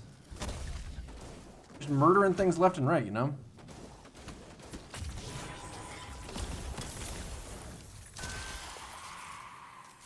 Take some serious guts to do that and then just... Okay, where is Perdition? Can someone tell me where Perdition is? I don't know, I guess probably, maybe they aren't scared because they're too stupid to be scared. Like a cockroach that escapes into the house. Actually, no, the cockroach has the good sense to run away. These guys don't. Unlucky. So is this Perdition? Oh, hey, I actually nailed it first try. Thanks, Rexy. Good morning, Riptoleaf. Exos to non-guardians or literal Skynet knows where you are and will absolutely end you in the most unneeded way. Yeah.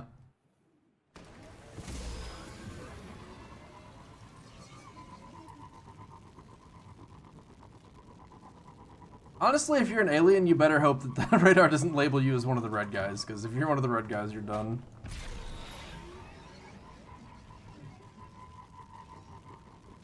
Speaking of which, I wonder how it knows not to label, like, Mithrax, for instance, as a red guy.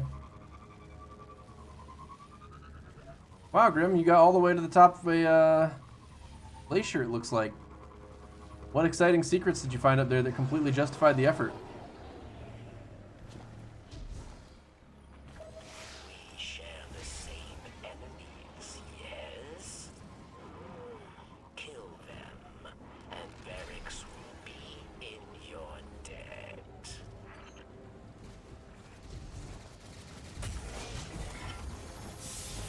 I want Varix to be a more important character. Kind of unfortunate that, like, the majority of the characters in the game just tell you what to do, and that's it. The extent of your interaction with them.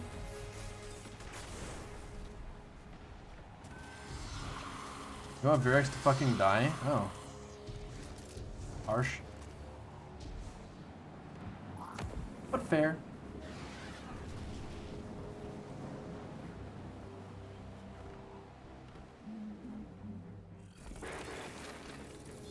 You know, one thing that's definitely going for this expansion is that as much as I've been doing a lot of what feels kind of like busy work, hey, it's GLaDOS. The serious facelift.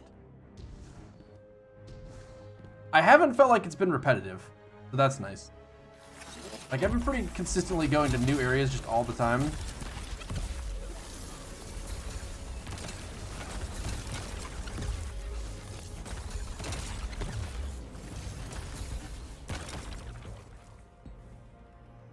And the fact that I'm constantly in new areas is pretty nice. And then not feeling like things are super tiresome department. This is your favorite DLC in Destiny 2. Can you explain to me why you feel that way?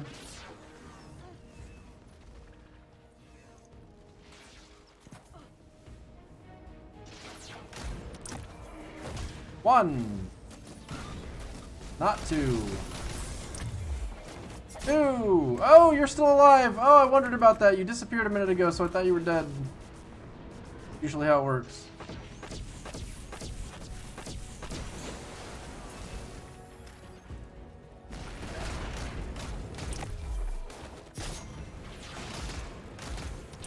Yeah, for a loot-based game, this game has felt pretty light on loot for a while, to be honest. Probably dead. What the hell is like, my gun is taking such a long time to reset after every one of these finishers for some reason.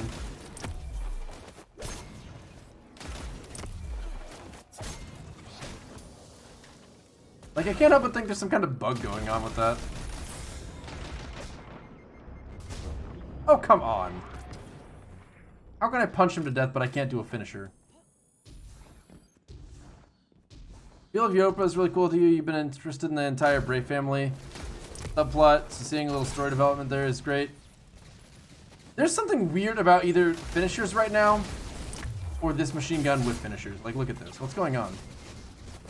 And my character's like, maybe I actually want to walk every time.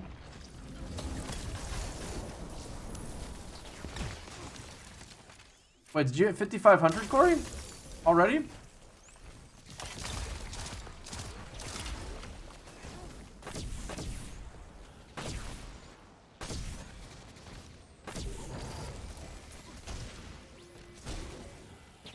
I thought you said you were stopping at 3,600.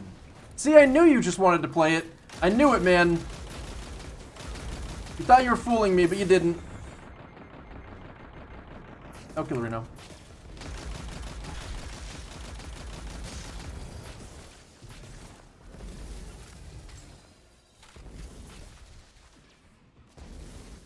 Nah, ability regeneration doesn't feel bugged at all to me.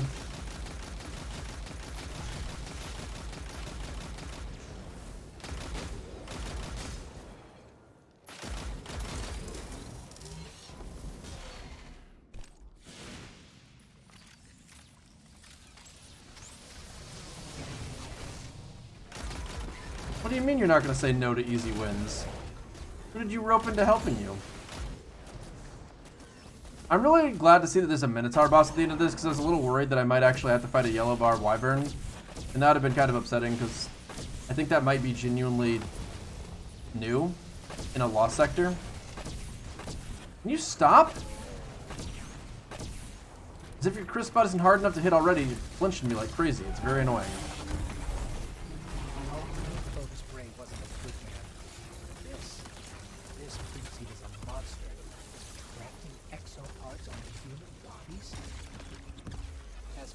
Roaming around here. They're different than the force that came through the gate. It's possible, likely even, that they were test subjects too. Because when humans consume pure radiolarian fluid, they... well, you saw what they became. Let's hurry up and get out of here.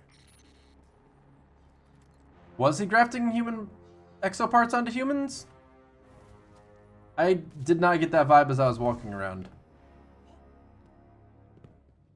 And that sounds pretty intense and dark, but I didn't see any.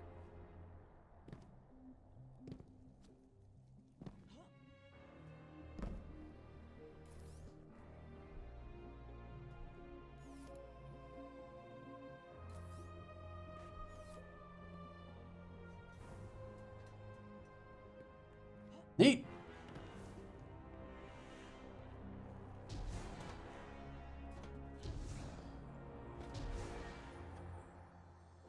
Yeah, I typically don't care too much about lost sectors, but if they actually use them to the end of environmental storytelling, then I'm totally on board with that. But see, like, I didn't actually have any reason to look in this thing, so a little bit unfortunate to not feel... Oh! Oh! It's time! Really not what I had in mind, but it'll work. Oh no, don't do this to me.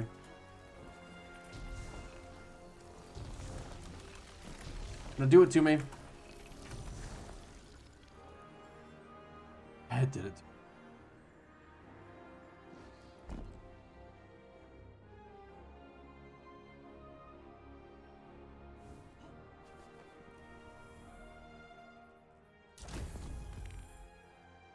Lovis is an egomaniac,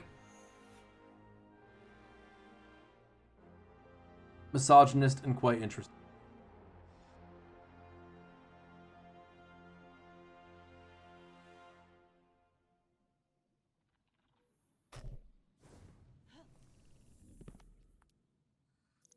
I mean, whenever you have a character that's very powerful and smart and ambitious, but also ruthless and cruel to accomplish their goals, they wind up being a cool antagonist. I was wondering where the misogynist came from, too. But there might be a reason. I don't know anything about the lore. On the one hand, you're 1222, but on the other, you got absolutely fucked on your powerful drops. Good thing you can just get as many as you want, huh? You know, I just realized, do we still have Peepo Clown on my channel? Oh, that's relieving. I was worried we might not. And the collector's edition Clovis literally says, "Yeah, I don't trust women." Oof.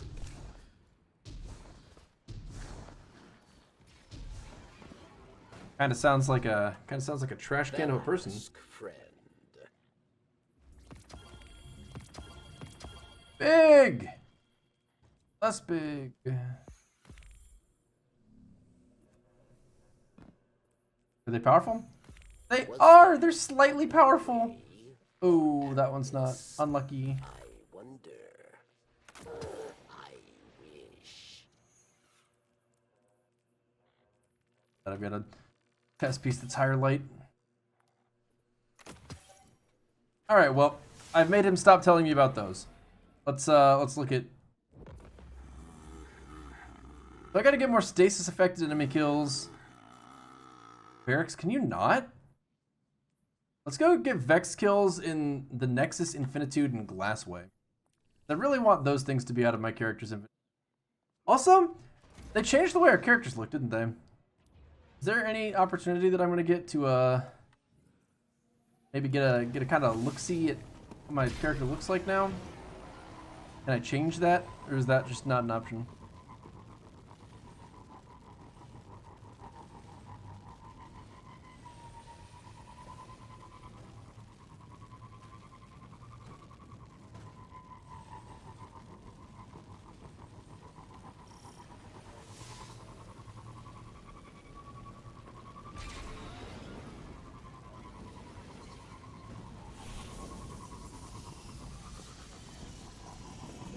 I don't feel like doing that public event. I don't know what the point would be.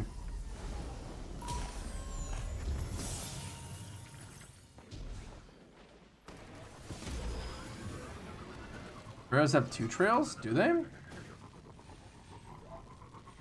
Mine doesn't seem to. I'm only seeing the one. What's the deal with Luke Smith confirming on collection armor or ornaments? Haven't seen anything about that. I haven't heard anything at all about that. This is the first I'm hearing of it, period, so I don't have any answer to that question. Unlucky for everyone involved. Thanks. Alright, let's go 60. A supply route. Build food stores for the needy. Will the Guardian clear the way? Oh shit! Oh my god, it's a host from Gigs right when I'm in the middle of having a follow-a-thon on my channel for everybody that's here, where everybody who watches follows because they're enjoying the content so much. Oh, that's crazy. What timing? Insane. Gigs, you 1250 power yet? I'm only like 1240 right now, but I feel like I could be doing a little bit better if I had optimized a little differently. I'm completely joking. I'm like 1200.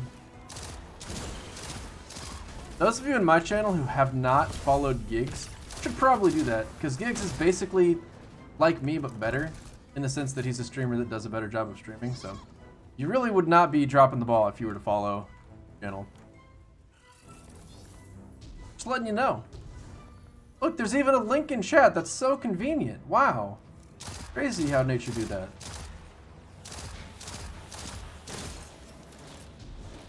Welcome, everybody. I'm currently playing Bounty Simulator.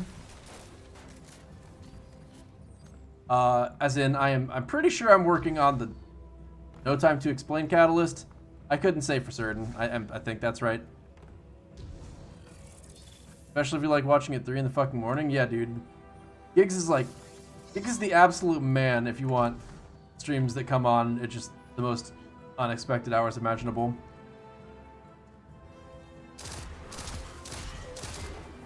It's an important reason to follow the channel, to be honest with you, because if you don't follow the channel, there's some chance that you might actually miss a stream, and you don't want to do that. There's only top tier content over there. Meanwhile, I'm doing a Lost Sector or something, so. I do kind of want to check out PvP a little bit, because with the Claws of Ahamkara and my, stasis build, I feel like, I say my stasis build. Ha ha ha, my stasis subclass. I don't have a build. At all. But with Claws, I feel like I could be super fucking annoying, and the only way to really win in Destiny PvP is to make the other players have a worse time than you do. It's not really about actually, like, getting a higher score or having more fun. It's just about making sure that the other person is furious. You can tell, because there's so many clips on Twitter of people freezing, people doing Spectral, and just laughing their heads off about it. I mean, it's not that they just feel like they outplayed them and they feel great about it. It's just like, I just took away that guy's super.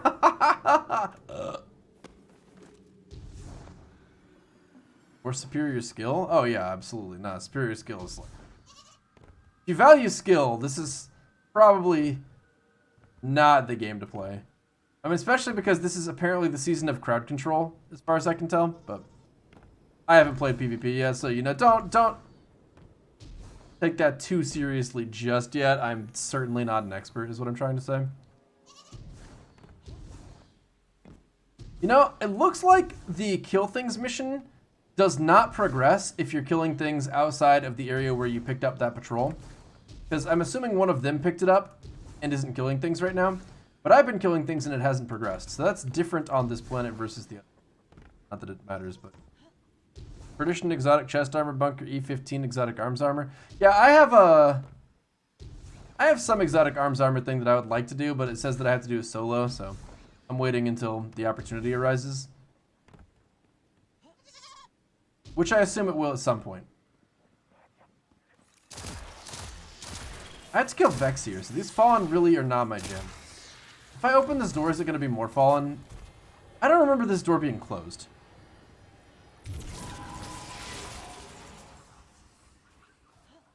I actually don't know why I'm going in here at all. Because the first enemy I see is going to be Fallen. I'm in Stasis door. That's where the Fallen are. And I need to kill Vex. This is the exact opposite of what I should be doing. But I can't stop myself, because I haven't gone down this way before as far as I can think. The only way to make sure that I reach maximum burnout as fast as possible is to do everything new as quickly as I... Oh, hey, Vex. Wait a minute. I have been here. God damn it. Why was that door locked? Who the hell locked the door when I left?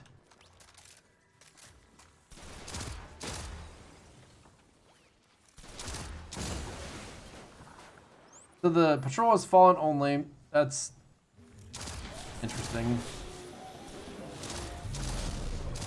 Because the kill things missions have always... So I was wrong about why it was different, but it's different nonetheless.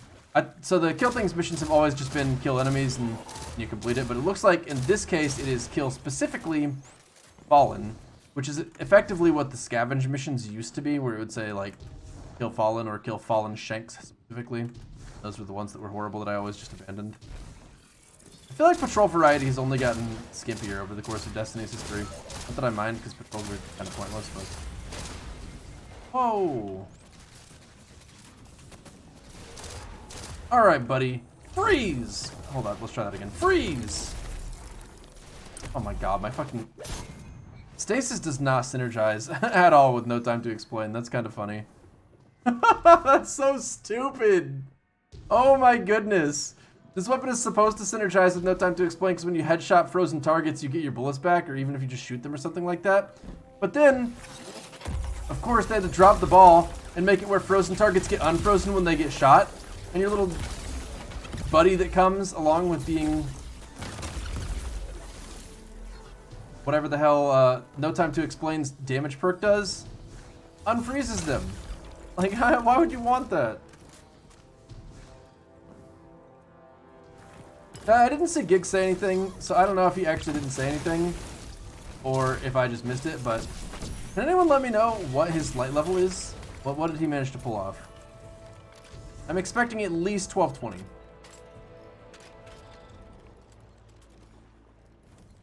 I shot too low. He's 1230, yeah. That's something else, man. 12:30. Did he do it all in one sitting? Like, has he gotten off stream at any point?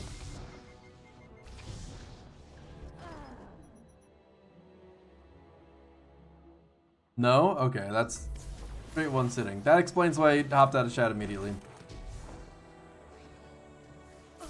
What a fucking legend. So are they trying to tell me that it's time to use my stasis grenade so that I have a platform that I can stand on? Because that's kind of the impression that I'm getting here a little bit, but at the same time, the only way they could really force me to do that would be by making me take damage. Are you fucking kidding? How are you gonna let me get this far and then say turn back? Guardian, down. That is so... I can think of no bungier encounter than what I have just gone through. Guess I'm not streaming? What?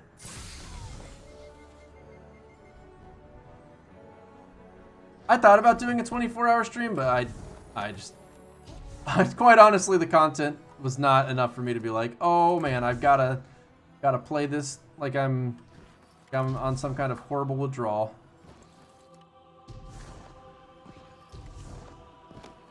DMX found a chest? I want to check that chest out, but at the moment I'm trying to climb up this thing for some reason. Give me just like as long as I want. You don't mind? He's taking World's 4th very seriously. Is he actually? I mean, not the World 4th part, obviously. I know he's got a team of ringers, because he always does. Always do.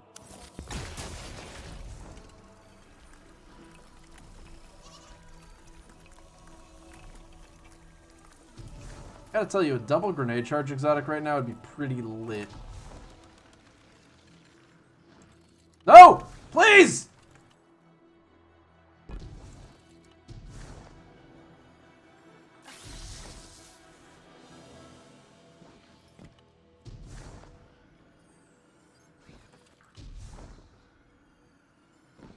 This is such a waste of time, I have no idea why I'm doing it.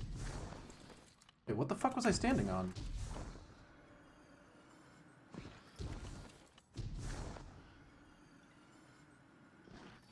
There's things done right over here?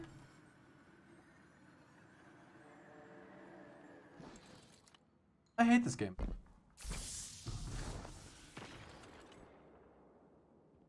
Have I gotten the narcotic grips yet? No, I have not. I was kind of working on that, but I'm kind of... Yeah, that's pretty well said, Sarah. It's not that I don't enjoy the content. Oh, please. It's that I don't really... For me, personally, it was not worthy of a 24-hour stream.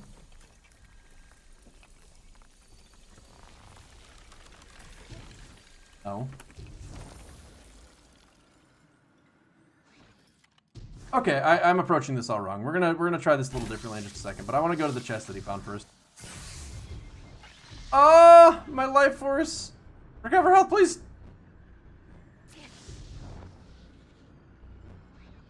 Whew.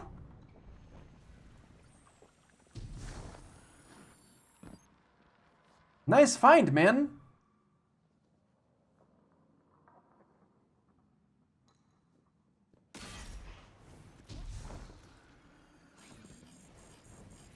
Bungie, why do you hate fun?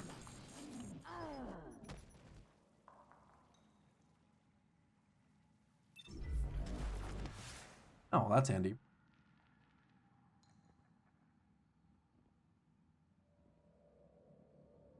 Okay, where could I jump to that I would actually be able to stand?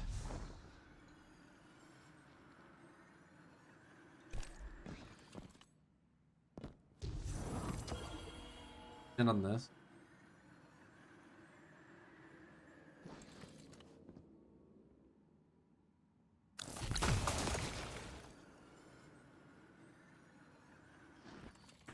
Don't do this! Don't do it! Fuck.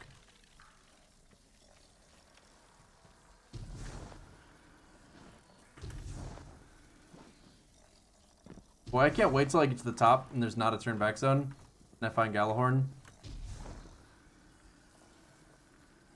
all but guaranteed at this point, I would say. I don't get the sense that I'm actually gonna be... That's out. What in the fuck?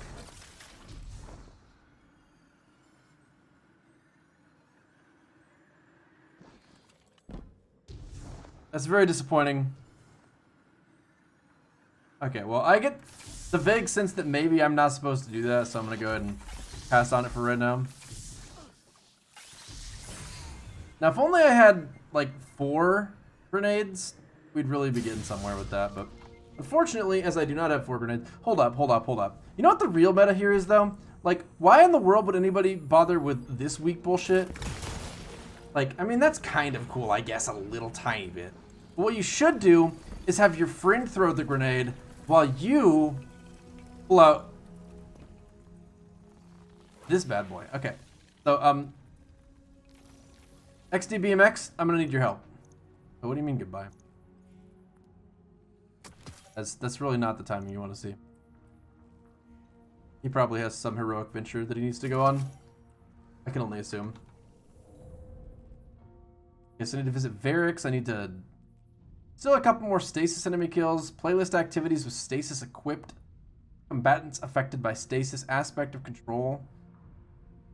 You gotta visit the drifter in the tower. Let's go do that. Damn, I was actually kind of excited to see how high I could go with that too, but unfortunately XDBMX had his own business. You doing powerfuls? What are you going to do for powerfuls? Because I'm almost at that point myself, but I'm not a slave to light level like some people are.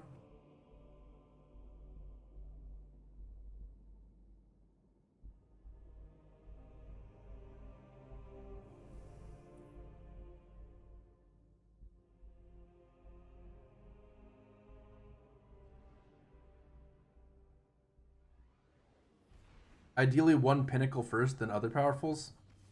What do you even get pinnacles from right now?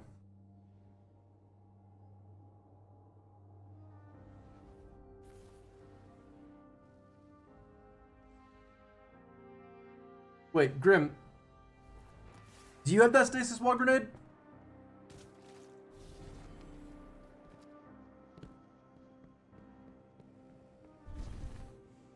Yes? Hold the phone. I don't know why it's telling me to talk to this asshole if he doesn't have anything for me. Alright, well, back to a playlist activity with a stasis subclass really quick. Void Binge. Do you still have to be the Void subclass for this to work?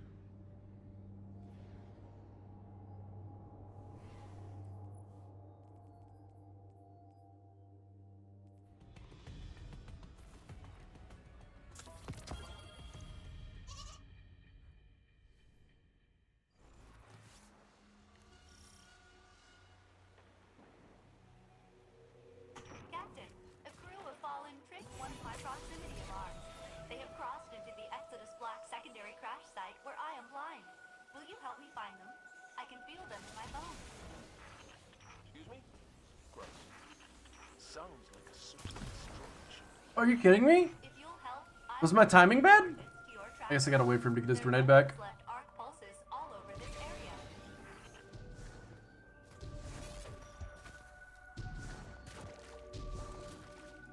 Oh.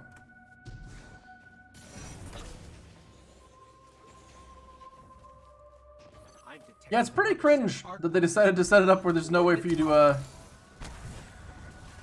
use stasis to get the strike pinnacle. Cringe is the word I'd use for sure.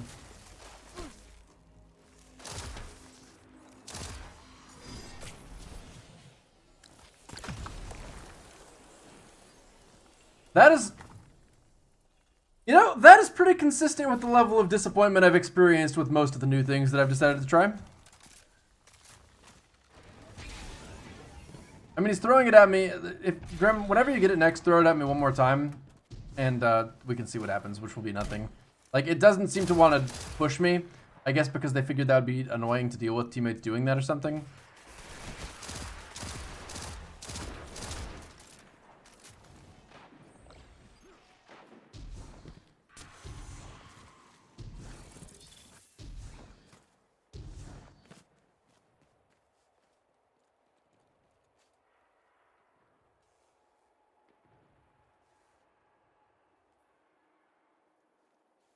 I've narrowed down a location. Let's go. See? Yep. Can't do it with a teammate. Gonna show my seals? What makes you think I have seals?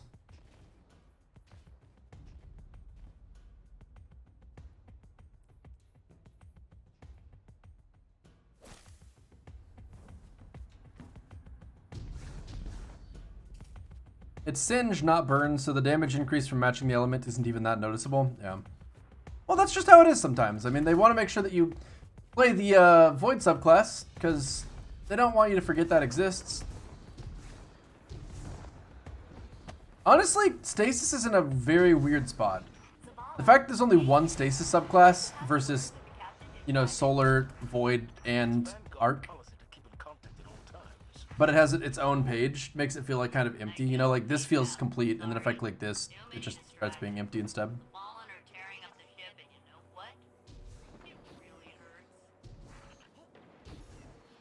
But it'll feel better once I've got the aspects for it, I assume, because instead of having 3 of the classes, it'll have 1 deeper class, question mark?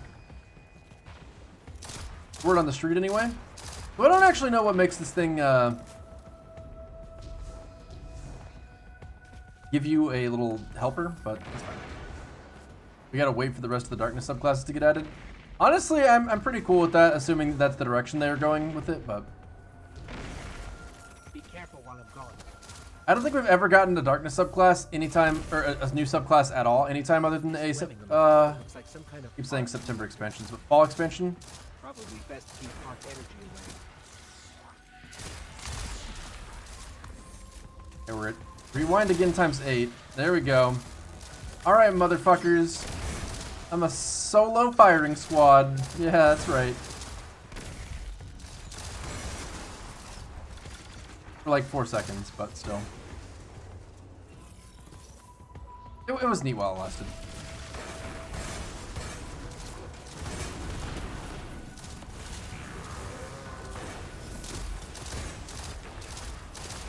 If I run a high discipline build, I actually could have that with like really high uptime. I think we'll get a new one each year. Well, I gotta tell you, unless Stasis really pans out, that's gonna feel very underwhelming. How many subclasses did we get with the Taken King? There's just like a completely new one for each class, right? Forsaken was kind of similar, where it's not like a completely new subclass, but it was a mostly new subclass. Barrier is down. My scan shows a fallen use arc energy from Exodus to control everything, including the barriers. Oh yeah, that's right. Overloads Vex systems. They start leaking milk. Failsafe, we haven't seen any sign of Fallen tinkering with your ship. Lovely. You got the Arc Warlock with Taken King, the Solar Titan, and the Void Hunter. But they had a significant amount of class customization as well.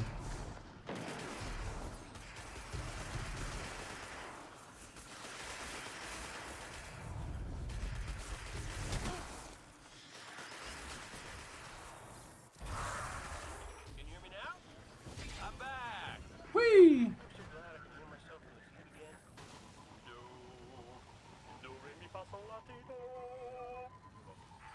But I killed the fiend. How did you do that? I'm the best, is how. I've helped so many guardians. I really should have a sniper rifle on if I don't. I can't remember what my special weapon is right now. Guardian down. The opposite of arc.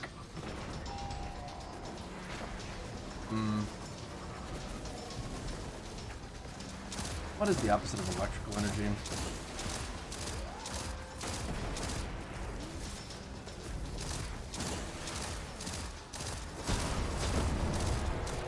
I feel like water would be more the opposite of fire than ice is. Although I guess temperature-wise, ice is a better comparison. A rubber subclass would be kind of sick, though. Imagine the parkour. Oh, time chasm. Let's go. Firing squad.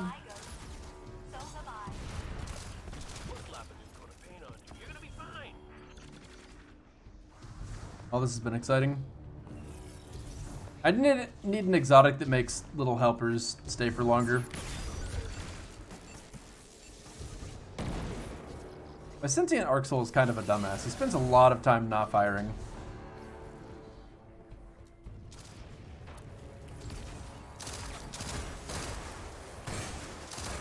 I feel like they changed the lighting in this game dramatically. Uh-oh. Okay, after this I gotta let my dog out, which means that I'm gonna be away from the computer for 3 minutes, and I guess I'm gonna be AFKing a strike like a horrible, horrible, horrible person. All new lighting and texture. Why?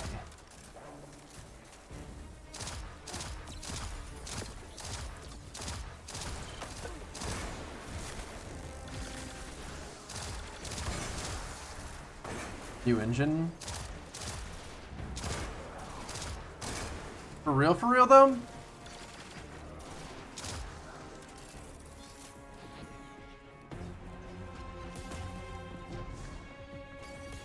You should have swapped back to Void. Oh, good call. I was actually going to swap to Stasis because I want to get that other quest done, but yes. Thanks for the reminder. I was totally going to forget. I play Arc subclass so little that I thought the fact that I was not on Solar meant that I was on the right one. Do I still have to use this gun?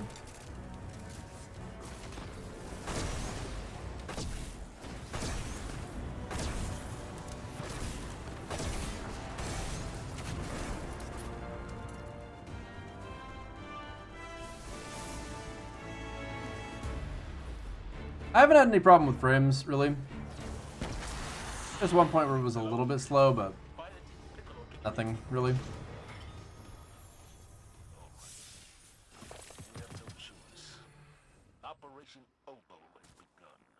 Alright, so I'm going to go ahead and hop out right now and take the dog out, and I'll be back in 3 minutes or possibly a little more, but I'm going to run ads while I do that, and I'll see you guys in a minute. Hopefully with an empty dog. Be right back, guys. 1 second. Come on, puppy.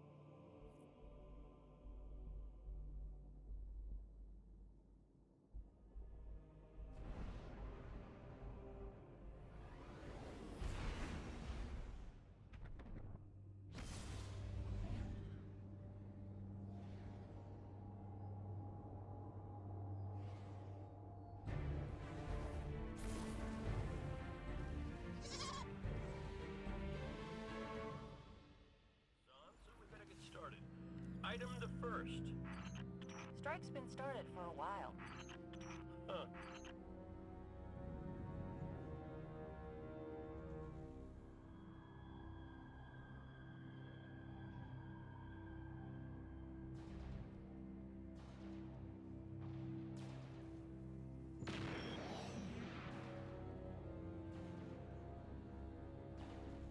No more enemies in here.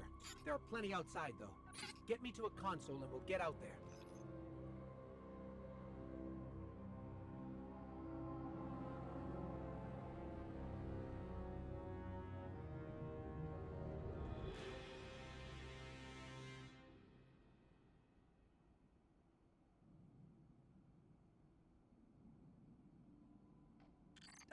Turns out Zahn's network is different from the Red Legions. Good different or bad different? Did I just see a flare shoot into the sky? Look, let's not get into what might have shot into the sky and which enemy just summoned a bunch of reinforcements.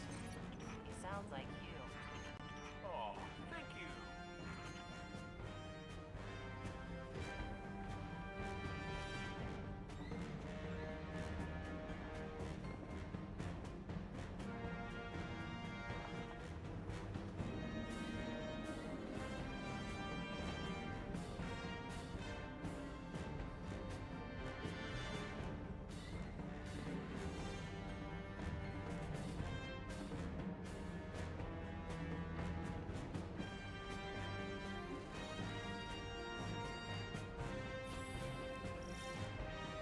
That last tank didn't finish refueling before it got airlifted out. Amanda told me Cabal fuel makes a pretty good accelerant. Right, grab it and... what's the plan here? Blanche, man. Take the radioactive thing, put an explodey place. There. There's your plan. I've heard worse. We did it! And we didn't blow up. Yeah, not blowing up is as good as you can hope for sometimes. Way to reach for the stars.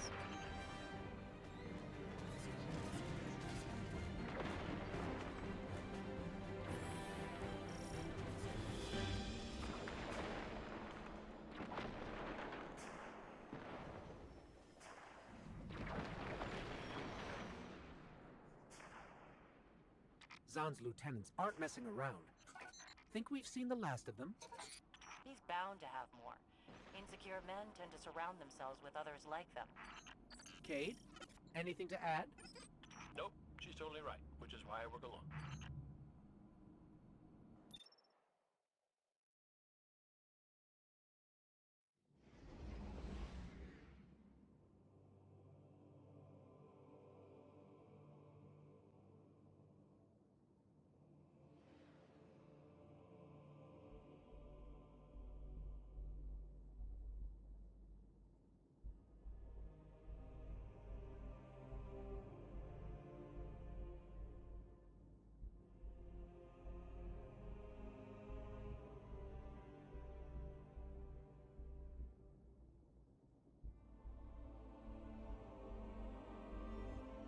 Man, of course I got kicked for inactivity. That took way longer than it was supposed to. I'm back though.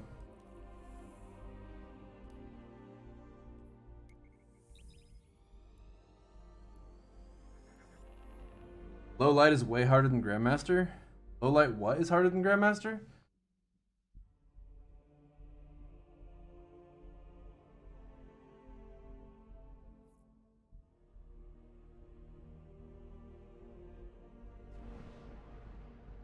Because I feel like Grandmaster is low light. Part of my response to that. You got the shotgun you have equipped from the strike chest, and it's something new. The hell? Lead from gold. Thresh. Killing combatants with this weapon generates a small amount of super energy.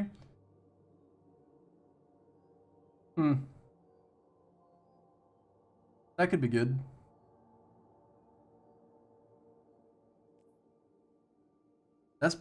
That's pretty interesting. Thanks. I love you too.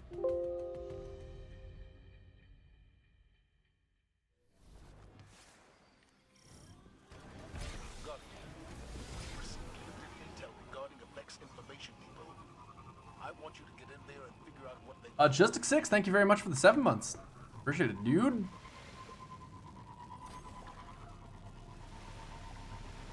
Thank you. Soggy Brebman, did you get killed in the wilderness?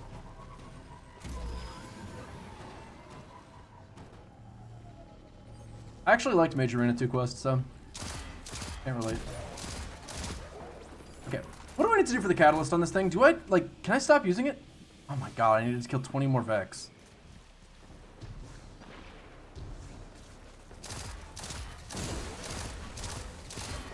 So it looks like they're just running past everything. Which definitely sounds like the play. If they're doing it, I'm not going to bother. Boop. Maybe I can get a couple kills here and there.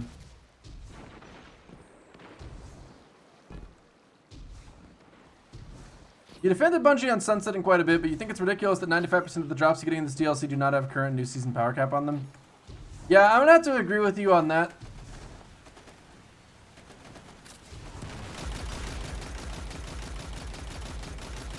You know, that's actually an interesting enough point about sunsetting that I might have to bring it up in a video on YouTube.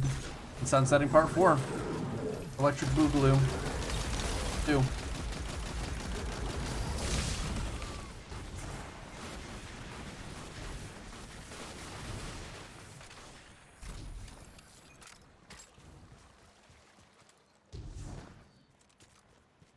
You offer the PKR a mill and he still kills you, you're freaking done.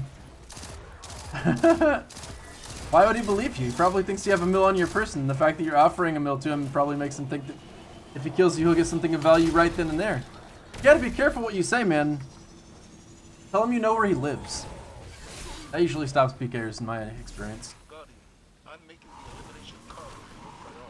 Hey chat, what was Gig's favorite thing about Stasis so far? Like, or the expansion in general?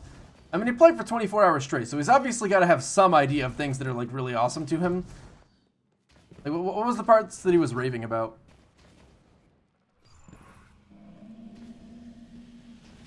I hope you're wrong about that for your sake, Hassard. You might want to post that on some Bungie forum or other. Try and get their attention about it.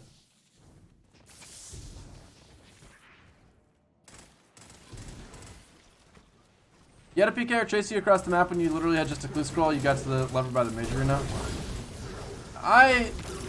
Getting killed by PKers is super annoying, but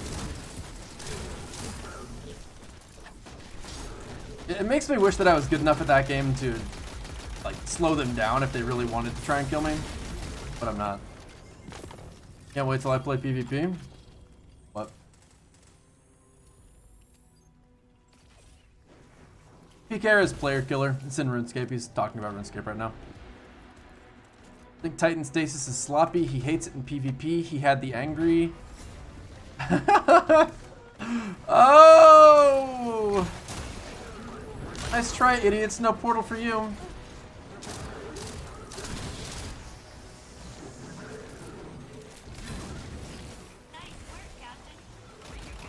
Have you checked the quest abandoned kiosk at the tower next to the postmaster, Hassard?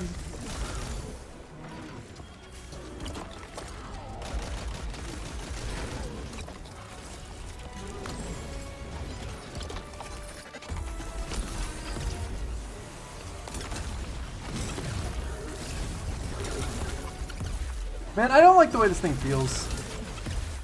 I wish that the distinction between throwing my first and second orb was a little bit longer.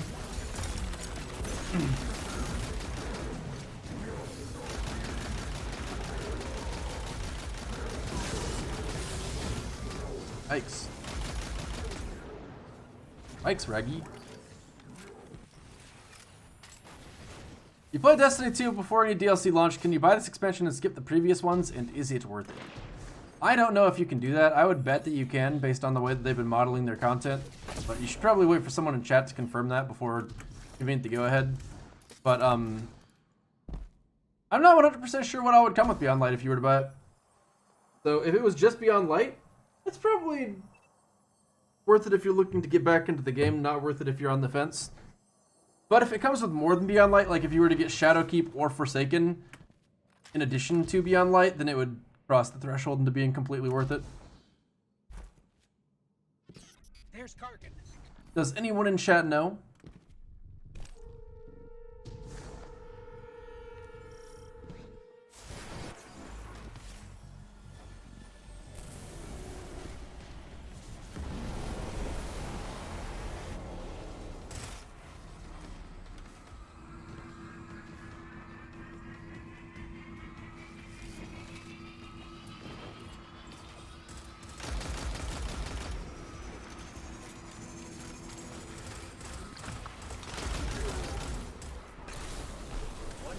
just Beyond Light?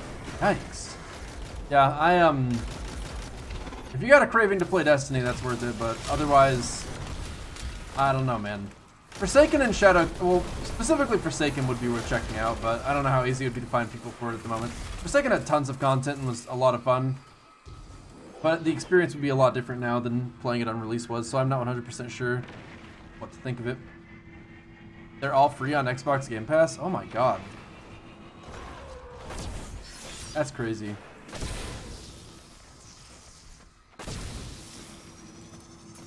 People still play Xbox on purpose? Haha, got him.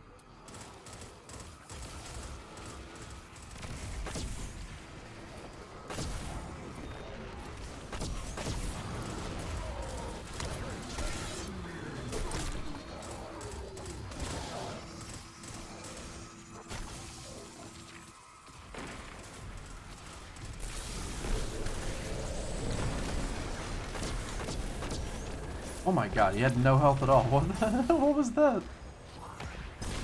Becomes the PC for console stuff? No, it's the PlayStation versus Xbox stuff. PlayStation consistently puts out tons of great games, and Xbox is like, please buy our console! We'll give you every game for free, just buy the console, please! What intel did you discover? There's an almost unreadable data artifact here labeled Oxa.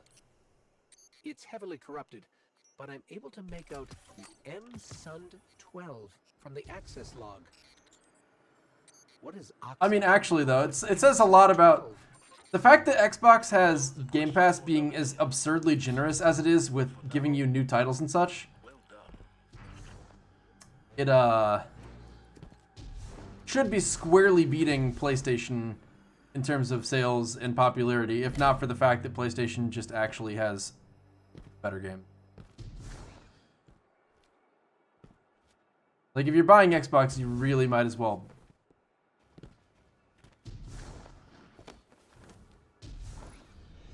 But hey, if you have an Xbox, Game Pass is pretty sick, huh?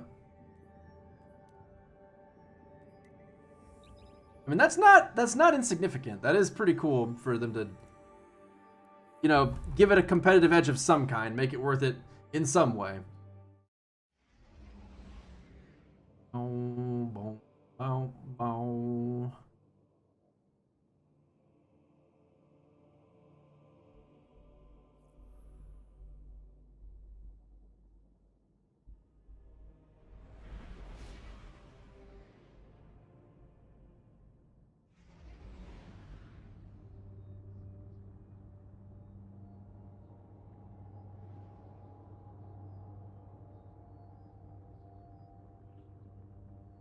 We'll see what happens with the Bethesda merger. What's happening? What is happening there again? I've heard about that, but I haven't thought about it in so long I've forgotten everything. Yeah, PS5 has exclusives, whereas Xbox shares a title with PC. The Game Pass does work on PC, I believe, but I don't... My girlfriend tried to use it at some point, and it was a struggle. There were some problems with it, but I think it was probably a unique to her situation thing. I don't remember exactly what it affected, but trying to use Xbox's game software for the, I don't even remember what the hell it's called.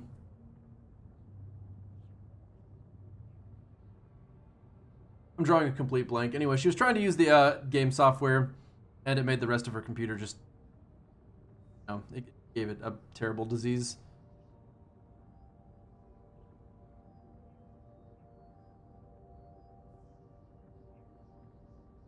So, you know, that's not worth it at all when it makes your whole computer run like crap.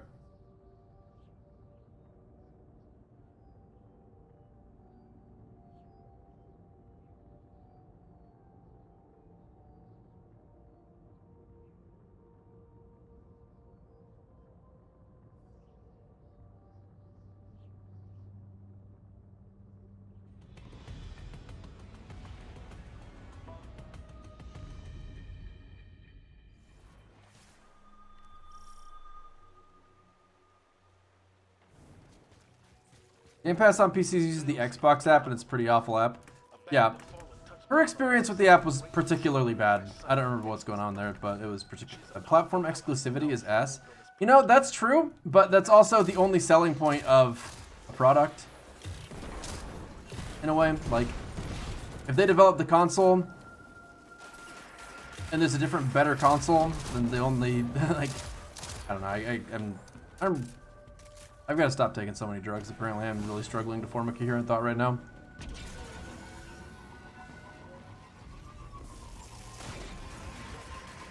I think this is the third strike, Munzo. I was about to say I'm so relieved that I got off my Sparrow with it exploding and didn't die, but then I died. Sounds like you're not rated Beyond Light very highly so far. I'm a bit confused as to why there seems to be loads of content. Okay, zombie love bites. Here we go. Are you ready? Are you ready for all the reasons that I don't absolutely love Beyond Light? So number one is the new Stasis subclass feels a little bit forced. I mean, they've got all kinds of quests that are like, use the Stasis subclass, use the Stasis subclass, use the Stasis subclass. But all the time I'm just like, man, top tree Dawnblade is stronger, top tree Voidwalker stronger, bottom tree Voidwalker stronger, middle tree Dawnblade stronger. I would be glad to use any of those if I could. And then I can't help but look at the fact that I've got a subclass that's got aspects just completely locked out when that's supposed to be a big part of what makes it, like, unique. And I just don't have any access to it at all. That sucks. Like, why are you going to give me a new toy and then say, but you can't play with it, basically? The only customization I have on my subclass right now is whether I want my rift to be a healing or empowering rift and what kind of jump I want to use. It's like getting a cluster for any of the other light-based subclasses and just not being able to unlock any of the cluster. You're just looking at all, like, the 4 little nodes and you don't get any unlocks for them indefinitely. So that's annoying, especially because it puts it clearly behind the other subclasses for the time being, and I don't like that. And then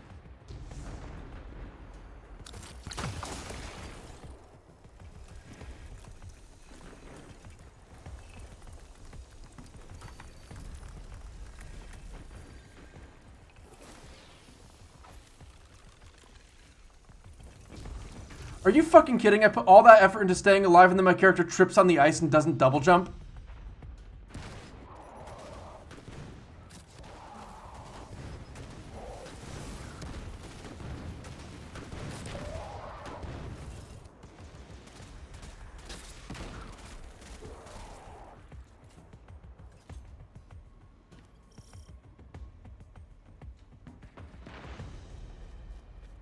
That could have been a moment. That could have been a cool moment, and instead I'm dead.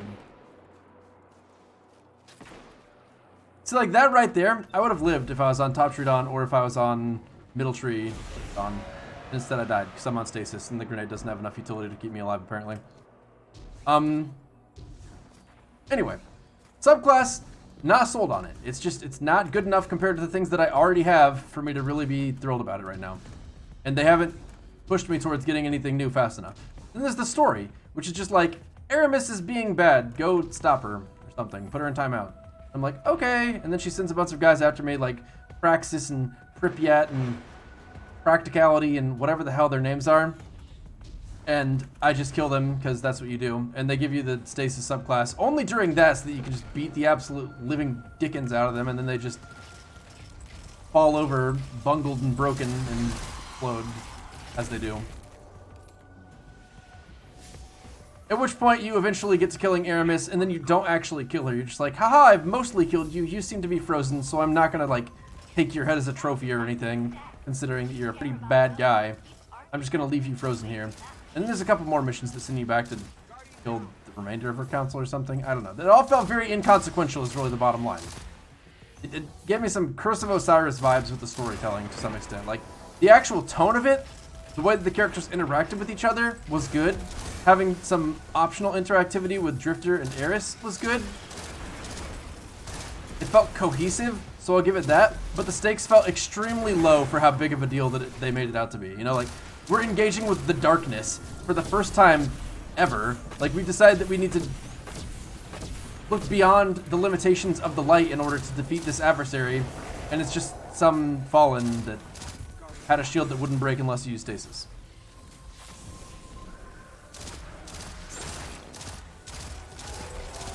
And, like, the story doesn't even feel particularly personal, because, like, When you compare it to Forsaken, Cade died. Compare it to Shadowkeep, Eris's friends are all dead. And then this, Varix lost his arm, but it wasn't even his real arm, it was a robot arm! Like, the stakes couldn't be lower. Barrier is down. My scans show the fallen. But the biggest problem, by far, is that I feel railroaded into doing what they want me to do rather than what I want to do. Like, as I've been exploring, there's never a point where it's like, oh, there's a chest up there. If only I could jump that high, it'd be really cool to get up there. Oh wait, I've got a grenade! And then I can jump up there, and I get it because they gave me a new platforming ability that gets me high enough to get the thing that I want. But no, that's not what happens, because the ability to actually platform with that grenade has been literally completely useless so far, for some reason. And there's the standard Bungie issue of having all kinds of turn-back zones and instant death zones and invisible walls. Not to mention the fact that I've ran into exactly one collectible so far. I found some penguin in a cave. But I haven't gotten like any lore collectibles. I haven't gotten any calcified fragment equivalents. I haven't noticed any of the things like for Ruinous Effigy. So the exploration of the world has felt kind of inconsequential. Basically, this expansion has made me Varix's bitch so far, and that's about it.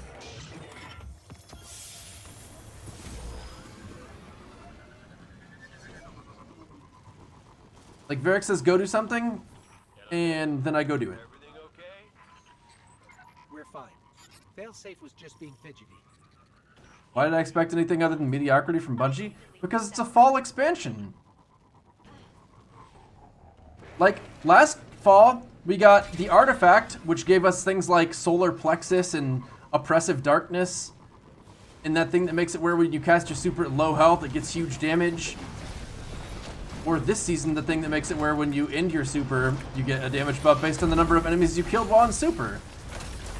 Like, those are all cool things available through the artifact, and that's neat. And then there's the, champion enemies that came with Shadowkeep that require you to use certain guns and actually counter them, or they're going to be much more difficult to kill, and that's pretty cool.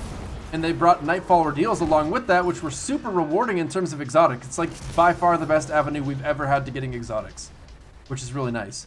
So that was a few major wins. What else did we get with Shadowkeep? Am I forgetting anything major? I mean, there's obviously the raid and the dungeon, and farming things on the moon was kind of cool. But nothing that's really like crazy standout at the moment.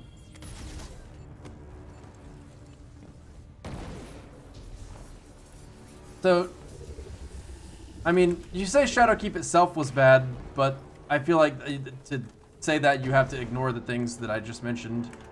Like, if you argue that... See, if I was on a different class, I could have just Icarus dashed and not blown my 40-second cooldown. Or pulled out my grenade without using it and not blown my 40-second cooldown.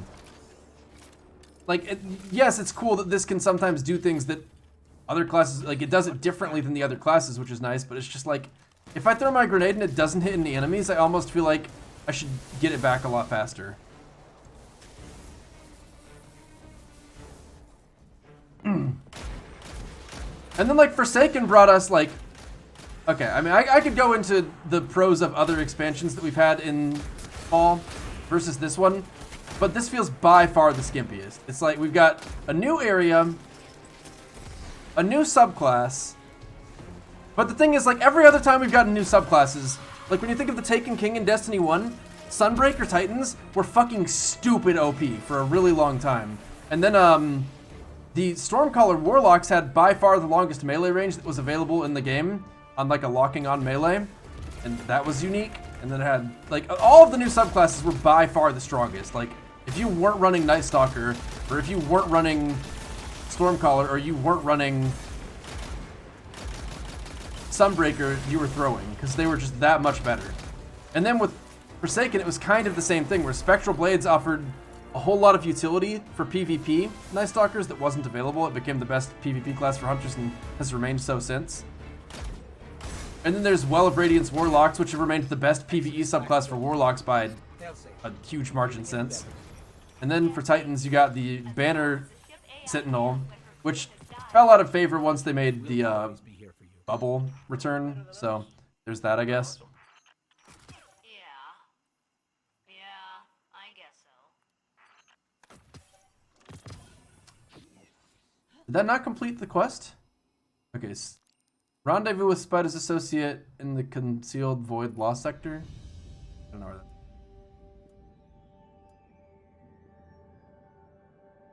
The stasis abilities are on a longer cooldown too, which is balanced for PvP but unfun for the rest of the game.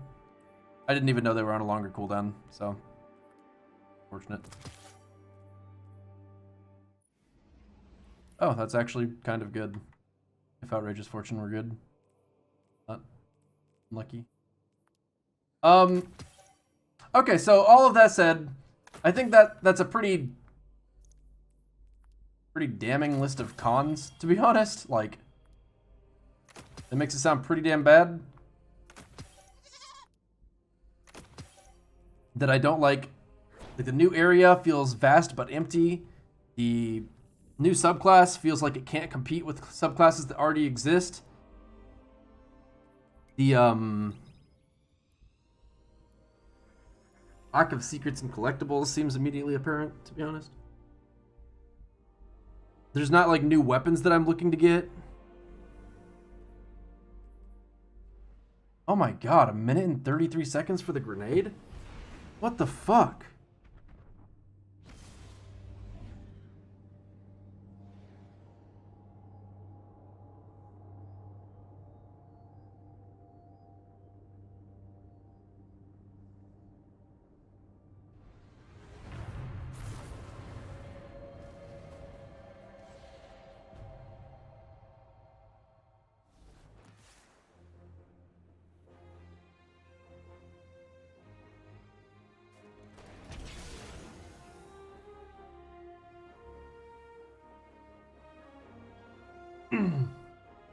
Give me 2 seconds. I'm gonna order food. Because I have not eaten. Probably time to do that.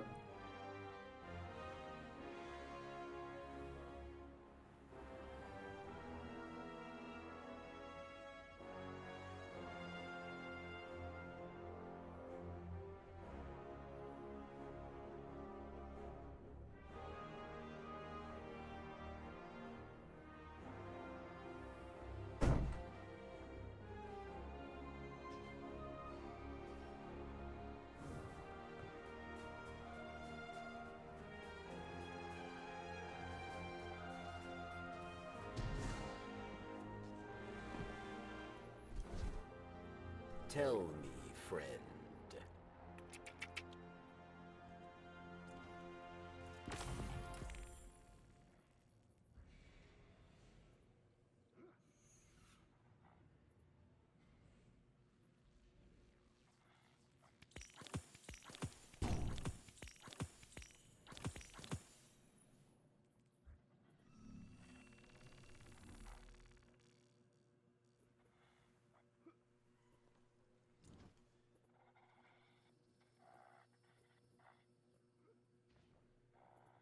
Varric's tool is a scholar. Varric's welcomes your help. All Guardian help.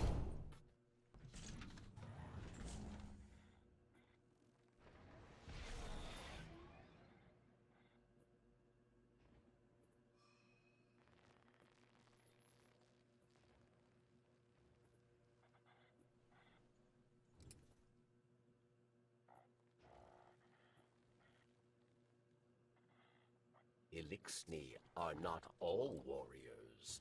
We are builders, caretakers, negotiators, weavers, physicians.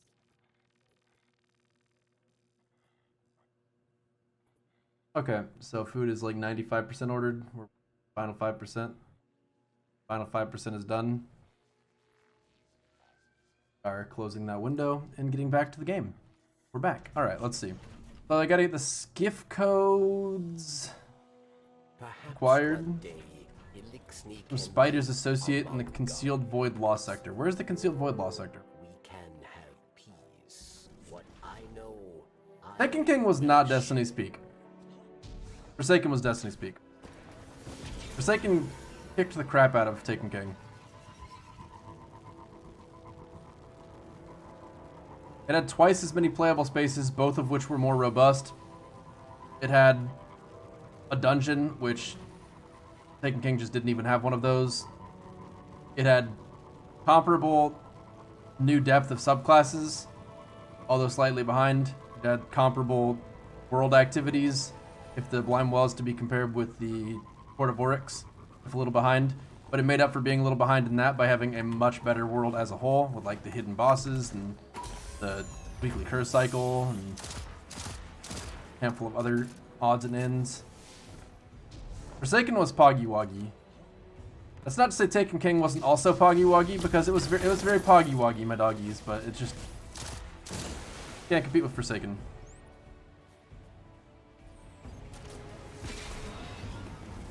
House of Wolves is peak Destiny PvP. Okay, I thought you were making a joke about how House of Wolves was just peak Destiny in general. Yeah, it probably was peak Destiny PvP. Poggy what now? Poggy Woggy, my doggy. Destiny was more relevant in the gaming space during Taken King, though. I don't disagree with that, but I don't really know what relevance it has. And the only reason that Destiny 2 stopped being relevant was because they decided to fuck the whole game. Like, they released it and they were like, what if we took random roles so people feel unique and interesting, and they feel like they want to do activities more than once so they can get the best, most personalized role, and made them static roles, so everybody's a cookie cutter. And while we're at it, why don't we go ahead and make it where abilities just take twice as long to charge? Yes! In fact, I don't actually even think special weapons are fun. People seem to like sniping and shotgunning, but what if we just only used pulse rifles? Yeah! Woo! Oh, and sniper rifles can be heavy weapons that way. Yay! Woo! 2 times the fun! And then shockingly it wasn't well received at all, which articles are still being written about that to this day, I'm sure. Game makers everywhere are absolutely blown away. They were like, how could this have happened? We took away the uniqueness of our players and they didn't like that? Probably one of the most unusual upsets in gaming ever. For a game that should have found so much success to just not. I mean, they did everything right.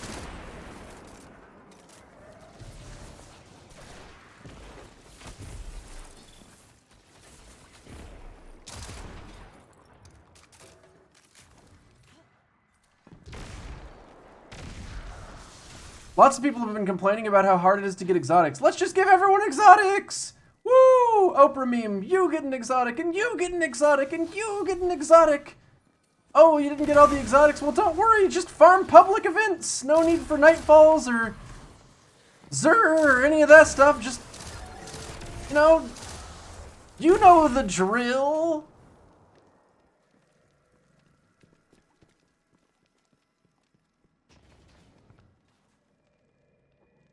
It's hard to believe this is even the same game, to be honest. Like, the amount of change that has happened is actually absurd.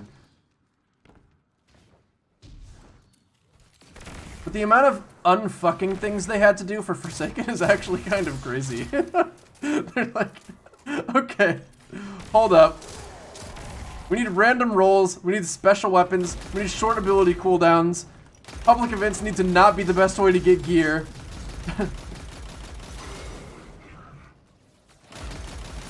We need to stop making lost sectors central to the experience. Oh god.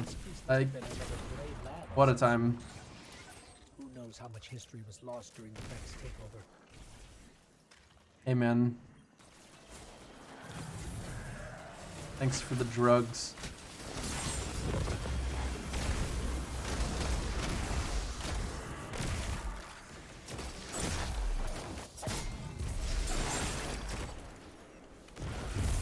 It's easier to name things they didn't fuck up in Destiny 2. Like, in all seriousness, that's, like, actually the truth. When they, like, how many things did they actually get right in Destiny 2? Okay. Hold on. Let me actually think about that in seriousness for like 2 seconds and try to decide. So, I think that they actually got the open world much better than in Destiny 1. Like, Lost Sectors, conceptually, are a good thing. The idea of actually having, like, some stuff in the world with, like, mini-bosses to find and, like, random world bosses. Mantling! Mantling's huge. Can't forget that one. They got rid of Fireborn. There's no more self-res. That's huge.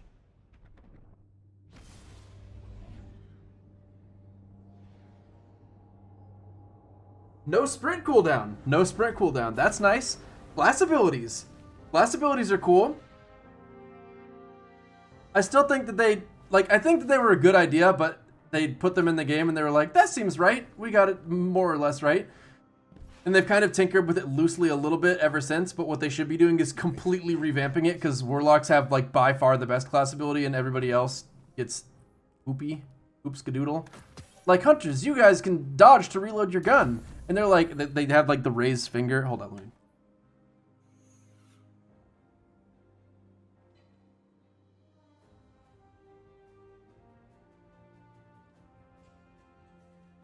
It's like, Hunters, you can dodge to reload your gun. And it's like, but I have Outlaw on my weapons. And they're like, dodge to reload. It also takes just as long and uses a class ability cooldown.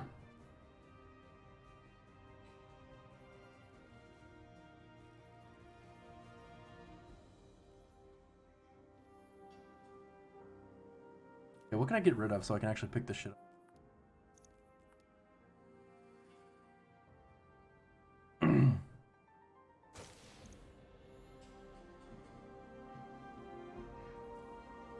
Wait, what?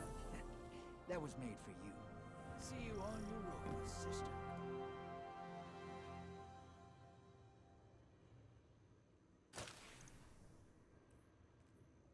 Thanks for the heads up on that, Grim. How you living, sister? Backstab, inherent quick draw. That shit was broken AF in PvP. I don't know about that, my man. I don't really think it was that bad. Where do primevals come from? Ascendant plane. The backstab was pretty broken. That one I'll agree with, but the quick draw not so much.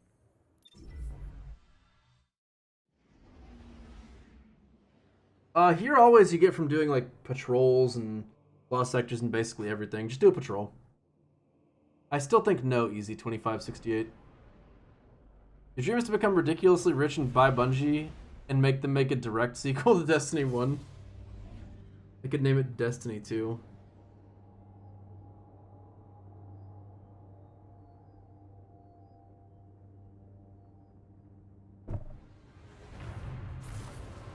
I think that Destiny 2 has definitely overtaken Destiny 1 in quality by a good margin at this point. But, that's not to say it couldn't get better still.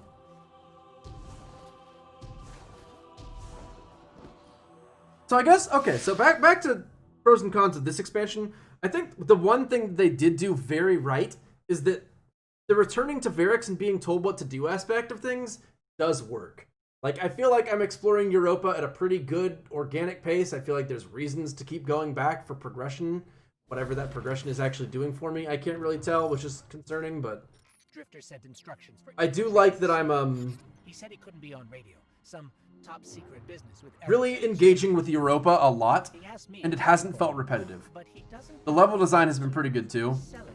All of the Fallen City type areas, whatever these are, work very well in my opinion. All over this rooftop. The exploding time. Use them to get those guards before they get us. Sister. Yeah, that was kind of funny.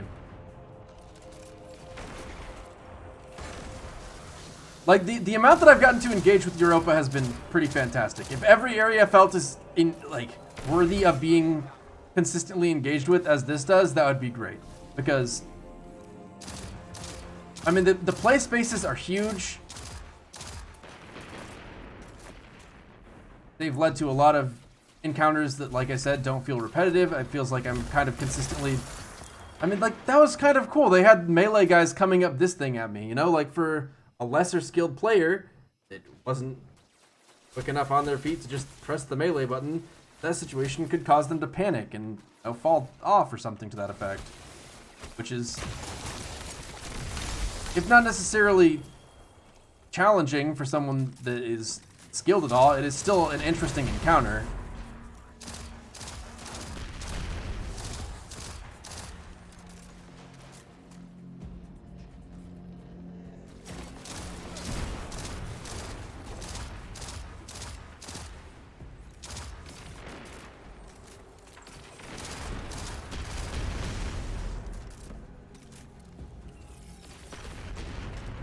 Nice job with those fireworks. Let's keep moving. I can't believe he thought I couldn't do this. You say cringe, but I'm getting a kick out of it because it's just so dumb.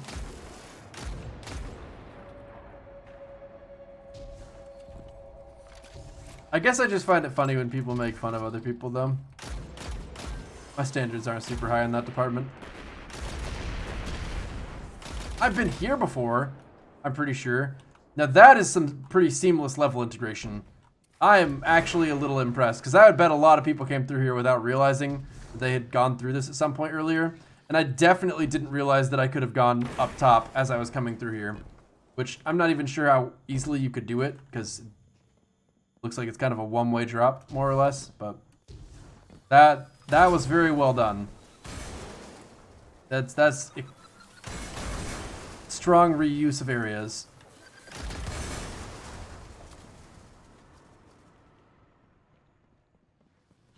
The way they could put the icing on the cake here would be if they were to, Wonder what moon dust and the stranger would think of that. This Actually, Drifter that's a accent's good terrible. question. Do you think Drifter even told them about this? Too late now, I guess. Okay, I'm actually... If Ghost always did this, I would like him a lot more as a character.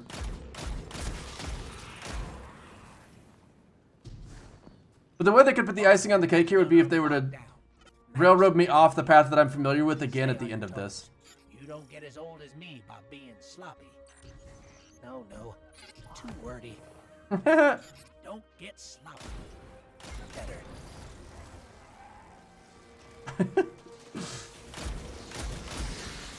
I can see how there might be mixed responses to this Ghost dialogue, but I'm loving it. Ba-da-ba-ba-ba. See, like, if this is a new area, it's not a new area. Still possible they'll take me off the path by the time I'm at the end of this. Still possible. Wait, is this supposed to go somewhere else? Keep one hand on your gun, kid. Yep. Unfortunately, by this point, it's very, very clear that we're rerunning through areas that we've already run through before. So it went from really, really, really good... Oh. Reuse of space to... We're at the point where it's gone from really good to okay. Because by reusing so much of this other space, I can't help but think to myself, like, what the fuck? Like, why didn't I just come in the door that I've came in 1,000 times before? Like, I've been in this area. I know how to get to this area. So why am I going roundabout about it? You know? Basically, I've spent too long and already walked around. But it's fine. Take down that shield. Let me do my magic, sister.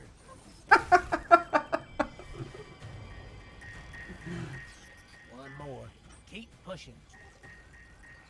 Shields down. Nab that gun, sister.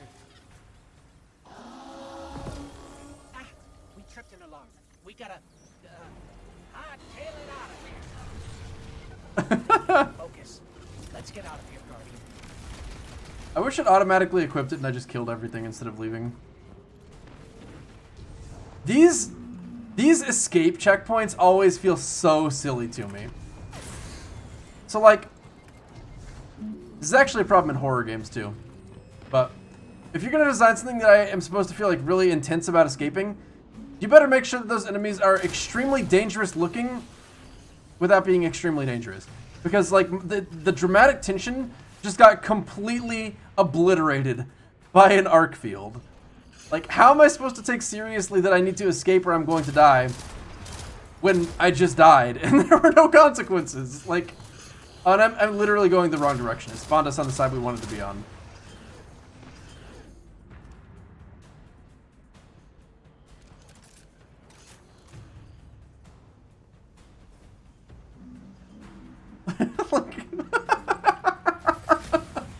What in the world?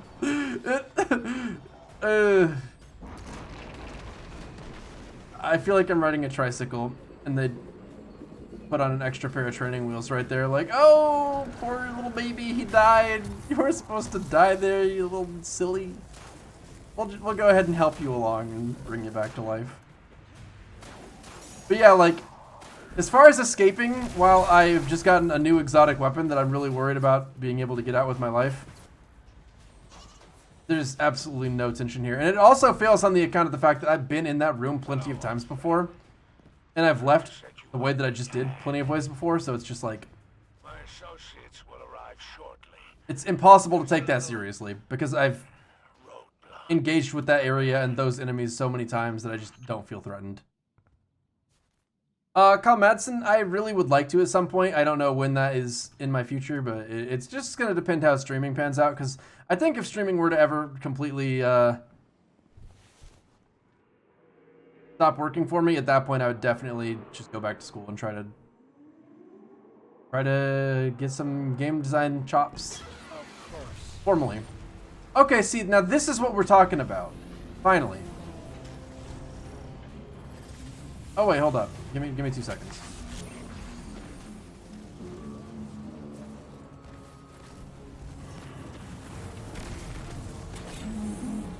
Alright, what's this gonna do?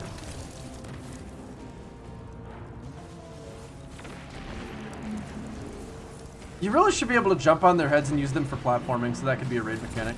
But it's fine, everything's fine. Yes. Thing is fucking useless, but I love it.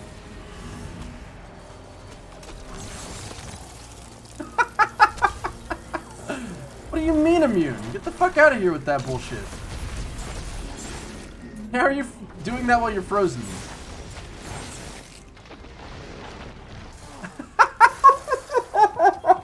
That's so bad.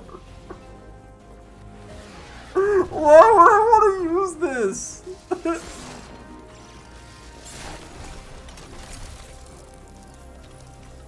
So I can fire out little dinky ones, or full-size bigoted boys, but that changes nothing. Like, what the?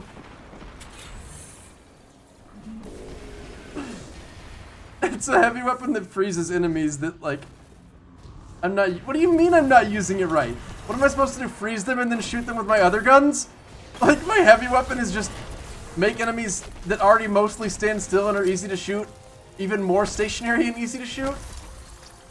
Like, this is Destiny. We have plenty of aim assist. We're gonna make it, I promise you.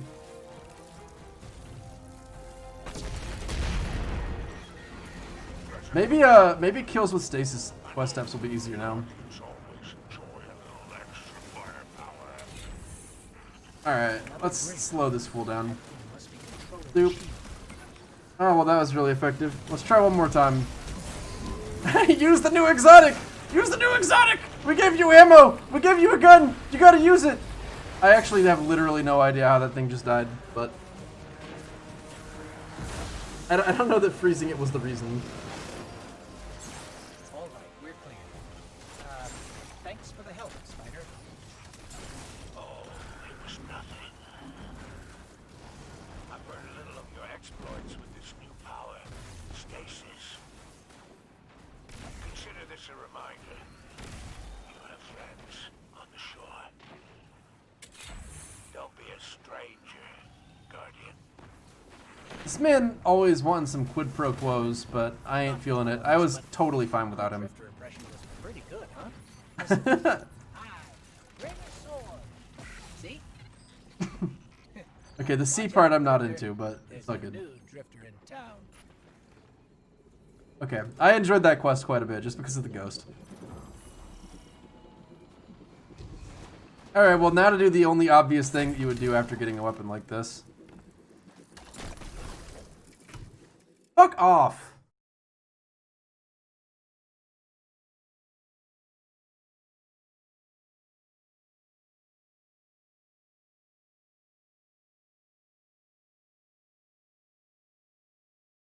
Well. So I gotta visit the Drifter again. Complete all of the Empire Hunt quests.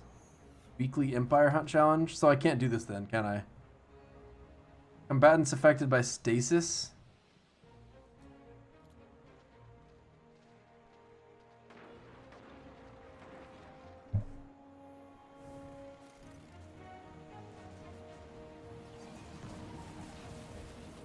That's what you get for trying to have fun. No fun allowed.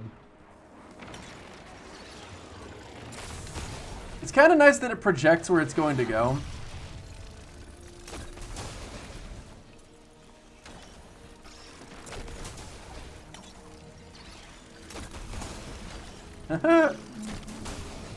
Wow, this sure is completely fucking worthless, but I'm here for it, I guess.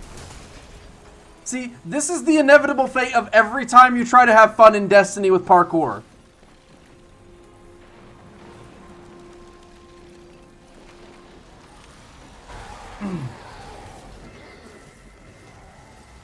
Different stories that all have the same ending.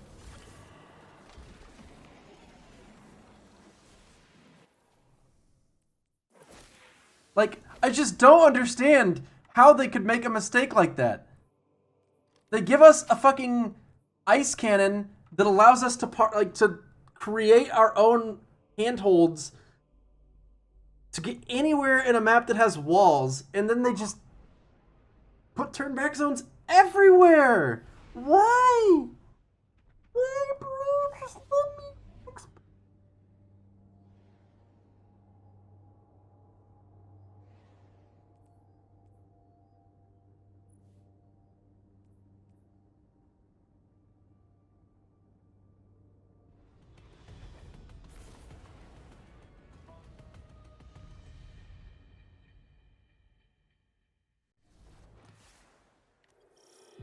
Okay, so I could have gotten Snapshot, Gross, Demolitionist, Gross, Thresh. Well, hold up, what's this?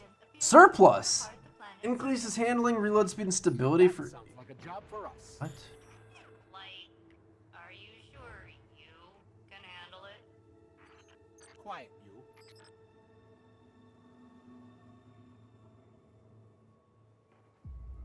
They brought back Surplus, but they made it bad.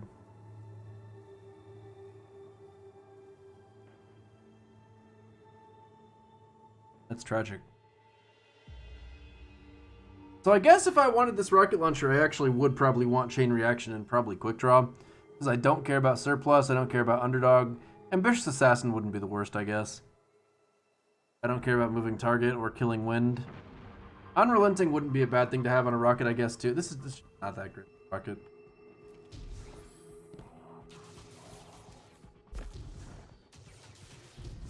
How am I finding the loot pool? You've seen people say it leaves much to be desired. Do I believe that to be the case? At the moment, I'm going to say...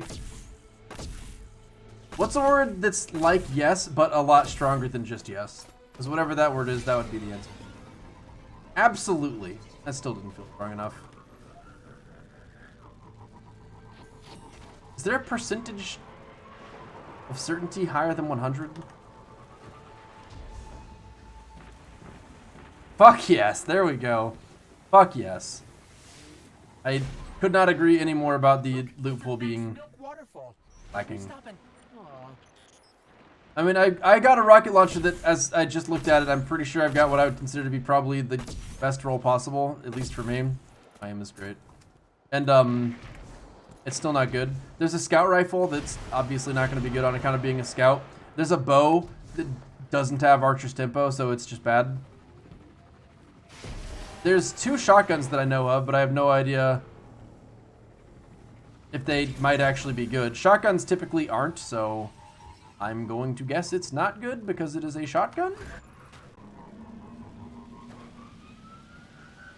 Yeah, it seems like basically all of the new legendaries are irrelevant. And then new exotics wise, Advice on an energy. does anyone know what the hell that grenade launcher is supposed to be for? Well, I could have. Like, is that thing just supposed to be a funny meme? Anyone know? I hate this guy. How is that not gonna break your shield? Fuck you! Fuck you! What the? He was gonna do it again too.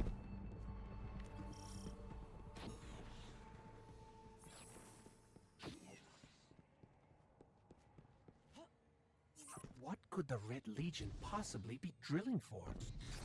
According to radio chatter, It might be for finding secrets. See, if it's for finding secrets, then I am on board with it. If it's like you have to explore in ways that are only possible by creating platforms with that weapon, that would be sick, nasty, 100 emoji. Like, that would be very, very cool. But I don't expect that at all. It's probably meant to pair with aspects. Okay, just to be clear, we need to go into Pasara's background for just a second before I read this comment. Prop Pasara is also known as Prop Pasara the Wise. He has fantastic opinions about Destiny all the time and is very rarely persuaded, if ever, by the majority opinion away from taking things with an open mind, and as a result, he's very good at finding viable or optimal choices that are not popular. So, just a great thinker. We're glad to have him here. Let's go ahead and read the comment about the new exotic. It's probably meant to pair with aspects and stuff. Yeah, it is absolutely not for secrets. Bungie would not do something so interesting. Like, that's your reasoning. And the only way to reach it is down past those Oh my. drill bits? Good.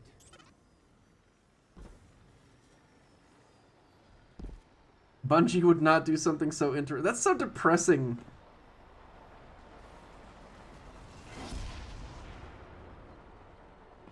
Just another friendly reminder to anybody in my channel that hasn't followed gigs. Definitely consider doing that. I mean, think about it. You could have had a 24-hour stream if you were watching him instead of me yesterday. Of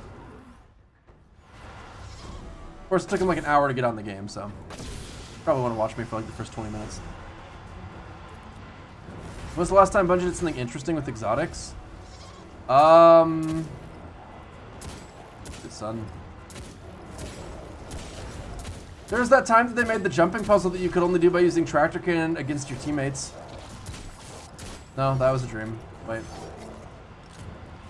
There was the time that there was an enemy that was immune, and you had to use Leviathan's breath to push it off the place so it would stop being immune? No, I know that was a Callus meme.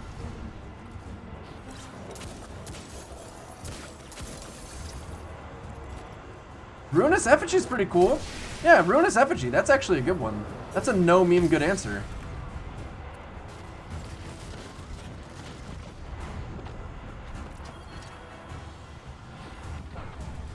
I think it's lined up, right?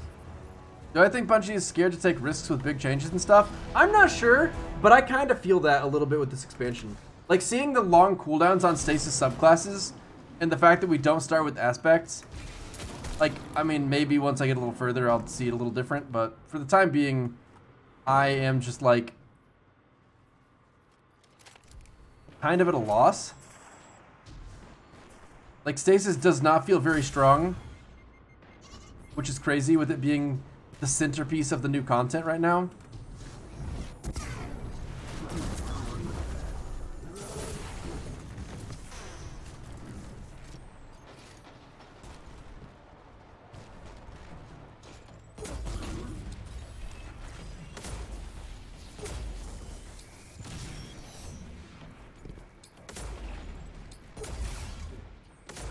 Fuck off.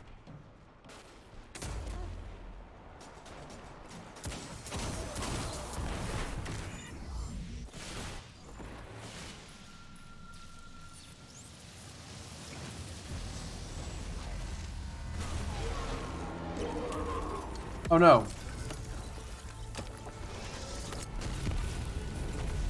Oh, he's using stasis. There's no way we cannot one-phase this. Oh, never mind.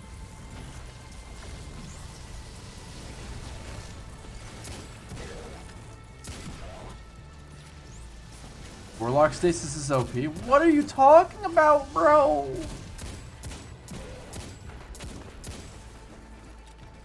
Why do you speak these lies? Yeah, life subclasses come with their aspects unlocked. Like, I guess that's part of what really is unfortunate about it too. Because when I heard that there were like aspects to the dark subclass, I was like, ooh, there's gonna be some depth to it on top of the normal subclass. And then they were like, haha, JK, what we actually meant was that we just locked the subclass progress. It's switching guns. So to get it to the same level as your other subclasses, you had to play like usual. But we gave it a different name, so it's different.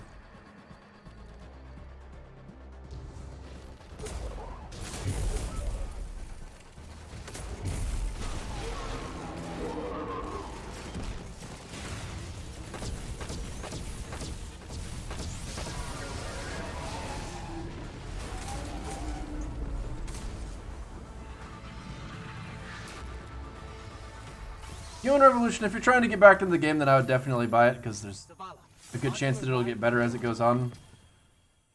But, you know, consider carefully. There are many options, and you could also simply not. Failsafe, what's your assessment of this incident? Vex records indicate the Cabal discovered the mine. And I mean, I'm having fun with it, so there's that. had the Red Legion achieved their goal, I estimate a 60% chance this planetoid would have been destroyed in the Gun is broke with Beyond Light. Don't think it's supposed to work like this. Okay, Wither Horde. He fires it at the ground. If you touch it, He's not supposed to do that, right? they No, just it's die. not. You're only supposed to do that pretty much when it all hits you. So with the sidearm, just spamming it. Shoot it like right there in the middle. Here?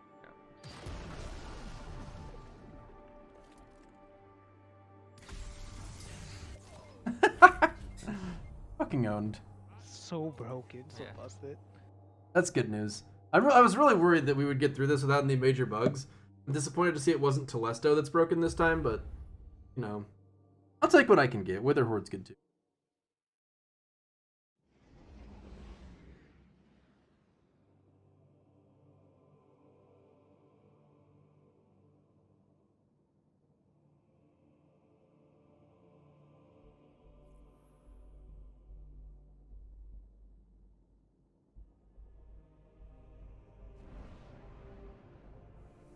Don't so Shadow Beats that? Why? Shadow Beats would love that.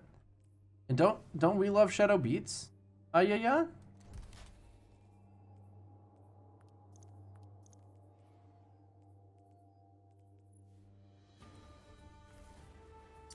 What's the best exotic weapon to pair with the mod this season? What?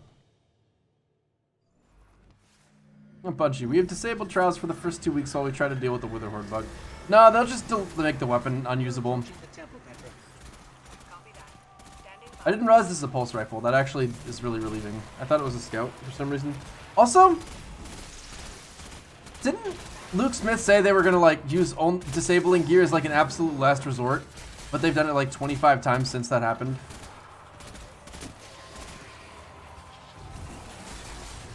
Karaba and anti-barrier rounds. Ooh. That does actually sound like a good pair. See, this is why we like Prophesar otherwise. He's always got the best opinions. Grenade launchers actually were sort of a mistake. They work as heavy weapons, I guess. But Luke Smith has never lied. We like Luke Smith. He may not be spot on all the time, but we like him.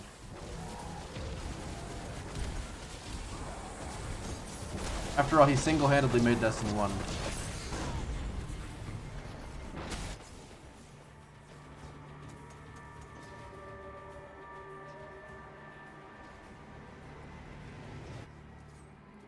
This is an elevator. Clear the room. I'll get it working. So what do I have to do for a door? On this page? Bosses, we gotta defeat 40 combatants and paints.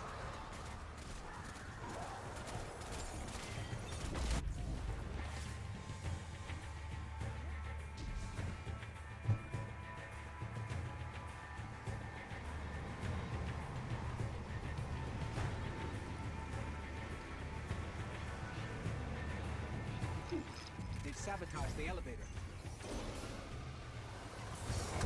Oh shit, they sabotaged the elevator.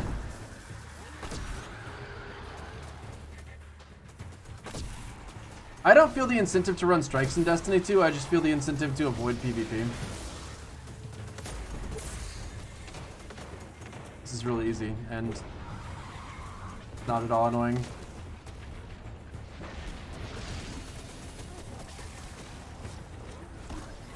Cool.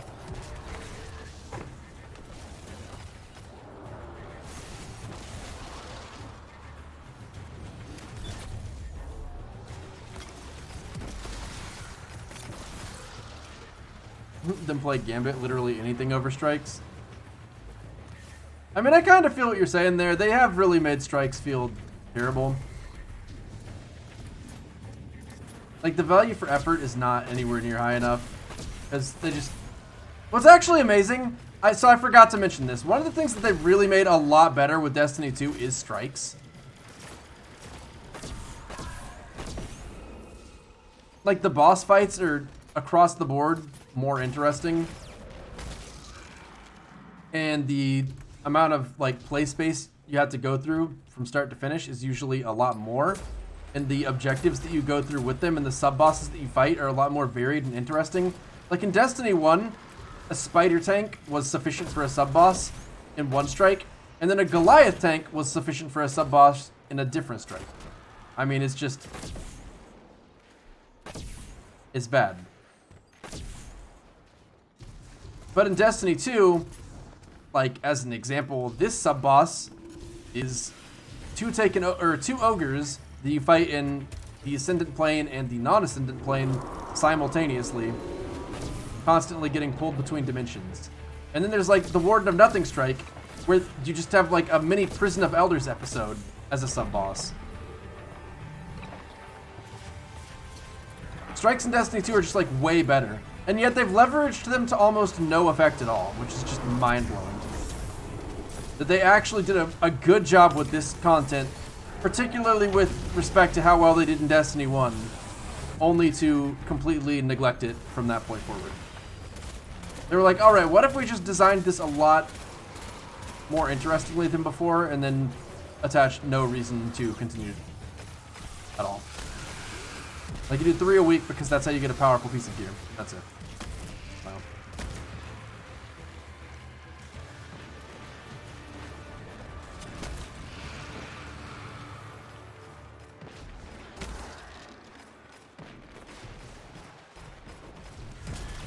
I mean, it'd be like making an entirely new raid and then not putting any loot in it at all.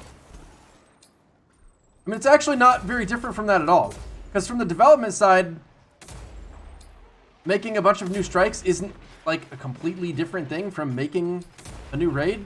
Like, it's just content they're developing that requires different skill sets to put it together. Like, raids have mechanics, of course, but strikes are mechanic light, and then they have a combatant mix. They want you to have an interesting variety of like progressing forward through whatever platforming or vistas or enemies that you have to fight.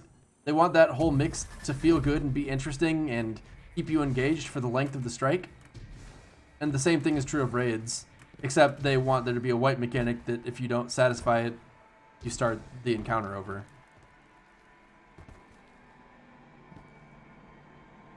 The fact that the playlist strikes have a separate powerful from Ordeal is so annoying. I don't really entirely agree with that. I think the larger problem is that they really just need to make playlist strikes worth doing. I don't know what the deal is, but like, what happens to the Hopscotch Pilgrims and the Stolen Wills and the Threads Upon Stars and the Imago Loops? Like, do they just not want us to consider strikes anymore? Do strikes in Destiny 2 have unique loot? No, not really. The Nightfalls do, but not playlist strikes.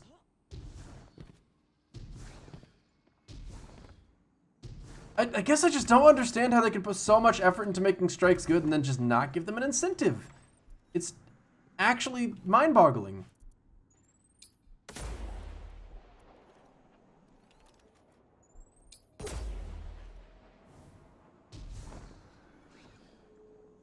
You've evolved to the point where any strike you can't speed through in 2 minutes is boring. I mean, but the only reason that you're at that point, in all likelihood, I mean, I could be wrong, I don't know you, is that they just haven't given you enough reason to run strikes at all. Like, it's a chore. Because there's no reward. And, like, they should have done the opposite and tried to improve the Destiny 1 rewards from, instead of being like, you know, just run strikes exclusively for skeleton key rewards or for,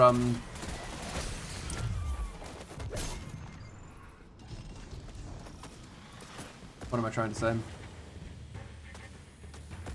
Like, instead of making it where it's just about do the shortest strike for the best reward, or even just one strike in particular for its unique reward, instead make it about doing, like, if killing enemies within strikes at a certain rate gives you better rewards,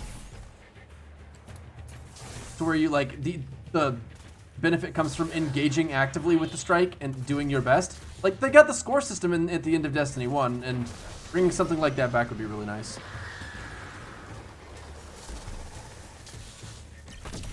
But yeah, strike length varying as much as it does is actually kind of problematic to that end.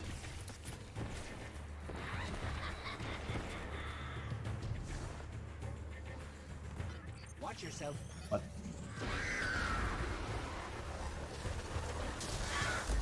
Yeah, I would be happy to run through a long strike as long as it was worth doing too. I would love that. Strikes are like actually pretty core to the gameplay experience. So the fact that they've just completely disconnected them from any sense of value is, I mean, I keep saying it's mind-boggling, but I can't think of a better way to express what I feel like about it. It's just,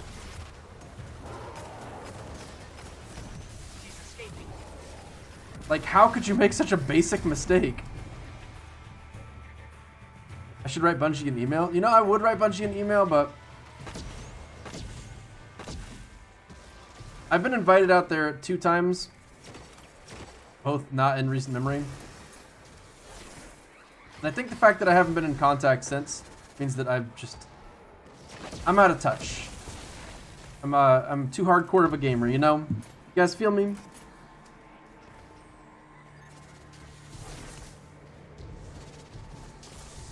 Data's been begging for strike scoring literally every year. See, but the problem with strike scoring is that they brought it back in the same exact way that they brought back Destiny 1 strike scoring, or brought in Destiny strike scoring.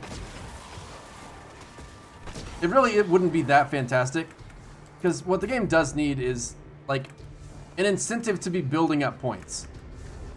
Like, if every time you got 5,000 points, let's say, that's just a random number obviously, you had a chance at getting a blue drop, and every 30,000 points you had a chance at a purple drop. I mean, the blue drop would have to just be materials, which I don't even know how they can fix that aesthetically, because the whole rarity system in this game is also kind of weird. Because it's not like blues are good, but purples are better. It's like purples are baseline and blues shouldn't exist. And for all intents and purposes, greens and whites don't exist.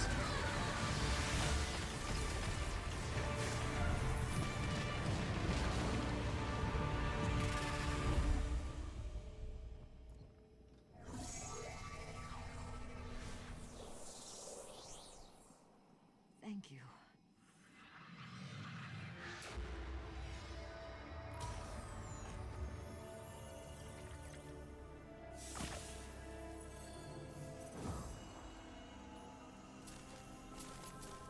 I like that, Crafty, but if they were to do something like that, they would need to be really careful with how they implemented it.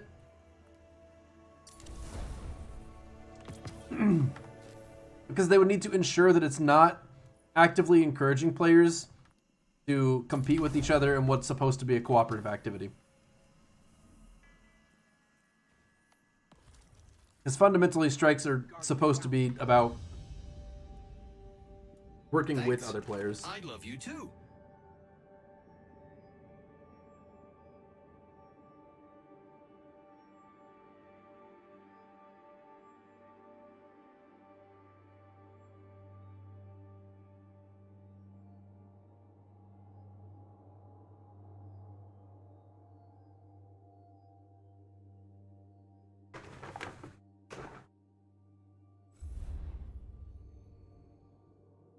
Spirit Grief, thank you so much for the 63 months.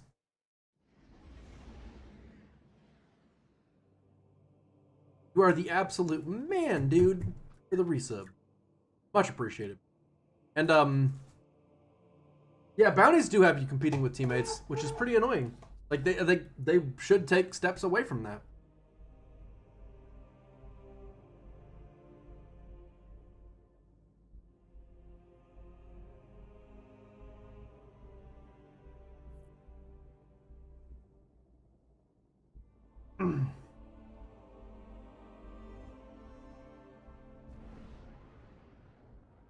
And yeah, Depressed, it really is kind of silly that there's no way to farm Masterwork materials that's not Nightfalls or Trials. And Trials is so inferior to Nightfalls too. It's crazy. The economy is not well set up.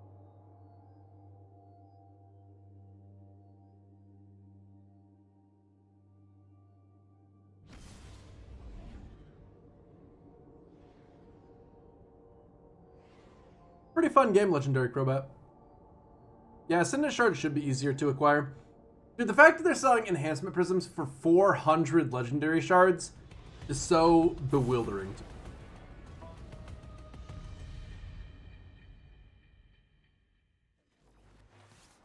Thanks. I love you too. Guardian, we've received limited intel regarding the Vex Information Depot. I want you to get in there and figure out what they know. No, real Google. No. It's not 400 for one shard. It's 400 for one prism. It takes 10 prisms for one shard. So it's 4,000 legendary shards for one Ascendant shard. Is the gunsmith still spelling Ascendant or enhancement prisms? Anyone know? See a human.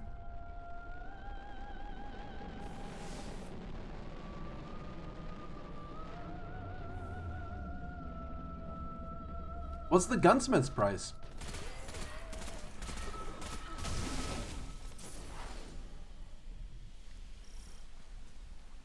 Fucking Destiny, man. Remember in good times in Destiny 1 got so hooked on it that it destroyed your life, never got Destiny 2 for that reason? Yeah, that's probably a good call for you then. 10 cores, some glimmer, planetary mats. Okay, so it's not like vastly better then. Because 10 cores is kind of a lot.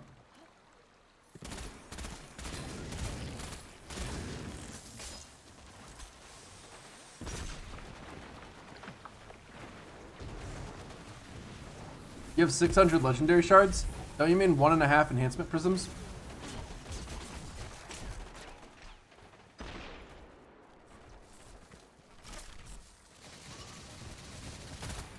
Yeah, doing all gunsmith activities is completely worth it from the enhancement core thing. It's completely worth it. Aw, jeez.